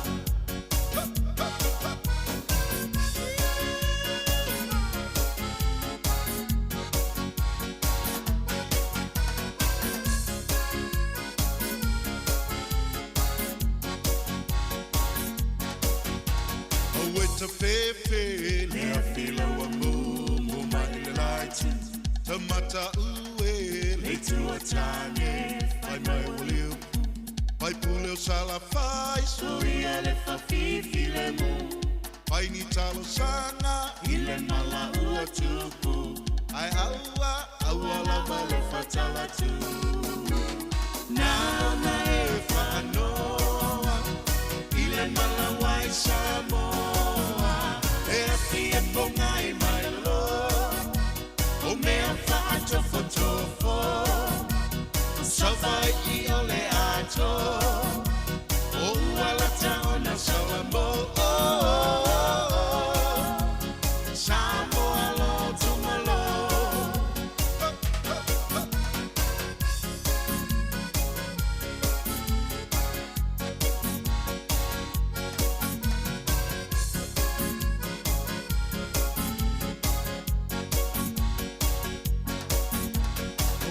pepe le afila wa mo mai le light tamata ue le tua tane fai mai oleo fai puleo sala fai soia le fa fifi le mu fai ni talo sana ile mala ua tupu Ai aua lava le fatala tu. Na o whaanoa, ile malawai Samoa, e api e pongai mai lo, o mea whaatofotofo, Savai ki ole ato, o uala taona sawa mo.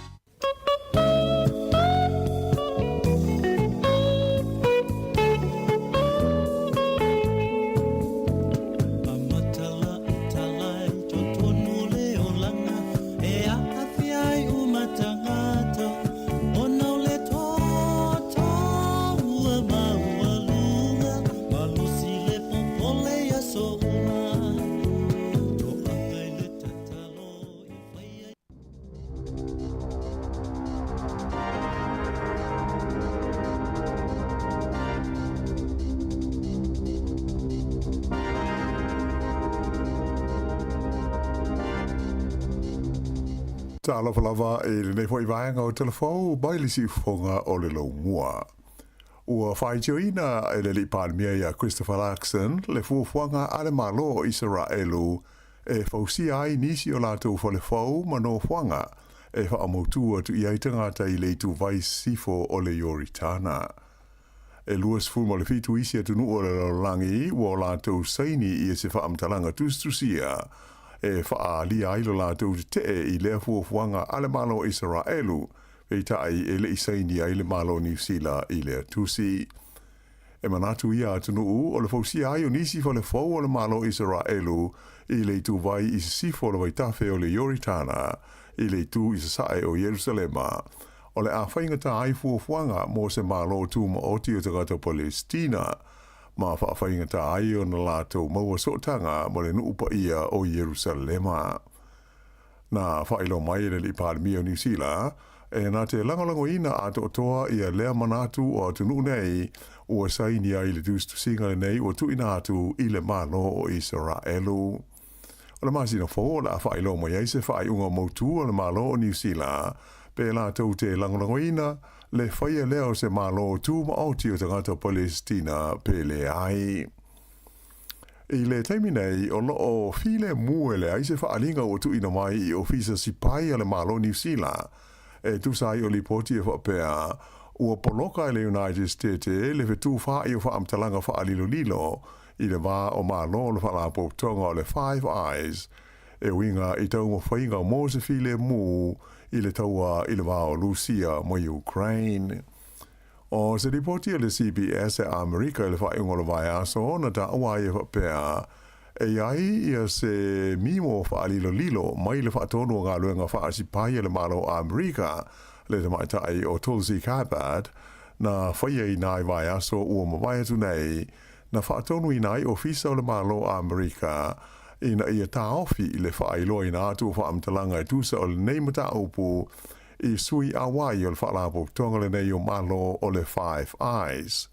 Peitai na mulimuli ane tu ina mai se whaalinga mai le ofisa o le tamaita i whaatonu e le sao ia li poti. E pei ona silo fia o New Zealand o stasio sui awai o le Five Eyes. Lea e au fia ai a Amerika, Australia, Kanata, whaapea ai ma Peretania tele. O le mea o mauti noa, e le i maua se tonu mo se file mu o le tau le nei e Lucia ma Ukraine, i le whailo inga i le vā Trump ma Putin i Alaska. A ena whailo mai e le sui Palestine o J.D. Vance, ua tele lava di vaenga ua iai le malo Lucia, mo se file mu i le tau ma Ukraine. Ua molia le whaamisinonga le wharetupe le Westpac o na whapea ua la tausolia tu la fono e pule a i le whainga o aita la fupo o whaaune ngā tupe. O le komisio mea taupis nisi le Commerce Commission o lo whaaponga ia i le tangi le nei e whaasanga i le wharetupe o le Westpac.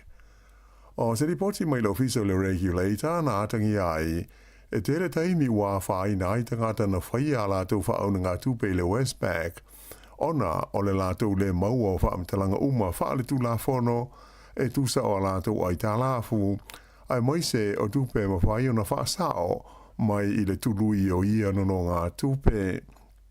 O ia vaenga uma, o lo aia ia le tu la whono mea tau ai tā lāfu, ma mea tau tupe, le Credit Contracts and Consumer Finance Act, po le CCCFA. Ua whaelo mai el te maitai o Vanessa Horn o le Commerce Commission, e tele vaenga na pa ua i le whaare taua le Westpac, ona o le ai ni whainga le lei mo tā le whengai, e mauti no ai la tau te usi ta ia mana o ngā o le tū la whono. O le teimi nei, wailonga na maa losi tau mo whainga le Commerce Commission, ina ia mauti noa e tau sia mausi ta ia e whale tupe uma i le tonu o New Zealand, i aia inga o le tū la whono e pūlea ma whaafoi na ai whaaune ngā tupe le tunu o loo whaia i ai, o se tūlanga e le o fia i ai le tele o whale tupe. Ua le manuia le tālu sanga il whaamisnonga se vaenga o te ngātu whainga luenga le kompani wa lele o le Air New Zealand, ia sa fi nau, e sori tu la whono le wha malo loina o la tau mai a la tau ngā luenga, ona o le whaia ni o la tau tui pui pui o le wha mai o le COVID-19 fuluiva. O la tau nei e to ono na ngā rulue, o ni te ngātai au nei te tonu o malanga wha le vāo malo a le Air New Zealand, na wha malo lo mai a la tau ngā luenga i le lua awhe luas fultasi, ina ua lātou le usita ia a ia inga na wha malu i le nā taimi mō tui pui pui o le wha mai o le COVID-19 fulu mo le iwa. Wha ilo mai le kompani o le wha iunga na whaia ia i lātou ia o se wha iunga tā la whea ngai. O swinga o le tūla hono o le pui pui ngā o le wha mai ia na amata wha malu i la sus fulu lua o iulai lua awhe lua sfultasi na mana umi ai pai late wha pēr matangata whai ngā luenga uma i le tonu wa lele o le Air New Zealand ina whaia o lātou tui pui pui o le COVID-19. O le whai unga la le nei mata upu na te e na ai le wha amsinonga o me tau ngā ruenga le Employment Court ia le tāusanga a i lātou ia. Ua tāu fia mō se teimi le tu mau e le whale meli a New Zealand, le New Zealand Post, le awinatu leo ni meli a fifi e au fia fo imani wha amomoli a ngai i Amerika. O le fuafuanga a le whainga ma Lord Donald Trump, ina i whaia ni la whonga e tu tongi mō so se i tu ainga o loa e whauru whale atu i Amerika, wailonga o nā whaina ai, ma le au nanga o meli whaavea ai i tu langa whaale wā o mā lo. Wai aso na te nei lea sa whailo mo iai le New Zealand Post, le tau fi ai mō se teimi le tu mau, o le awina atu i le meli i Amerika o ni a fifi, mani wha amomoli, ai nā o tusi a toa mo pepa o wha maunga e mo whai o na ave. Whailo mai wha pēr o le nei fuafuanga le tu mau, e talitali a i le au ili linga o le whainga e tutongi ai la whonga nei e pei ona manao ai le malo a Amerika. Tō tele tangata o wha te iai ma le fia i le nei tūlanga, ai moise o mātua iai a inga ma whanau i Amerika, ia e masani o na ave iai wha amomoli o le kirisimasi i tausanga te itasi. Ele ngā te tangata lau tele, ai tele hoi i a se a whaina o a whengai ma pisi nisi la iti, ia e wha ngā ina le au nanga i meli e ave ai a fifi ma wha amomoli i Amerika. Te taina wha ilo mai le New Zealand Post, o le tūlanga lau hoi le ua whai e isi au nanga tau meli, i isi atunu o le laurangi le teimi nei. E le i whaeloa ina mai lai le teimi nei se aso mo se teimi e to e fo ai i le tūlanga masani i a meli fe avea i le vāo New Zealand ma Amerika. E lua ni whaalawo tonga ia a fia i lati na e o tūlisi New Zealand nei ua ngā lua whatasi i le tau whatosi nei na mai o tangata e fia malanga asia si mai i lalo o le visa le ta ua o le visa ta whao ma whai ngā ruenga po o le Working Holiday Visa. O whalawo tonga nei e awhi ai le Backpacker Youth and Adventure Tourism ma le Hospitality New Zealand e nau ina i tele ni tau mwhai ngai whai le malo e whātou sino mai ei tangata nei i te tono o le tunu o ma i a langolango inai ma pisinisi ia e whaalangolango i tūlisi e malanga mai i lalo o le nei I tu aingo visa. I nai tala mai le Pasifika o whaafei loa I alo ia le asia singa tau loa le li palemi o Fiji ia City Veni Rombuka I lona taunu watu I le lau mua o Initia o New Delhi. O lo o fuafuani tala noa ngā alo ia le vā Rombuka ma le palemi o Initia o Narendra Modi ai whapea I fo I ma le Palestine o lea malo tele o True Party Murmu. O wala uina foi I Rombuka e whaia sana tau talanga e whaata tau I le Vasa Pasifika I le komiti o le malo Initia e whea ngai mamata opu wha le wā o malo. I le atunu o Nauru o whailo mai ai le se atu o le company waalele o le Nauru Airlines e whaale leia I ana au nanga anga I ane I le atunu o Fiji. O le taimi nei o lo I ai le malanga whaatunanga I nei le vaiaso o le Air Nauru I le wā Manandi ai o le vaiaso nei le ua amatai nai se la tau malanga whaatulanga I na fau e hanga I ane I le malai waalele I Nausori le ai le mamao mo le lo mua Fiji I le ai o suva. O le company le nei waalele a Nauru le Nauru Airlines e fitu o la tau waalele le tu ainga o le Boeing fitu tolu fitu o lo o iai. O le whao ia waalele o lo o whaonga e whea laua ia Utah ai o isi wa ai tolu o lo o whaonga e laua ia pasese pe whea malanga ia I tangata I le wā maisi e tunu e au whiai New Zealand whaapea ma au Sitalia. Ai I le tunu o Papua New Guinea ua whaamalo lo le tu mauai ia le pule whaatonu po le CEO o le company waalele o le Air New Guinea o le lie swafa ia Gary Seddon ona o se mata upu e a whiai ni spare parts ma nisi mata upu tau I le pulenga. Whaia lea whaaiunga e whaamalo lo le tu mauai Seddon ai ua tolu wai aso ona taunu watu leo le urua I waalele tele o le tu ainga o le Airbus A220 a le company le nei o le Air New Guinea I le aso se fulu mo le lima o se tema. Ua amata I le vaiaso nei ona tatala le whaia o palota mua po early voting I le whainga palota le titi mo le na fua le tu malo Maori o Tamaki ma Kaurau ma e lua vaiaso le umi o tu inatu I le au palota e whaiaia la tu palota nei a o le itapunia le avanoa. O le taimi nei e fōringa mai e to lua sui tau wā au tū o lo mālo lo si ala tau mwhainga mō le fia avea mo whaipule o le nei tū mālo. O la uaia o le lii o Penny Henare o le pātia le Labour ma le tamata ai ingo ia Oriini Kaipara o le pāti a Maori. Ua mafua ia le palota le titi le nei pe o na silifia o na o le maliwai le masino Iuni o le tamata ai o Takutai Task Camp le sa o mia le nofua mo le te pāti Māori. O le palo te tele le wafero sutolu na malo ai le nei tamaita ai il nofua o le tu malo mai le li nei o Penny Henare o le Labour e iwa tausanga o tūla I mai ai. O isi sui o lo tau hetuli ai le palo te le titi le nei e au fi ai le tamaita ai o Hana Tamaki o le Pāti Television New Zealand whapele li ingo ia Kelvin Alp o le Pāti le New Zealand Royal ma le tamaita ai o Sherry Lee Martine o ia o se sui tu to tasi. O le aso o tofaina o le palota le titi le nei o le astona ai ono o se tema ma e tā punia fa le palota uma I le fitu I le fiafi. O le o wha mautu mai e le TV New Zealand, ua lātou maua le aia de tau e wha asana lau inai ta alonga soka o le ipo le laurangi e le FIFA World Cup I le tau sanga a sau. O le nei ta unisanga tele o ta alonga soka a le laurangi, e tolu o tunuu o le a tali malo ai, o le United States o America, o Canada, whape ai ma Mexico, mai o le atau wai mo le teimi mua tanu mai le tausanga rua fese furu ia le awali ia New Zealand le All Whites. Whailo mai le pulenga o le TV New Zealand. O le tele o ta alonga o le taumusanga le nei, o le a whaasara lawina fua i le aise tau I le TV tasi e au fia umai ta alonga le aua New Zealand. Pei ta ai e isi ta alonga e tutongi pe a fia mai mua iai. O le ai ia se pasi whaapitoa e saunia mō tangata e fia mai moa I ta alonga uma o le ta amusanga i le au nanga le nei le TVNZ.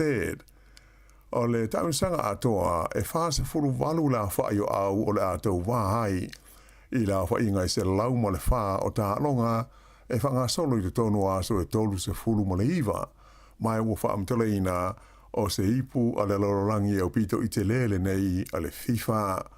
Whailomo i fwoi el tamai te ipule le TVNZ o Jody O'Donnell e le ngata i le ipu a le lororangi le tausanga fau ai o le awha asa lawina fua fwoi e le TVNZ ma isi ta unsanga le FIFA e amata atu le whai unga o se tema e au fiai le FIFA Under 20 ma le ipu a le lororangi mo le vaenga o le Under 17 a tamai tai i le tausanga asau lua afe luas fulu ma le ono. O se li poti mai falani i ta uai le manao o le kalapula ka pi longa i le atunu e ngo o le Raising 92 ina i o lato maua le li o adi sa veo le olpele ki e ta alo mo le lato au. Whaalia wha peo le li o adi sa vea tau sfutasi neitu sanga o le soifua o lo numere tasi i le lisi e le kalapula nei le Raising 92 le ua nofo sauni po le alawa i le tupe o iai o le aola tututongi lava ina i e mawhai na marangatu sa vea e ta alo mo la tau. O ari sa vea i le teimi nei e umana na konkarate o lo iai ma le uni laka pi a New Zealand i le whai unga le luafe luas fulfitu ai o lo nau le kalapule nei i falani ina i a wawe ona wha amautu se lato whea ngai ngā moia.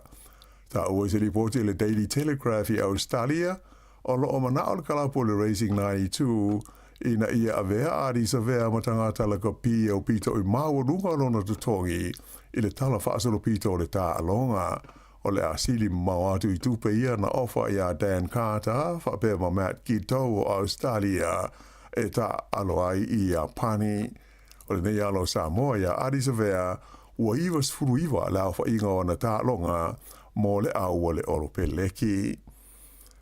E se ripoti mai whenga iai ia le au o tamaitai e New Zealand. Whenga nei mani manuanga i stasio tamaitai ta alo wha moe moe ina o le Black Ferns i lana ta alonga mua le ana mano ai i a se pania i le asona nafi. O ia leo le tamaitai o le Loose Forward o Kaipo Olsen Baker na whaina le vai maave i tua ai le vona suia tu i tonu i afa muli e mai o masalomia ua ngau le so onga o le vai ta ua mai le whaia onga o le au ia Ellen Bunting e fōlinga tu ngā le manua o le vai o le nei tamai tai mai o lo talia se li poti e fō mai na wha manua lia fōi ia le wingi a le au o Aisha Leti i inga le lua na sikoa i le tālonga le ma se pānia na nafi ai pitai o leo wha solo ina manuia.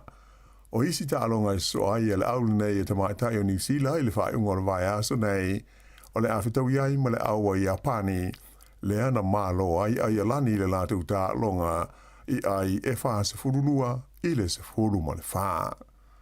Hea o le taununga na ma le whai unga o le nei vaianga o telefau.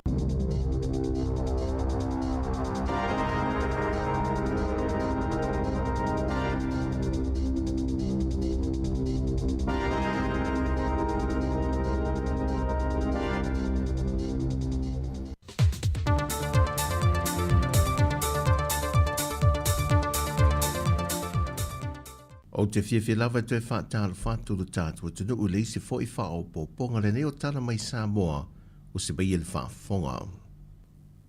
O te talo mai le komisina o le official komisio whainga pālota to le fōtu i a Filolo John Stanley i le se lau maletasi a wheiva se lau valus fo maletasi o le mamalo le atunu o wa wha mawine lunga le lola pālota e na ia ono sai mai e whaisa sao e whaatino i le pālota e whiriwhiri ai se whainga malo Morita i te ingolo tātua tunu o, e ui ina ua mai o na whaamanino to le fo au lape o le tula whono, o le teimi au wha ngā solo le restarino le atunu o, e le lua whetā la morita ngata e māua e le restala, a e se lauta la, o le sala le morita ngata e le whaatinola na pālota. Pei tai o le ia te tau o le tangata le o lo o te talo atua i pēr le fionga le komsina, e nei mawhai on tutu whaatasi le atunu e whaatino se leo, e ala e le whaatino i nole pālota. O le 5 i tūmalo i upolu ma savai whapena foi manono ma apolima. O le 2 i puleono ma le 3 i tūmua e na ua whapa uese le isi i tūmalo e tasi o whalea talua le o le ale whataunuina sana pālota o na toi tasi le sui whaipule o lo tu toi mai ei tanu mai whaai ungal whaam sinonga le whionga lea tino Wayne Soy i alo. Ua tāpunia le awanona tu i nātu i sui tau wā o mai se lau valus fulmale fitu e whaatino ai so o se whaalawi loa mo i lātou. Au lumana e lea sa whaatulanga i nel whaai unga le waiaso e whaamae ai. Au se tasi o whaangan tue whaamana tu mai le whionga kum seno whainga pālota i lea tunu. O le aso lulu aso lua se fulmale fitu o le aso le pālota mua ma le pālota awa o le aso whareile le aso lua se fulmale iwa. E le whaatanga ina so o se tasi e urufia whale pālota e whaatino lana pālota. E nā te la e ina so o se la e whaalawi loa ai se sui tau wā. E o lava i se wha ai longa po se ingo se pāti. Mai o le a whaawhaingatai o na whaatino lana pālota. Mai po le a lava le awala e atangi ai se whaalawi loa. I se tasi ma le mamalo le atunu e whaatino le pālota i aso. O le a le mawhai o ntali e ina. Ono lo whaamawina i ta i ala matula whono e 5 ta i ta ina i le whainga pālota. E toa tolu ni alo mai lo tātua tanu, na o fie le toa se lau o whanau na whiriwhiria mai i Pasifika, le o toi te liu mai lo tātua tanu wa mai a tau tonga sa whaatino i suwa i fiti, e le taamila sanga lo na tolu o le fisosua na 5 ta mai ta i fo mai mai New Zealand o se tālia, sa taita ia mai e se fomai numera tasi mai au ki lani New Zealand. O i lantau e to tolu mai si o tātua tanu, o le iwa masina le matua o le isi, tolu tausanga le matua o le tasi, ma le isi e se furu tausanga, le ua mātai tuina ne le ngata o mātua e whapena foi do tātou se fua maloloina, le whaangaso longal to e whaafoi maria mai o le malosi i ano le atunu, e ngā ruenga whesoa swani, a le foi vaenga o foma i mai atunu e nua. O le mautanga se ngase i suva i fiti, o le urua i mautanga se ngase le de Pasifika, wa mawhai ona whaatino eita o tongo le whatu e pēna o fia iei ia whanau e se lau. Le foi wa mawhai ona manui atuai, maalo ngā se ngase o lo tātou atunu. O le whionga le komsina o le tātou malo i fiti, ali i o ainga Feturi Elisara. Nā sia le mautanga se ngase sa whamautua i alum whanau le atunu sa whia tau tonga, ma o ane e fo ila nā sia singa, i le whanetari malo sa whamautua i mātua o ia whanau, e momoni ane i eide whamalo si au ia i lātou. Wa tali mai le komisina o le official komisio whainga pālota, to le afoatu ia Filolo John Stanley, e na ufisiringia, e nisi o sui tau vase to o lua mo le nei whainga pālota, wa whaamau ni o la mōri angai lumol whaamasinonga, au leo lo to e moa o la avanoa e mawhaie o na tau wha, e le isi whainga pālota le nei ale atunu. Whistanga tau whaamani o sanga sori ngā tūrafoi. Nā whaasalanga e wha, tau sanga whalpui mu pēsiri atu. Ia, o kakara whapenga e le karia, hoi le pe a sumei le skala, hoi le a me msui tau wha. O kaka umala i o karia.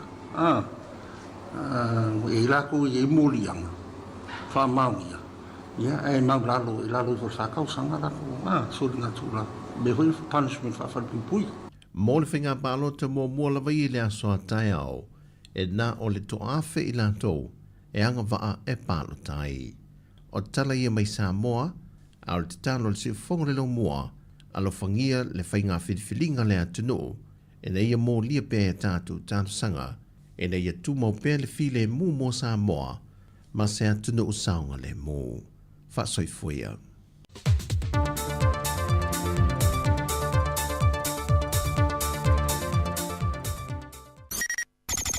O le tautua le si ufonga o le laumua o lo iai fo i le langolango a le New Zealand On Air.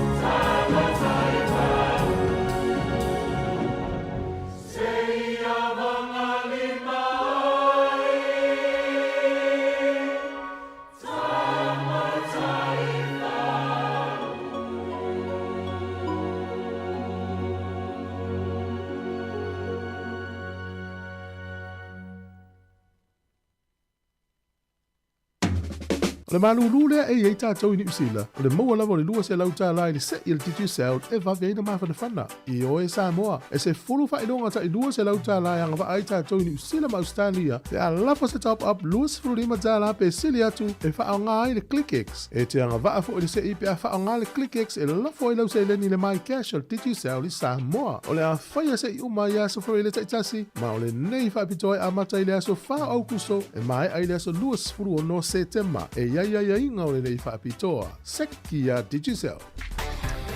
Ia ni sina o tātou whaasalaunga whaapisini. Nei taima lea so o lea ua luas fulvalu minute e te ai le to lai se fulu ma le lua. Ia whaamalo lawa ia te uta umalawa lo mwhaina ma tamain tautua ma sane si ufonga la mua mai a tātou talafou. Nā e toi mawal whaupoponga fōu i le to lai valu le tai au. E whaawau pia tātou pesenga nei taimi o le aso mo i lata umalawa lo mwhaina ma tamain tautua a le si ufonga o le laumua. Ia le pesele ma atu lua o te pātou.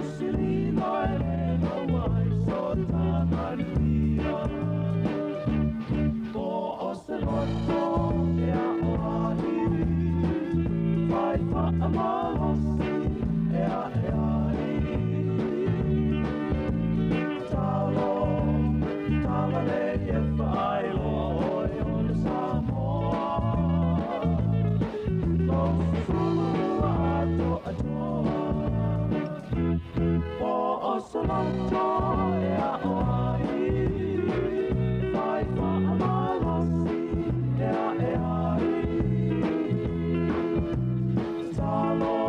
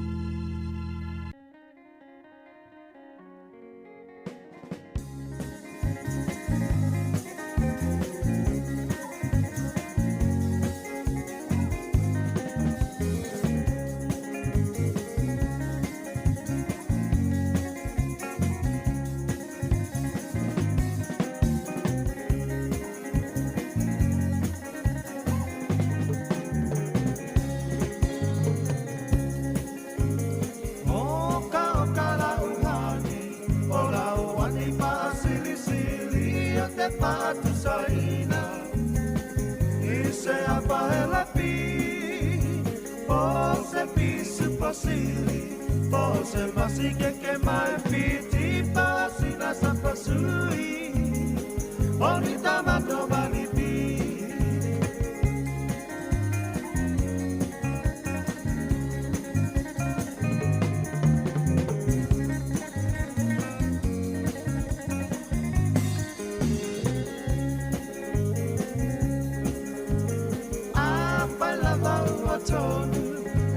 Tonu lau pinangalo tapahai poipo Avane ile malo Ele anga ole tatua Etele ayole ti apolo Pe basa pepe Ole pepe ole po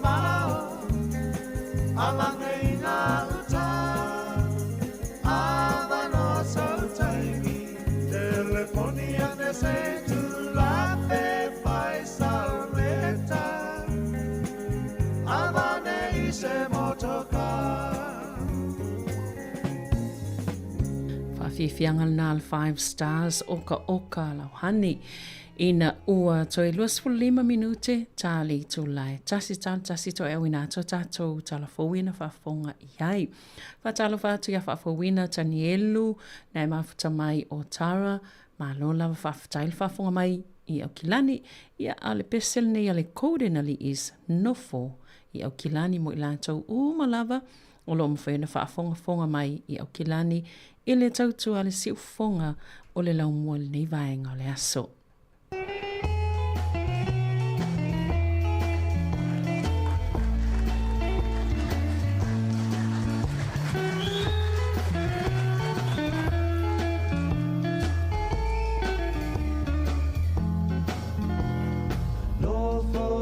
Aukilani mawhaasola sola o kumawhauwhaunga Ia te oe Samoa wa a mea mafu a re tau alunga Angalu whaalo alo Loa no whaua pua ina I whafo Le ula lea o te tiwai Tu e wha o le lalo langi A te pai fo I le ea O se vainga e winga e se fo I lea Lausi usi le vao matua Ua ufitia I le lau whanua E salangi I le pae O matawhanga o loko si o ai Pangalu e pati sisina Le tio e taku oe o le penina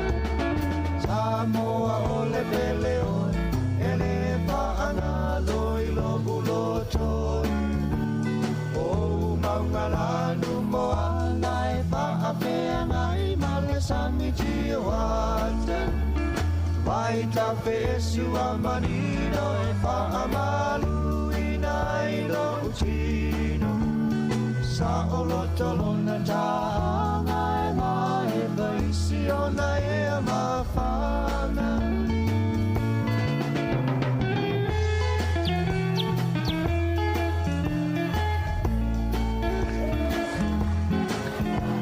Malama mai le tai au Tau sangi manu I punga o le vau Bella si ai ape o le la Tau sili tu langi e wha Whaafisanga o matangi Ao le ua pela lanu ai O le sau wangi mali E le api o tamali Malama ua taula I le masina ua whaalao pito tasi Ata ua la foia o logo e mo mai ai o le samu. Na ua la nusilina ma lea fo ua mana vaina. O whaalinga e tele le mataisa o poto sili esi. Samoa o le pele o e le whaanga noi lo ulo toi. O maungalanu mo ala e whaapena e male samiti o ate. Paita fesu a manino e whaamalu ina i lo utino.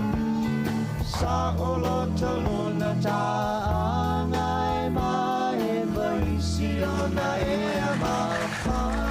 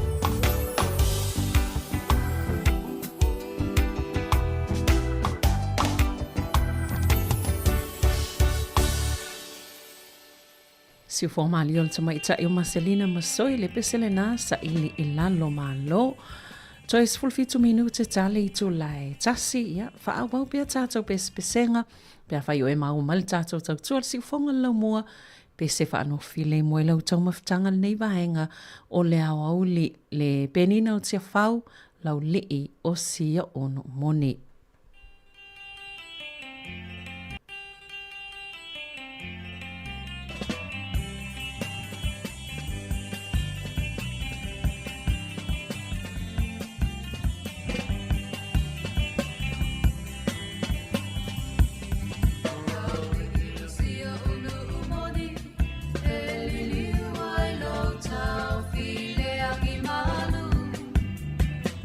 Sao lo nu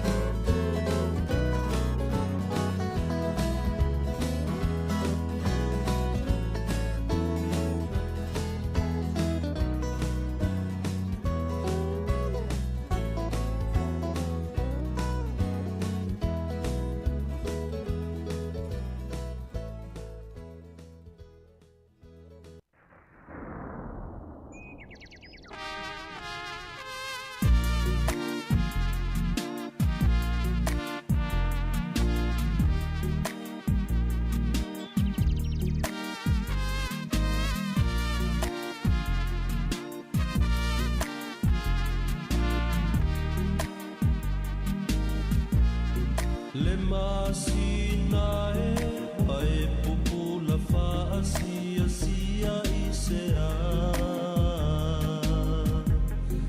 o ua e matea e ale tupua sana tia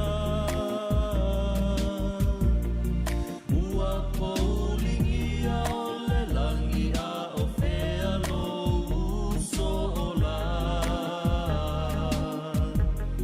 le ore vai na le lau o live ua lei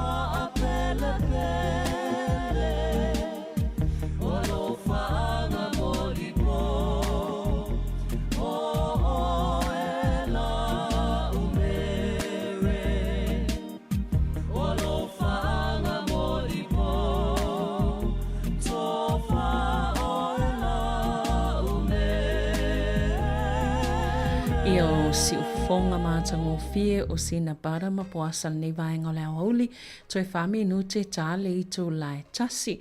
Ia Avel nei tai mea mole atual whaftai tele lawa i lau tau whafonga anga Samoa, mai lawa le tai on le la se ia pa ia mal nei tai mi o leo auli lungo le tasi ono tesi mal tasi whamo, ua whamai ai ful tātou tau tua ai o lea whaawau pe lungo le Facebook, male YouTube pe ona masani ai, i whapea ful tātou pe ngata whailangi tai mi nei, o lo whale tonu tātou app, ia ai whaftai lawa le whafonga mal nei aso, toi amatalia whaasalonga masani ile i tō lai fitu tai o tai au, ia ai mo nei taimi whaasoi fua ia, mo i lātou lomu whaen whaafunga mai lunga tasi ono, te si man tasi whaamo, toi mau whaise whelo inga fia i li tu lai fitu tai o a tai au.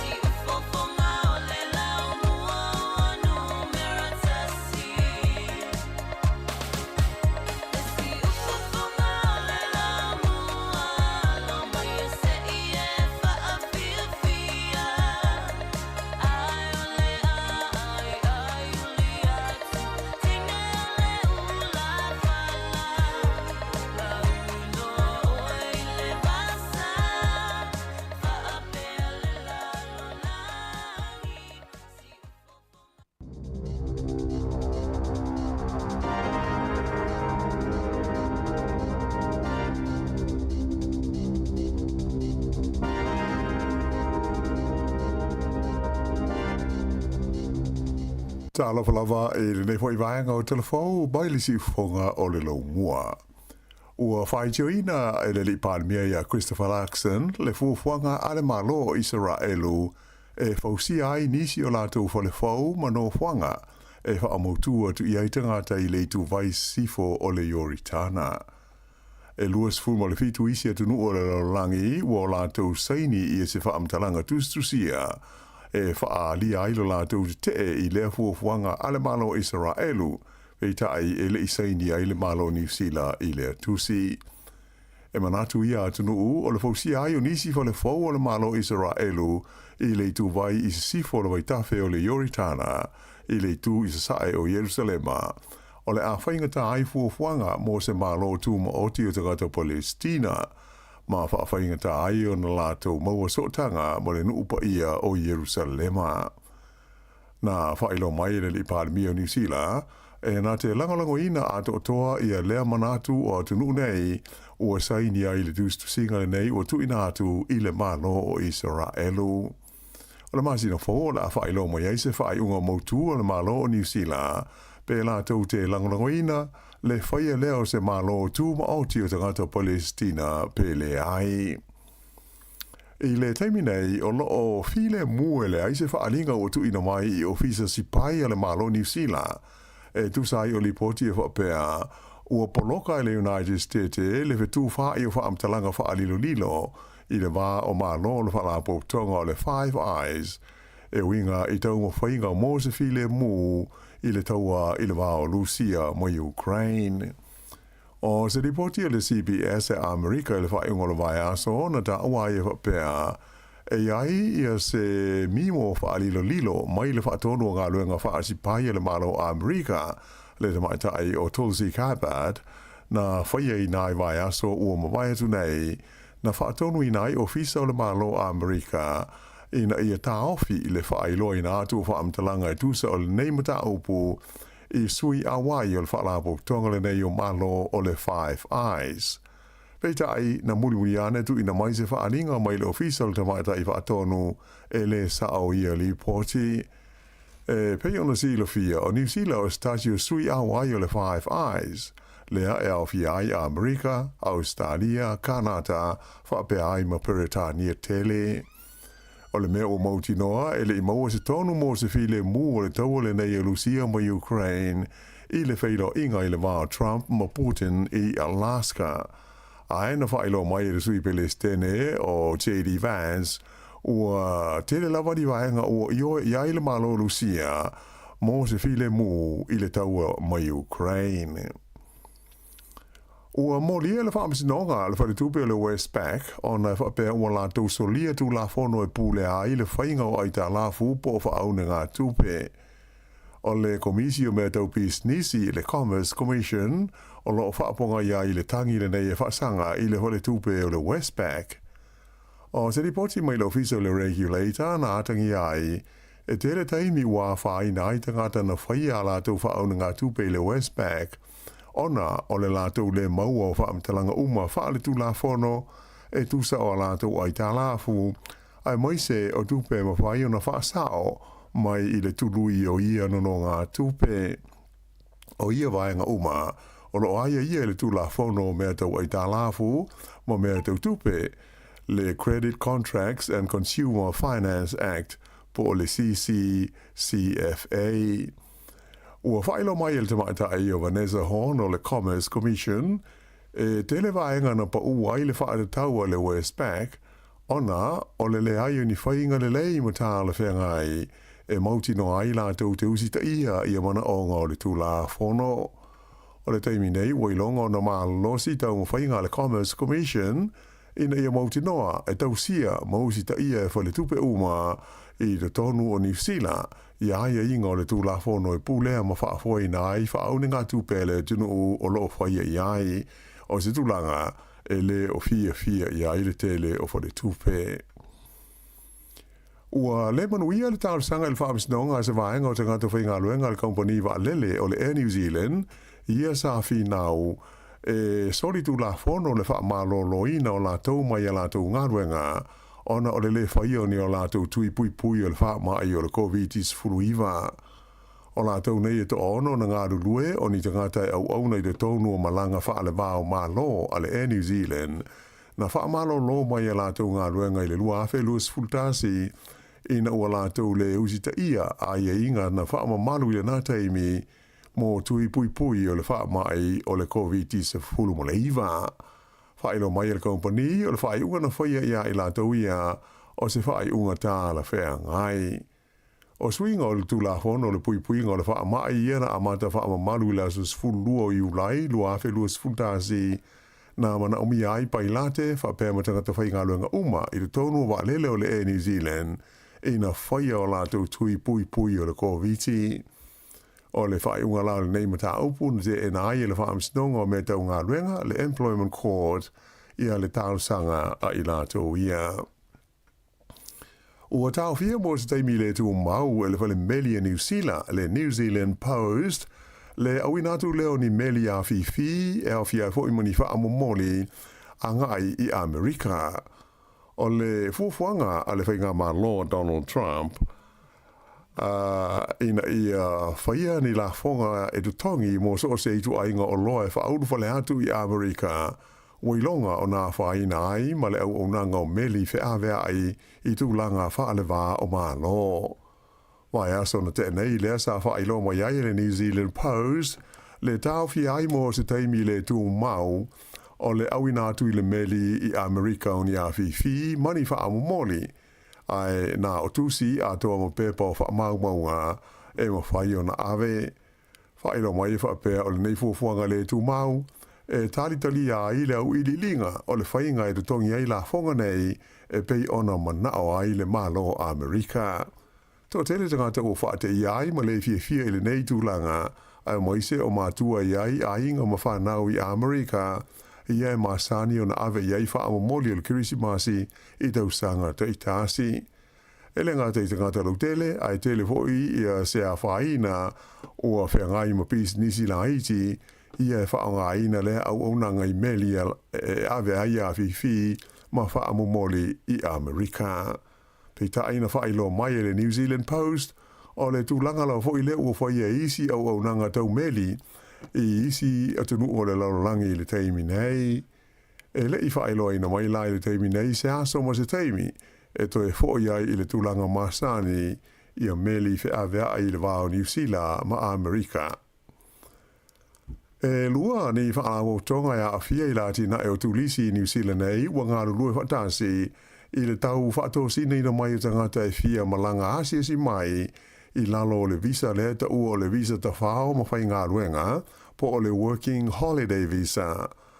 O whaalawo tonga nei e o fia ai le Backpacker Youth and Adventure Tourism ma le Hospitality New Zealand e nau ina i tele ni tau ma whai ngā e whai le malo e whaatau sino mai ei tangata nei i te tono o le tunu o ma i a langolango i nai ma pisinisi ia e whaalangolango i tūlisi e malanga mai i lalo o le nei i tu aingo visa. I nai tala mai le Pasifika o whaafeilo i alo ia le asia singa tau o loa le li palemi o Fiji i a City Veni Rombuka i lona taunu watu i le lau mua o Initia o New Delhi. O lo fuafuani tala noa ngā lo i le vā Rombuka ma le Palemia Initia o Narendra Modi ai whapea i fo i ma le Palestine o lea malo tele o True Party Murmu. O wala uina fo i Rombuka e whaia sana tau talanga e whaata tau i le Vasa Pasifika i le komiti o le malo Initia e whea ngai ma mata opu wha le vā o malo. I le atunu o Nauru o whailo mai ai le se atu o le company waalele o le Nauru Airlines e whaaleleia i ana au nanga anga i ane i le atunu o Fiji. O le teimi nei o lo i ai le malanga whaatunanga ina i le vaiaso o le Air Nauru i le vā Manandi ai o le vaiaso nei le ua amateina ai se lātou malanga whaatunanga ina fau e anga i ane i le malai waalele i Nausori. Le mamao mo le lo mua Fiji i le aio suva. O le company le nei, valele a Nauru, le Nauru Airlines, e fitu o lato valele le tu ainga o le Boeing fitu tolu fitu o lo o iai. O le whao ia valele o lo o whaonga e whea lau o ia Utah. Ai o isi va ai tolu o lo whaanga e la wai i a pasese pe fe malanga i eite ngata i le wā maisi e tunu e au fiai New Zealand whapea ma au se tālia. Ai i le tunu o Papua New Guinea ua wha malo lo le tu mauai i le pule whaatonu po le CEO o le company wa le le Air New Guinea o le li e sofa ia Gary Seddon ona o se mata upu e a fiai ni spare parts ma nisi mata upu tau i le pulenga.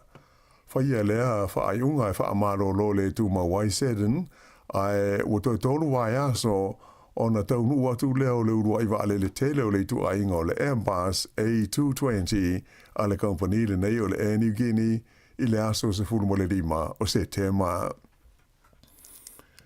Ua amata i le vai aso nei ona te tala le whaia o palota mua po early voting i le whainga palota le titi mo le na fua le tu malo Maori o Tamaki ma Kaurau ma e lua vai aso le umi o tu inatu i le au palota e whaiaia la tu palota nei a o le itapunia le avanoa. O le taimi nei e fōringa mai e to lua sui tau wā au tū o lo mālo lo si a la tau mwhainga mo le fia avea mo whaipule o le nei tū mālo o la uaia o le lii o Penny Henare o le pātia le leiba ma le tamata ai ingo ia Oriini Kaipara o le pāti a Maori. Ua mafua i le palota le titi le nei pe o na silifia o na o le maliwai le masino iuni o le tamaita ai o Takutai Task Camp le sa o mia le nofua mo le te pāti Māori. O le palota tele le waferu futolu na malo ai le nei tamaita ai i le nofua o le tu malo mai le li nei o Penny Henare o le leiba e iwa tausanga o tūla i mai ai. O isi sui o lo tau hituli ai le palota le ititi le nei e o fi ai le tamata ai o Hana Tamaki o le Parti Vision New Zealand fa pele li ingo ia Kelvin Alp o le Parti le New Zealand Royal ma le tamata ai o Sherry Lee Martine o ia o se sui tu to tasi o le aso o tofaina le palota le ititi le nei o le astona ai ono o se tema ma e tāpunia fa le palota uma i le fitu i le fiafi. O leo o whaamautu mai e le TV New Zealand, ua lātou maua le aia de tau e whaasara lau ina i ta alonga soka o le ipo le laurangi e le FIFA World Cup i le tau sanga a sau. O le nei ta unisanga te leo ta alonga soka a le laurangi e tolu o tunuu o le atari malo ai o le United States o America o Kanata whape ai ma Mexico. Mai o la tau wai mo le teimi mua tanu mai le tausanga lua fese furu i le awali i New Zealand le All Whites. Whailo mai le pulenga o le TV New Zealand. O le tele o ta alonga o le taumisanga le nei o le a whaasara lawina fua i le aise tau i le TV tasi e o fia umai ta alonga le aua New Zealand. Pei ta ai e isi ta alonga e tutongi pe a fia mai mua iai. O le ai ia se pasi whaapitoa e saunia mō tangata e fia mai moa i ta alonga uma o le ta amusanga i le auaunanga le nei e le TVNZ. O le ta amusanga atoa e whaasa furu walu la whaio au o le atou wahai i la whainga i se lau mo le wha o ta alonga e whanga solo i te tonu aso e tolu se furu mo le iwa. Mai ua whaamtala ina o se ipu a le lororangi au pito i te lele nei a le FIFA. Whailo mo i fo el tamai te ipule le TVNZ o Jody O'Donnell e le ngata i le ipu o le langi le tausanga fau ae o le a whaasara lawina fua foi e le TVNZ ma isi ta unsanga le FIFA e amata atu le whaaiunga o se tema e au fiai le FIFA Under 20 ma le ipu o le langi mo le vaenga o le Under 17 na tamai tai i le tausanga asau lua afe luas hulu ma le ono. O se li poti mai falani ta uai le manao o le kalapula ka pi longa i le atunu e ngo o le Raising 92 ina i o lato maua le li o adi sa veo le olpeleki e ta alo mo le lato au. Whaalia whapeo le li o adi sa vea tau sfutasi neitu sango le soifua o lo numere tasi i le lisi e le kalapula nei le Raising 92 le ua nofo sauni po le alawa i le tupe o iai o le ao la tututongi lava ina i e mawhai na marangatu sa vea e ta alo mō la tau. O ari sa vei le teimi nei, e umana na kon karate o loo iai ma le uni le kapi a New Zealand, i le whai unga le luafe luas fulfitu, ai o loo nau le kalapu le nei i falani, ina ia mave o na wha amautu se lato whea ngai ngā mo ia. Ta ua se ripoti le Daily Telegraph i Australia, o loo mana o le kalapu le Racing 92, ina ia avea ari sa vea ma tangata la kapi au pito i maua runga lona tutongi, i le tala whaasalo pito o le tā alonga, o le asili mau atu i tupe ia na ofa ia Dan Carter, whapea ma Matt Gito o Australia, e tā alo ai i a pani, o le nei alo Samoa ia ari sa vea, ua iwa sfuru iwa lau wha inga o na tā alonga, mo le au o le oro peleki. E se ripoti mai whenga iai ia le au o tamaita i New Zealand. Whenga nei mani manuanga i stasio tamaita i ta alo wha moe moe ina o le Black Ferns i lana ta alonga mua le ana mano ai i a se pānia i le asona nafi. O ia leo le tamaita i o le loose forward o Kaipo Olsen Baker na whaina le vai ma ave i tua ai le na suia tu i te tonu i awha muli muli. Ea mai ua masalomia ua ngau le so onga o le vai. Ta ua mai le whaia onga o le au ia Alan Bunting. E fōlinga tū ngā le manua o le vai o le nei tamai tai mai o lo talia se li pōtia fō mai. Na wha manua lia fōi ia le wingi a le au o Aisha Leti i inga le lua na sikoa i le tālonga le ma se pānia na nafi. Ai pitai o le o wha solo ina manuia. O isi ta alonga i so ai le au nei e tamaita o New Zealand i le whae unga o le vai aso nei o le awhitau iai ma le aua i Apani le ana malo ai ai alani le lātou ta alonga i ai e wha se furulua i le se furu ma le wha. Ea o le taununga na ma le whae unga o le nei vaianga o telefau.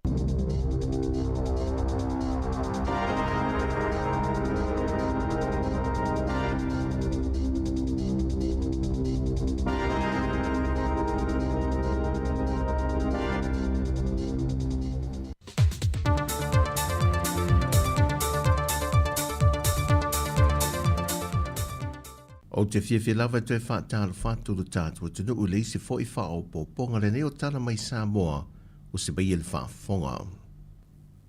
O te talo mai le komisina o le official komisio whainga pālota to le fōtu ia Filolo John Stanley i le se lau maletasi a wheiva se lau valus fo maletasi o le mamalo le atunu o wa wha mawine lunga le lola pālota e na ia ono sai mai e whaise sao e whaatino i le pālota e whiriwhiri ai se whainga malo.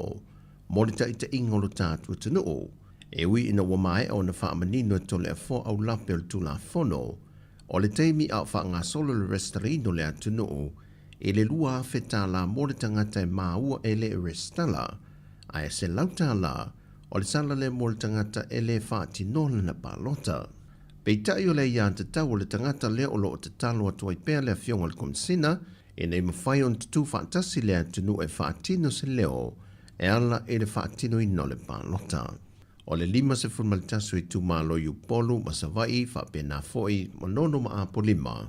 O le 2 se fulu i puleono, ma le 3 se fulu i tu mua, e na ua whapa uese le isi i tu malo e tasi o whalea talua, leo le ale whaataunuina sana pālota, o na toi tasi le sui whaipule, o lo tu toi mai ei tanu mai whaai ungal whaam sinonga, le whionga le atino Wayne Soi i alo. O tāpunia le avanona tu i nātu i sui tau wā uma e se lau valus fulmale fitu, e whaatino ai so o se whaalawi loa mo i lātou. Au lumana i lea sa whaatulanga i nel whaai unga rewa yaso e whaamae ai. Au se tasi o whaangan tue whaamana tu mai e le whionga kum seno whainga pālota i lea tunu. O le aso lulu aso lua se fulmale fitu, o le aso le pālota mua, ma le pālota awa o le aso whareile le aso lua se fulmale iwa, e le whaatanga ina so o se tasi e urufia whale pālota e whaatino lana pālota, e nā te la e ina so o se la e whaalawi loa e se sui tau wā, e o lava i se wha ai longa po se ingo se pāti, mai o le a whaawhaingatai o na whaatino lana pālota. Mai po le a lava le awala e atangia i se whaalawi loa, i se tasi ma le mamalo le atunu e whaatino le pālota i aso, o le ale mawhai o na tali ina, ono lo whaamawina i ta i ala matula fono e lima ta i ta ina i le whainga pālota. E toa tolu ni alo mai lo tātua tunuu, na o fie le toa se lau o whanau na whiwhiria mai i Pasifika, le o toi te liu mai lo tātua tunuu wa mai a tau tonga sa whaatino i suvai fiti, e le taamilasanga lo na tolu o le fisoswana li matamai tai fo mai mai New Zealand o se tālia, sa taita ia mai e se fo mai numera tasi mai au ki lani New Zealand. O i lantau e to tolu mai si o tātua tunuu, o le iwa masina le matua o le isi, tolu tausanga le matua o le tasi, ma le isi e se furu tausanga, le ua mātai tuina ne le ngata o mātua e whapena foi do tātou se fua māloloina, le whaanga so longa le toi whaafoi mālia mai o le mālosi i ano le atunuu, e ngā ruenga whesoa swani, a le foi vahenga o foma i mai atunuu e nua. O le mautanga se ngase i suvai fiti, o le urua i mautanga se ngase le de Pasifika, wa mawhai ana whaatino eita o tongo le whatu e pēnā o fia iei ia whanau e sen lau. Le foi wa mawhai ona manui atuai, mālo ngā se ngase o lo tātou atunuu. O le fionga le komsina o le tātou māloi fiti, ali o a inga Feturi Elisara. Nā sia le mautanga se ngase sa whamautua i alum whanau le atunuu sa whia tau tonga, ma o ane e foi le nā sia singa, i le whanitari mālo sa whamautua i mātua o ia whanau, e momoni ane i eide whaamalo si au ia i lantou. Wa tali mai le komisina o le ofisa o le komisio whainga Pālota, to le afoatu ia Filolo John Stanley, e na ufisiringia, e nisi o sui tau vase to o lua mo le nei whainga Pālota, wa whaamao ni o la mōri angai lumo le whaamasinonga, au leo lo toi moa o la avanoa e mawhai o na tau vaa, e le isi whainga Pālota le nei ale atunuu. Whistanga tau whaamani sanga, sori ngā tūrafoi. Nā whaasalanga e whaa, tau sanga whalpui mu pēsiri atu. Ia, o kakarafa pe ngā e le karia, hoi le pe a sumei le skala, hoi le a ve msui tau wā. O kakau mala i o karia. E lako i e mōlianga, wha mauia. Ia, e mau lalo, e lalo i whakau sanga lako, sori ngā tūrafoi. Me hoi punishment whawharpui. Mō le whainga Pālota mō mua lawa i le asoa tai au, e nā o le toafe i lantou, e anga waa e Pālota ai. O tala ia mai Samoa, au le titano le sifonga le lo mua, alo whangia le whainga whiriwhiringa le atunuu, e na ia mō lia pēr tātu tātu sanga, e na ia tūmau pēr le while mū mō Samoa, ma se atunuu saunga le mū. Whasoi fuia.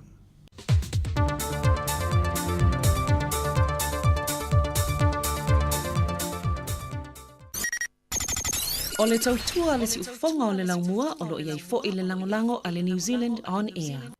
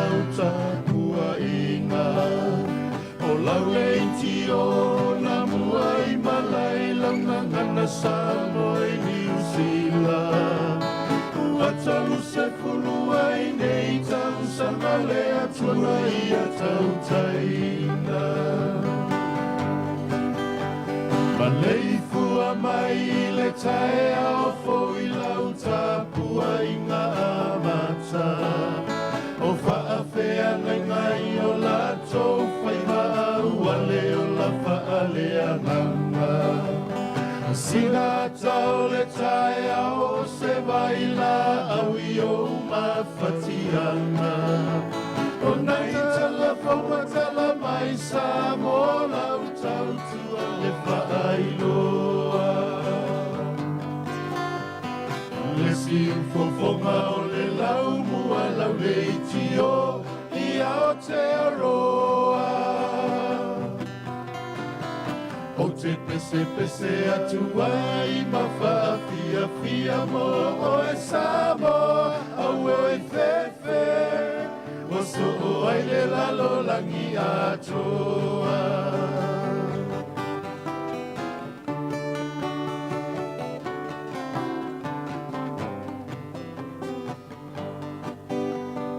E mo mai le moli o le ava o se wha soa molo uanganga.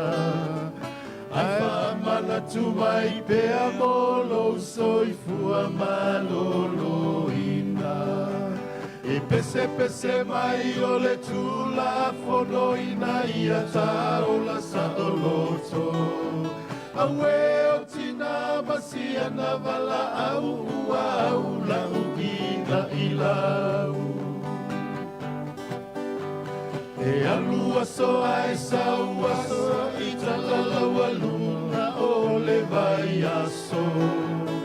Ai o nai a sia singa e talosia ai o e tinga ina.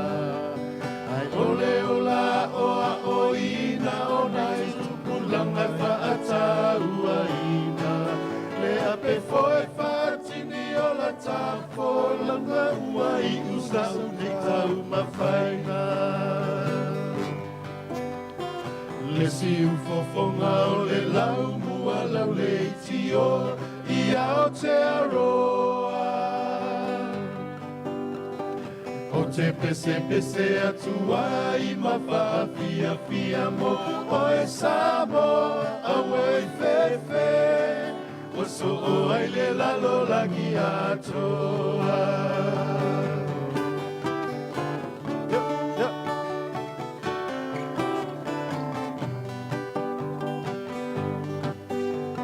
E lalo langi o a sonei e mataungi lele ae la fi masei. Ae malule a ipu e na o so fina nalo ingi e se nga. Awae poto le tau tai ae le atoa i a isi o na waa. Awao sabo e o le amamala o le penina o le nevasa. Sa le whaingo fie le amataina o le nengaluenga. Sa i lima fesili po le mea ea o ia ini masini. E te onolo si wha na pone i ua iai fo i makomi piuta. App, Facebook, YouTube, wata whailangi ai a uwha asala launga. App, Facebook, YouTube, wata whailangi ai a uwha asala launga. Le si ufofonga o le lau mua lau le tio i Aotearoa. O te pese atua i mawha fia mo o e samo au e fefe. Waso o ai le lalo langi atoa.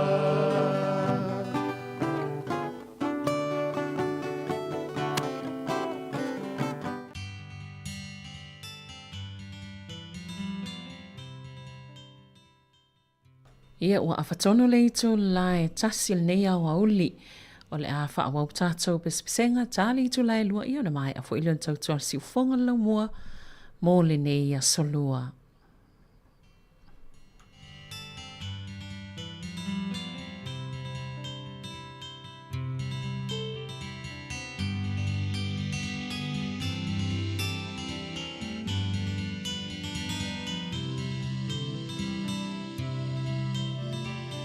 Tele fia mana tua, le fia le songa pua. Na pai o le alanga, e uata ape papa. Uata fea o le tau o pe uanga solo aoe. Ine ula o lo ua faano, amale lotoi. Momo i lea pai tulani watangi mai alai o vau puni matangi o lo ua salai ongo tole petuao e au o le bas sai o motu sia lo upale sa o tiwai ia bia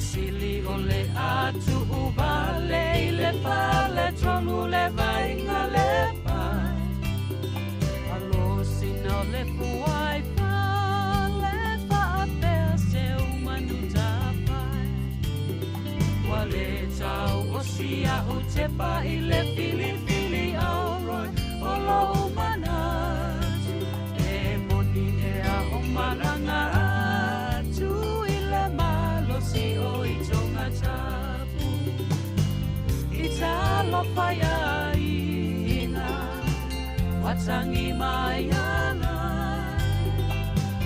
o wao puni matani olo uasala wangotole petua au meau ole masa wamotusia lo upale sao tiwai ia bia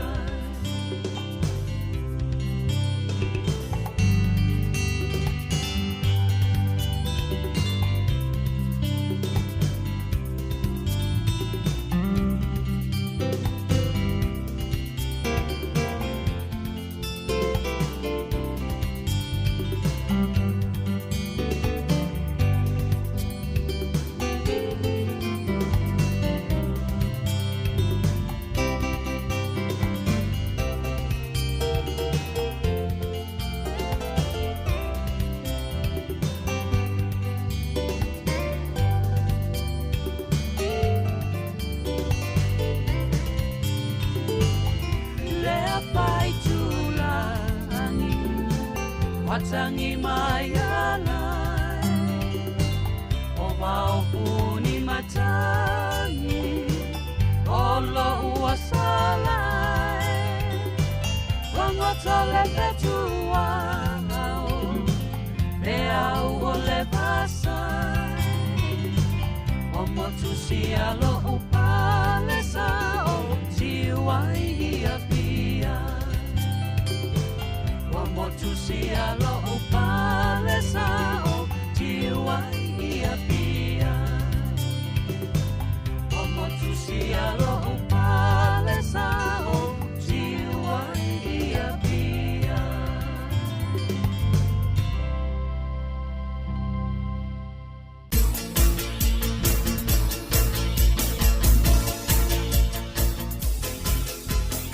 Amatendea o mafia mawase sa olotonga Eilo atu la vai lau sikai li tau la mai lau jolinga su e ai sawa Tamatendea o mafia mawase sa olotonga Eilo atu la vai lau sikai li tau la mai lau jolinga su e ai sawa Tutuli manu yo mai Matopese to nueva verde taimi Ai mana tua taia so ofu ese tata fafao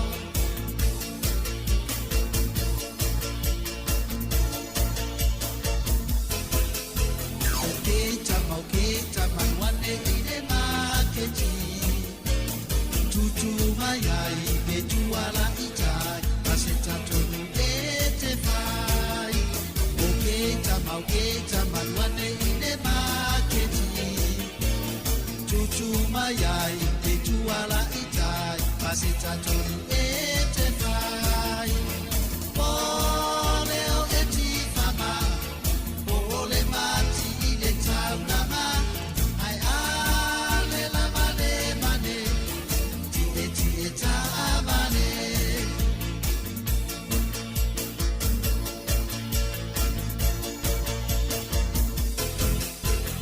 Taimua luola ai kilifa amotu mafutanga Kotani umeana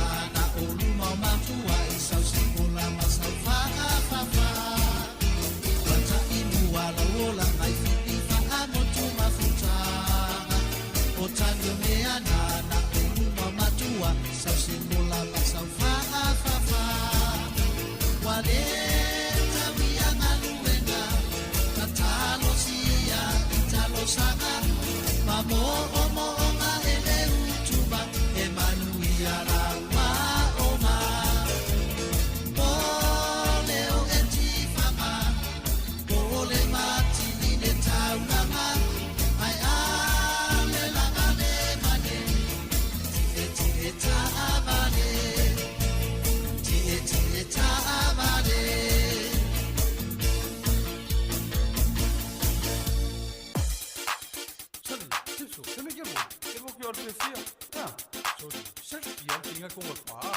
Makua meleleia.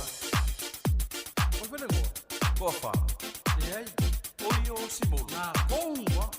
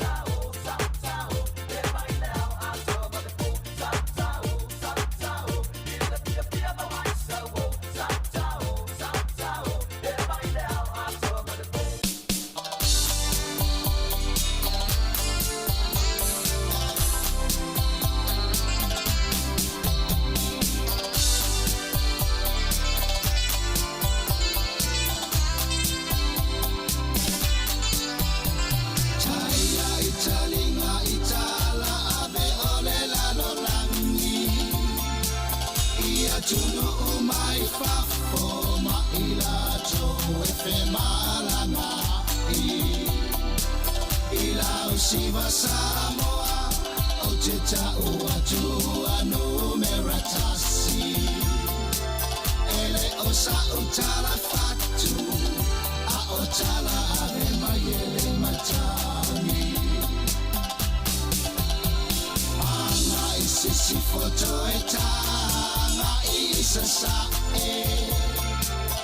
so o se tuli manu sa moe o nai o tala ave o tu fa asa moa moni o te tau atu e laui loa ai tau tau ai lau siva Samoa siva mai siva mai ata mai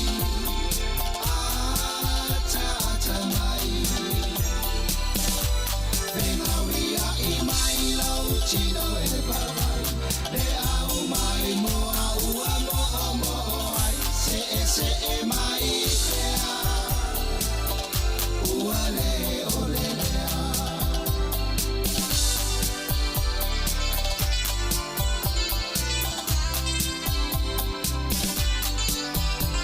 tala mai loa o au ma se I ea fio mai fa ato a tali tonu lava toma ina ua sila iai o tele na tia ai ole a e mata iai le tau sala samo masiana siva e masani ai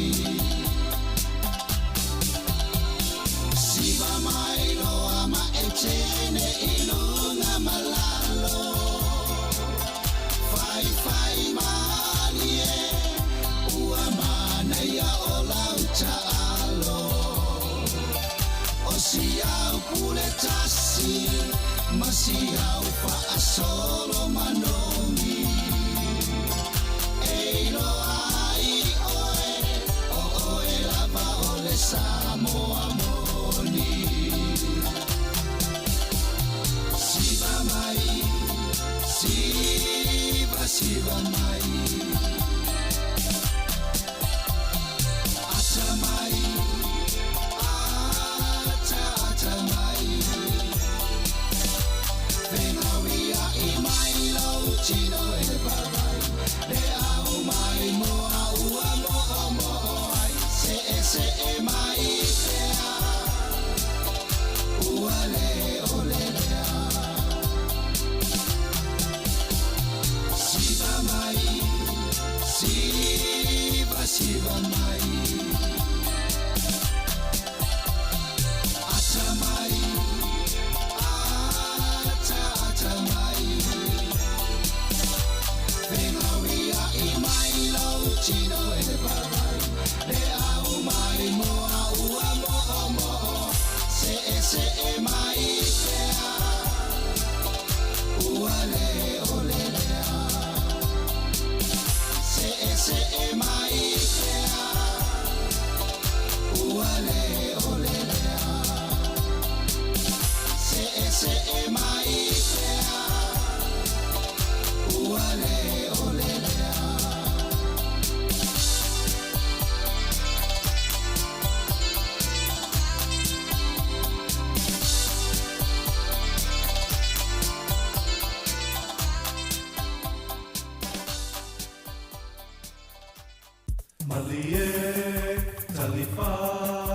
Malie talifa so atu e fa ai se tau tai wana I lole e ke ai mua o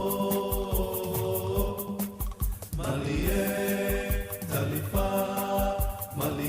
talifa so atu e fa ai se tau tai wana I lole e ke ai mua o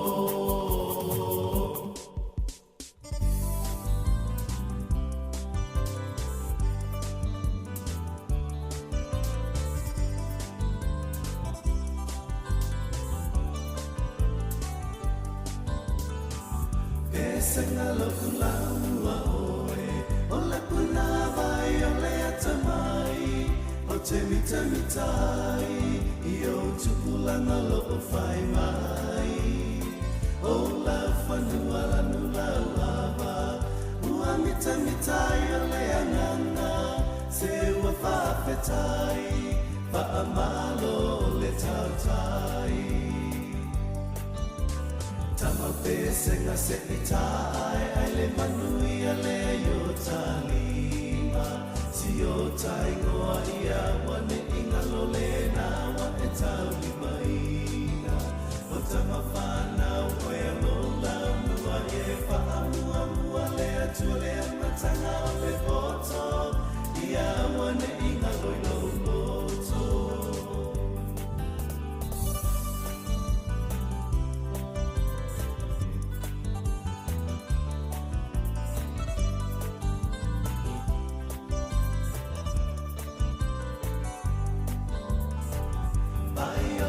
Tenu foi a timanga, olenga la oi mafafanga, se vai lutai, fa amalo le tamba fai, sami atu ole soe, wata silota fa amoe moe, awasota sao, mulelu mana iwataya. Tama pesenga se itai ai le manui a le yo talima si yo tai noa ia wane inga lo le na wa e tau lima ina o tama whana o e lo la lua e wha mua mua le atu le amatanga o le poto ia wane inga lo lo loto Angi le matangi angi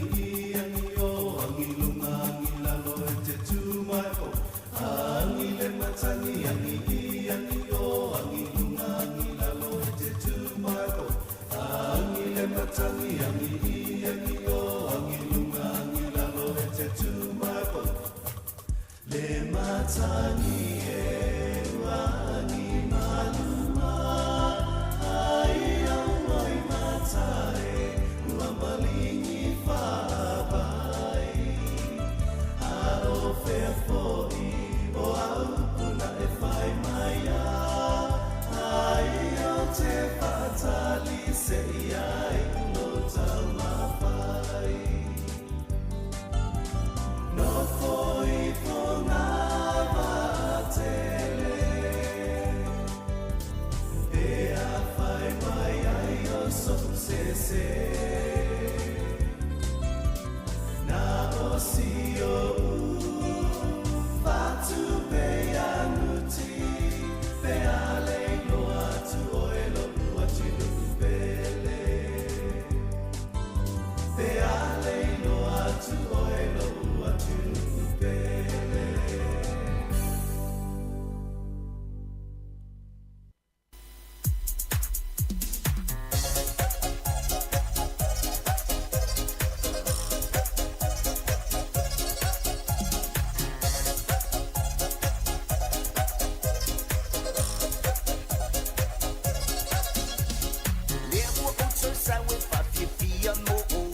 Samoa ola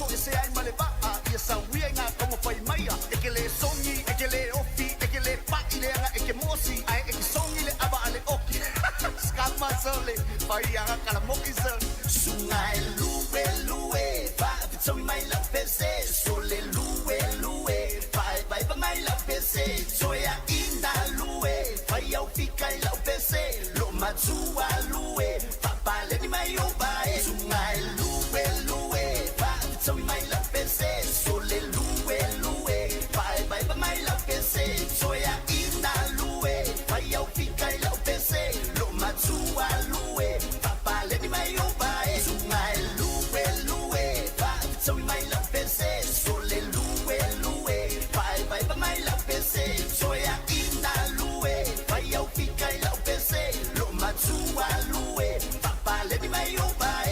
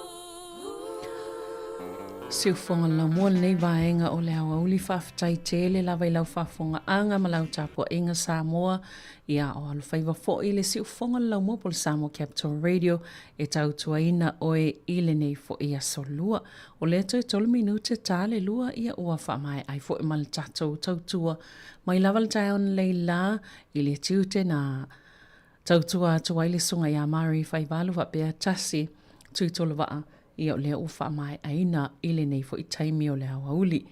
Wha malulu atu pe a whaisa iei se waenga sa le tau tamali I lau whaafonga anga ile nei aso ia wha malulu atuai I lau whaafonga anga Samoa a iei le wha moe moe sa wha amali eina lau whaafonga anga I sa mātou tautua wha le lava mō le nei aso. Toi amatalia wha sanlonga maasani al si ufonga lau mua mai li to lai fitul tai o tai au ai mo le nei taimi mātou te whaatou wha soifua wha awhitai tele lava I lau lango lango Samoa.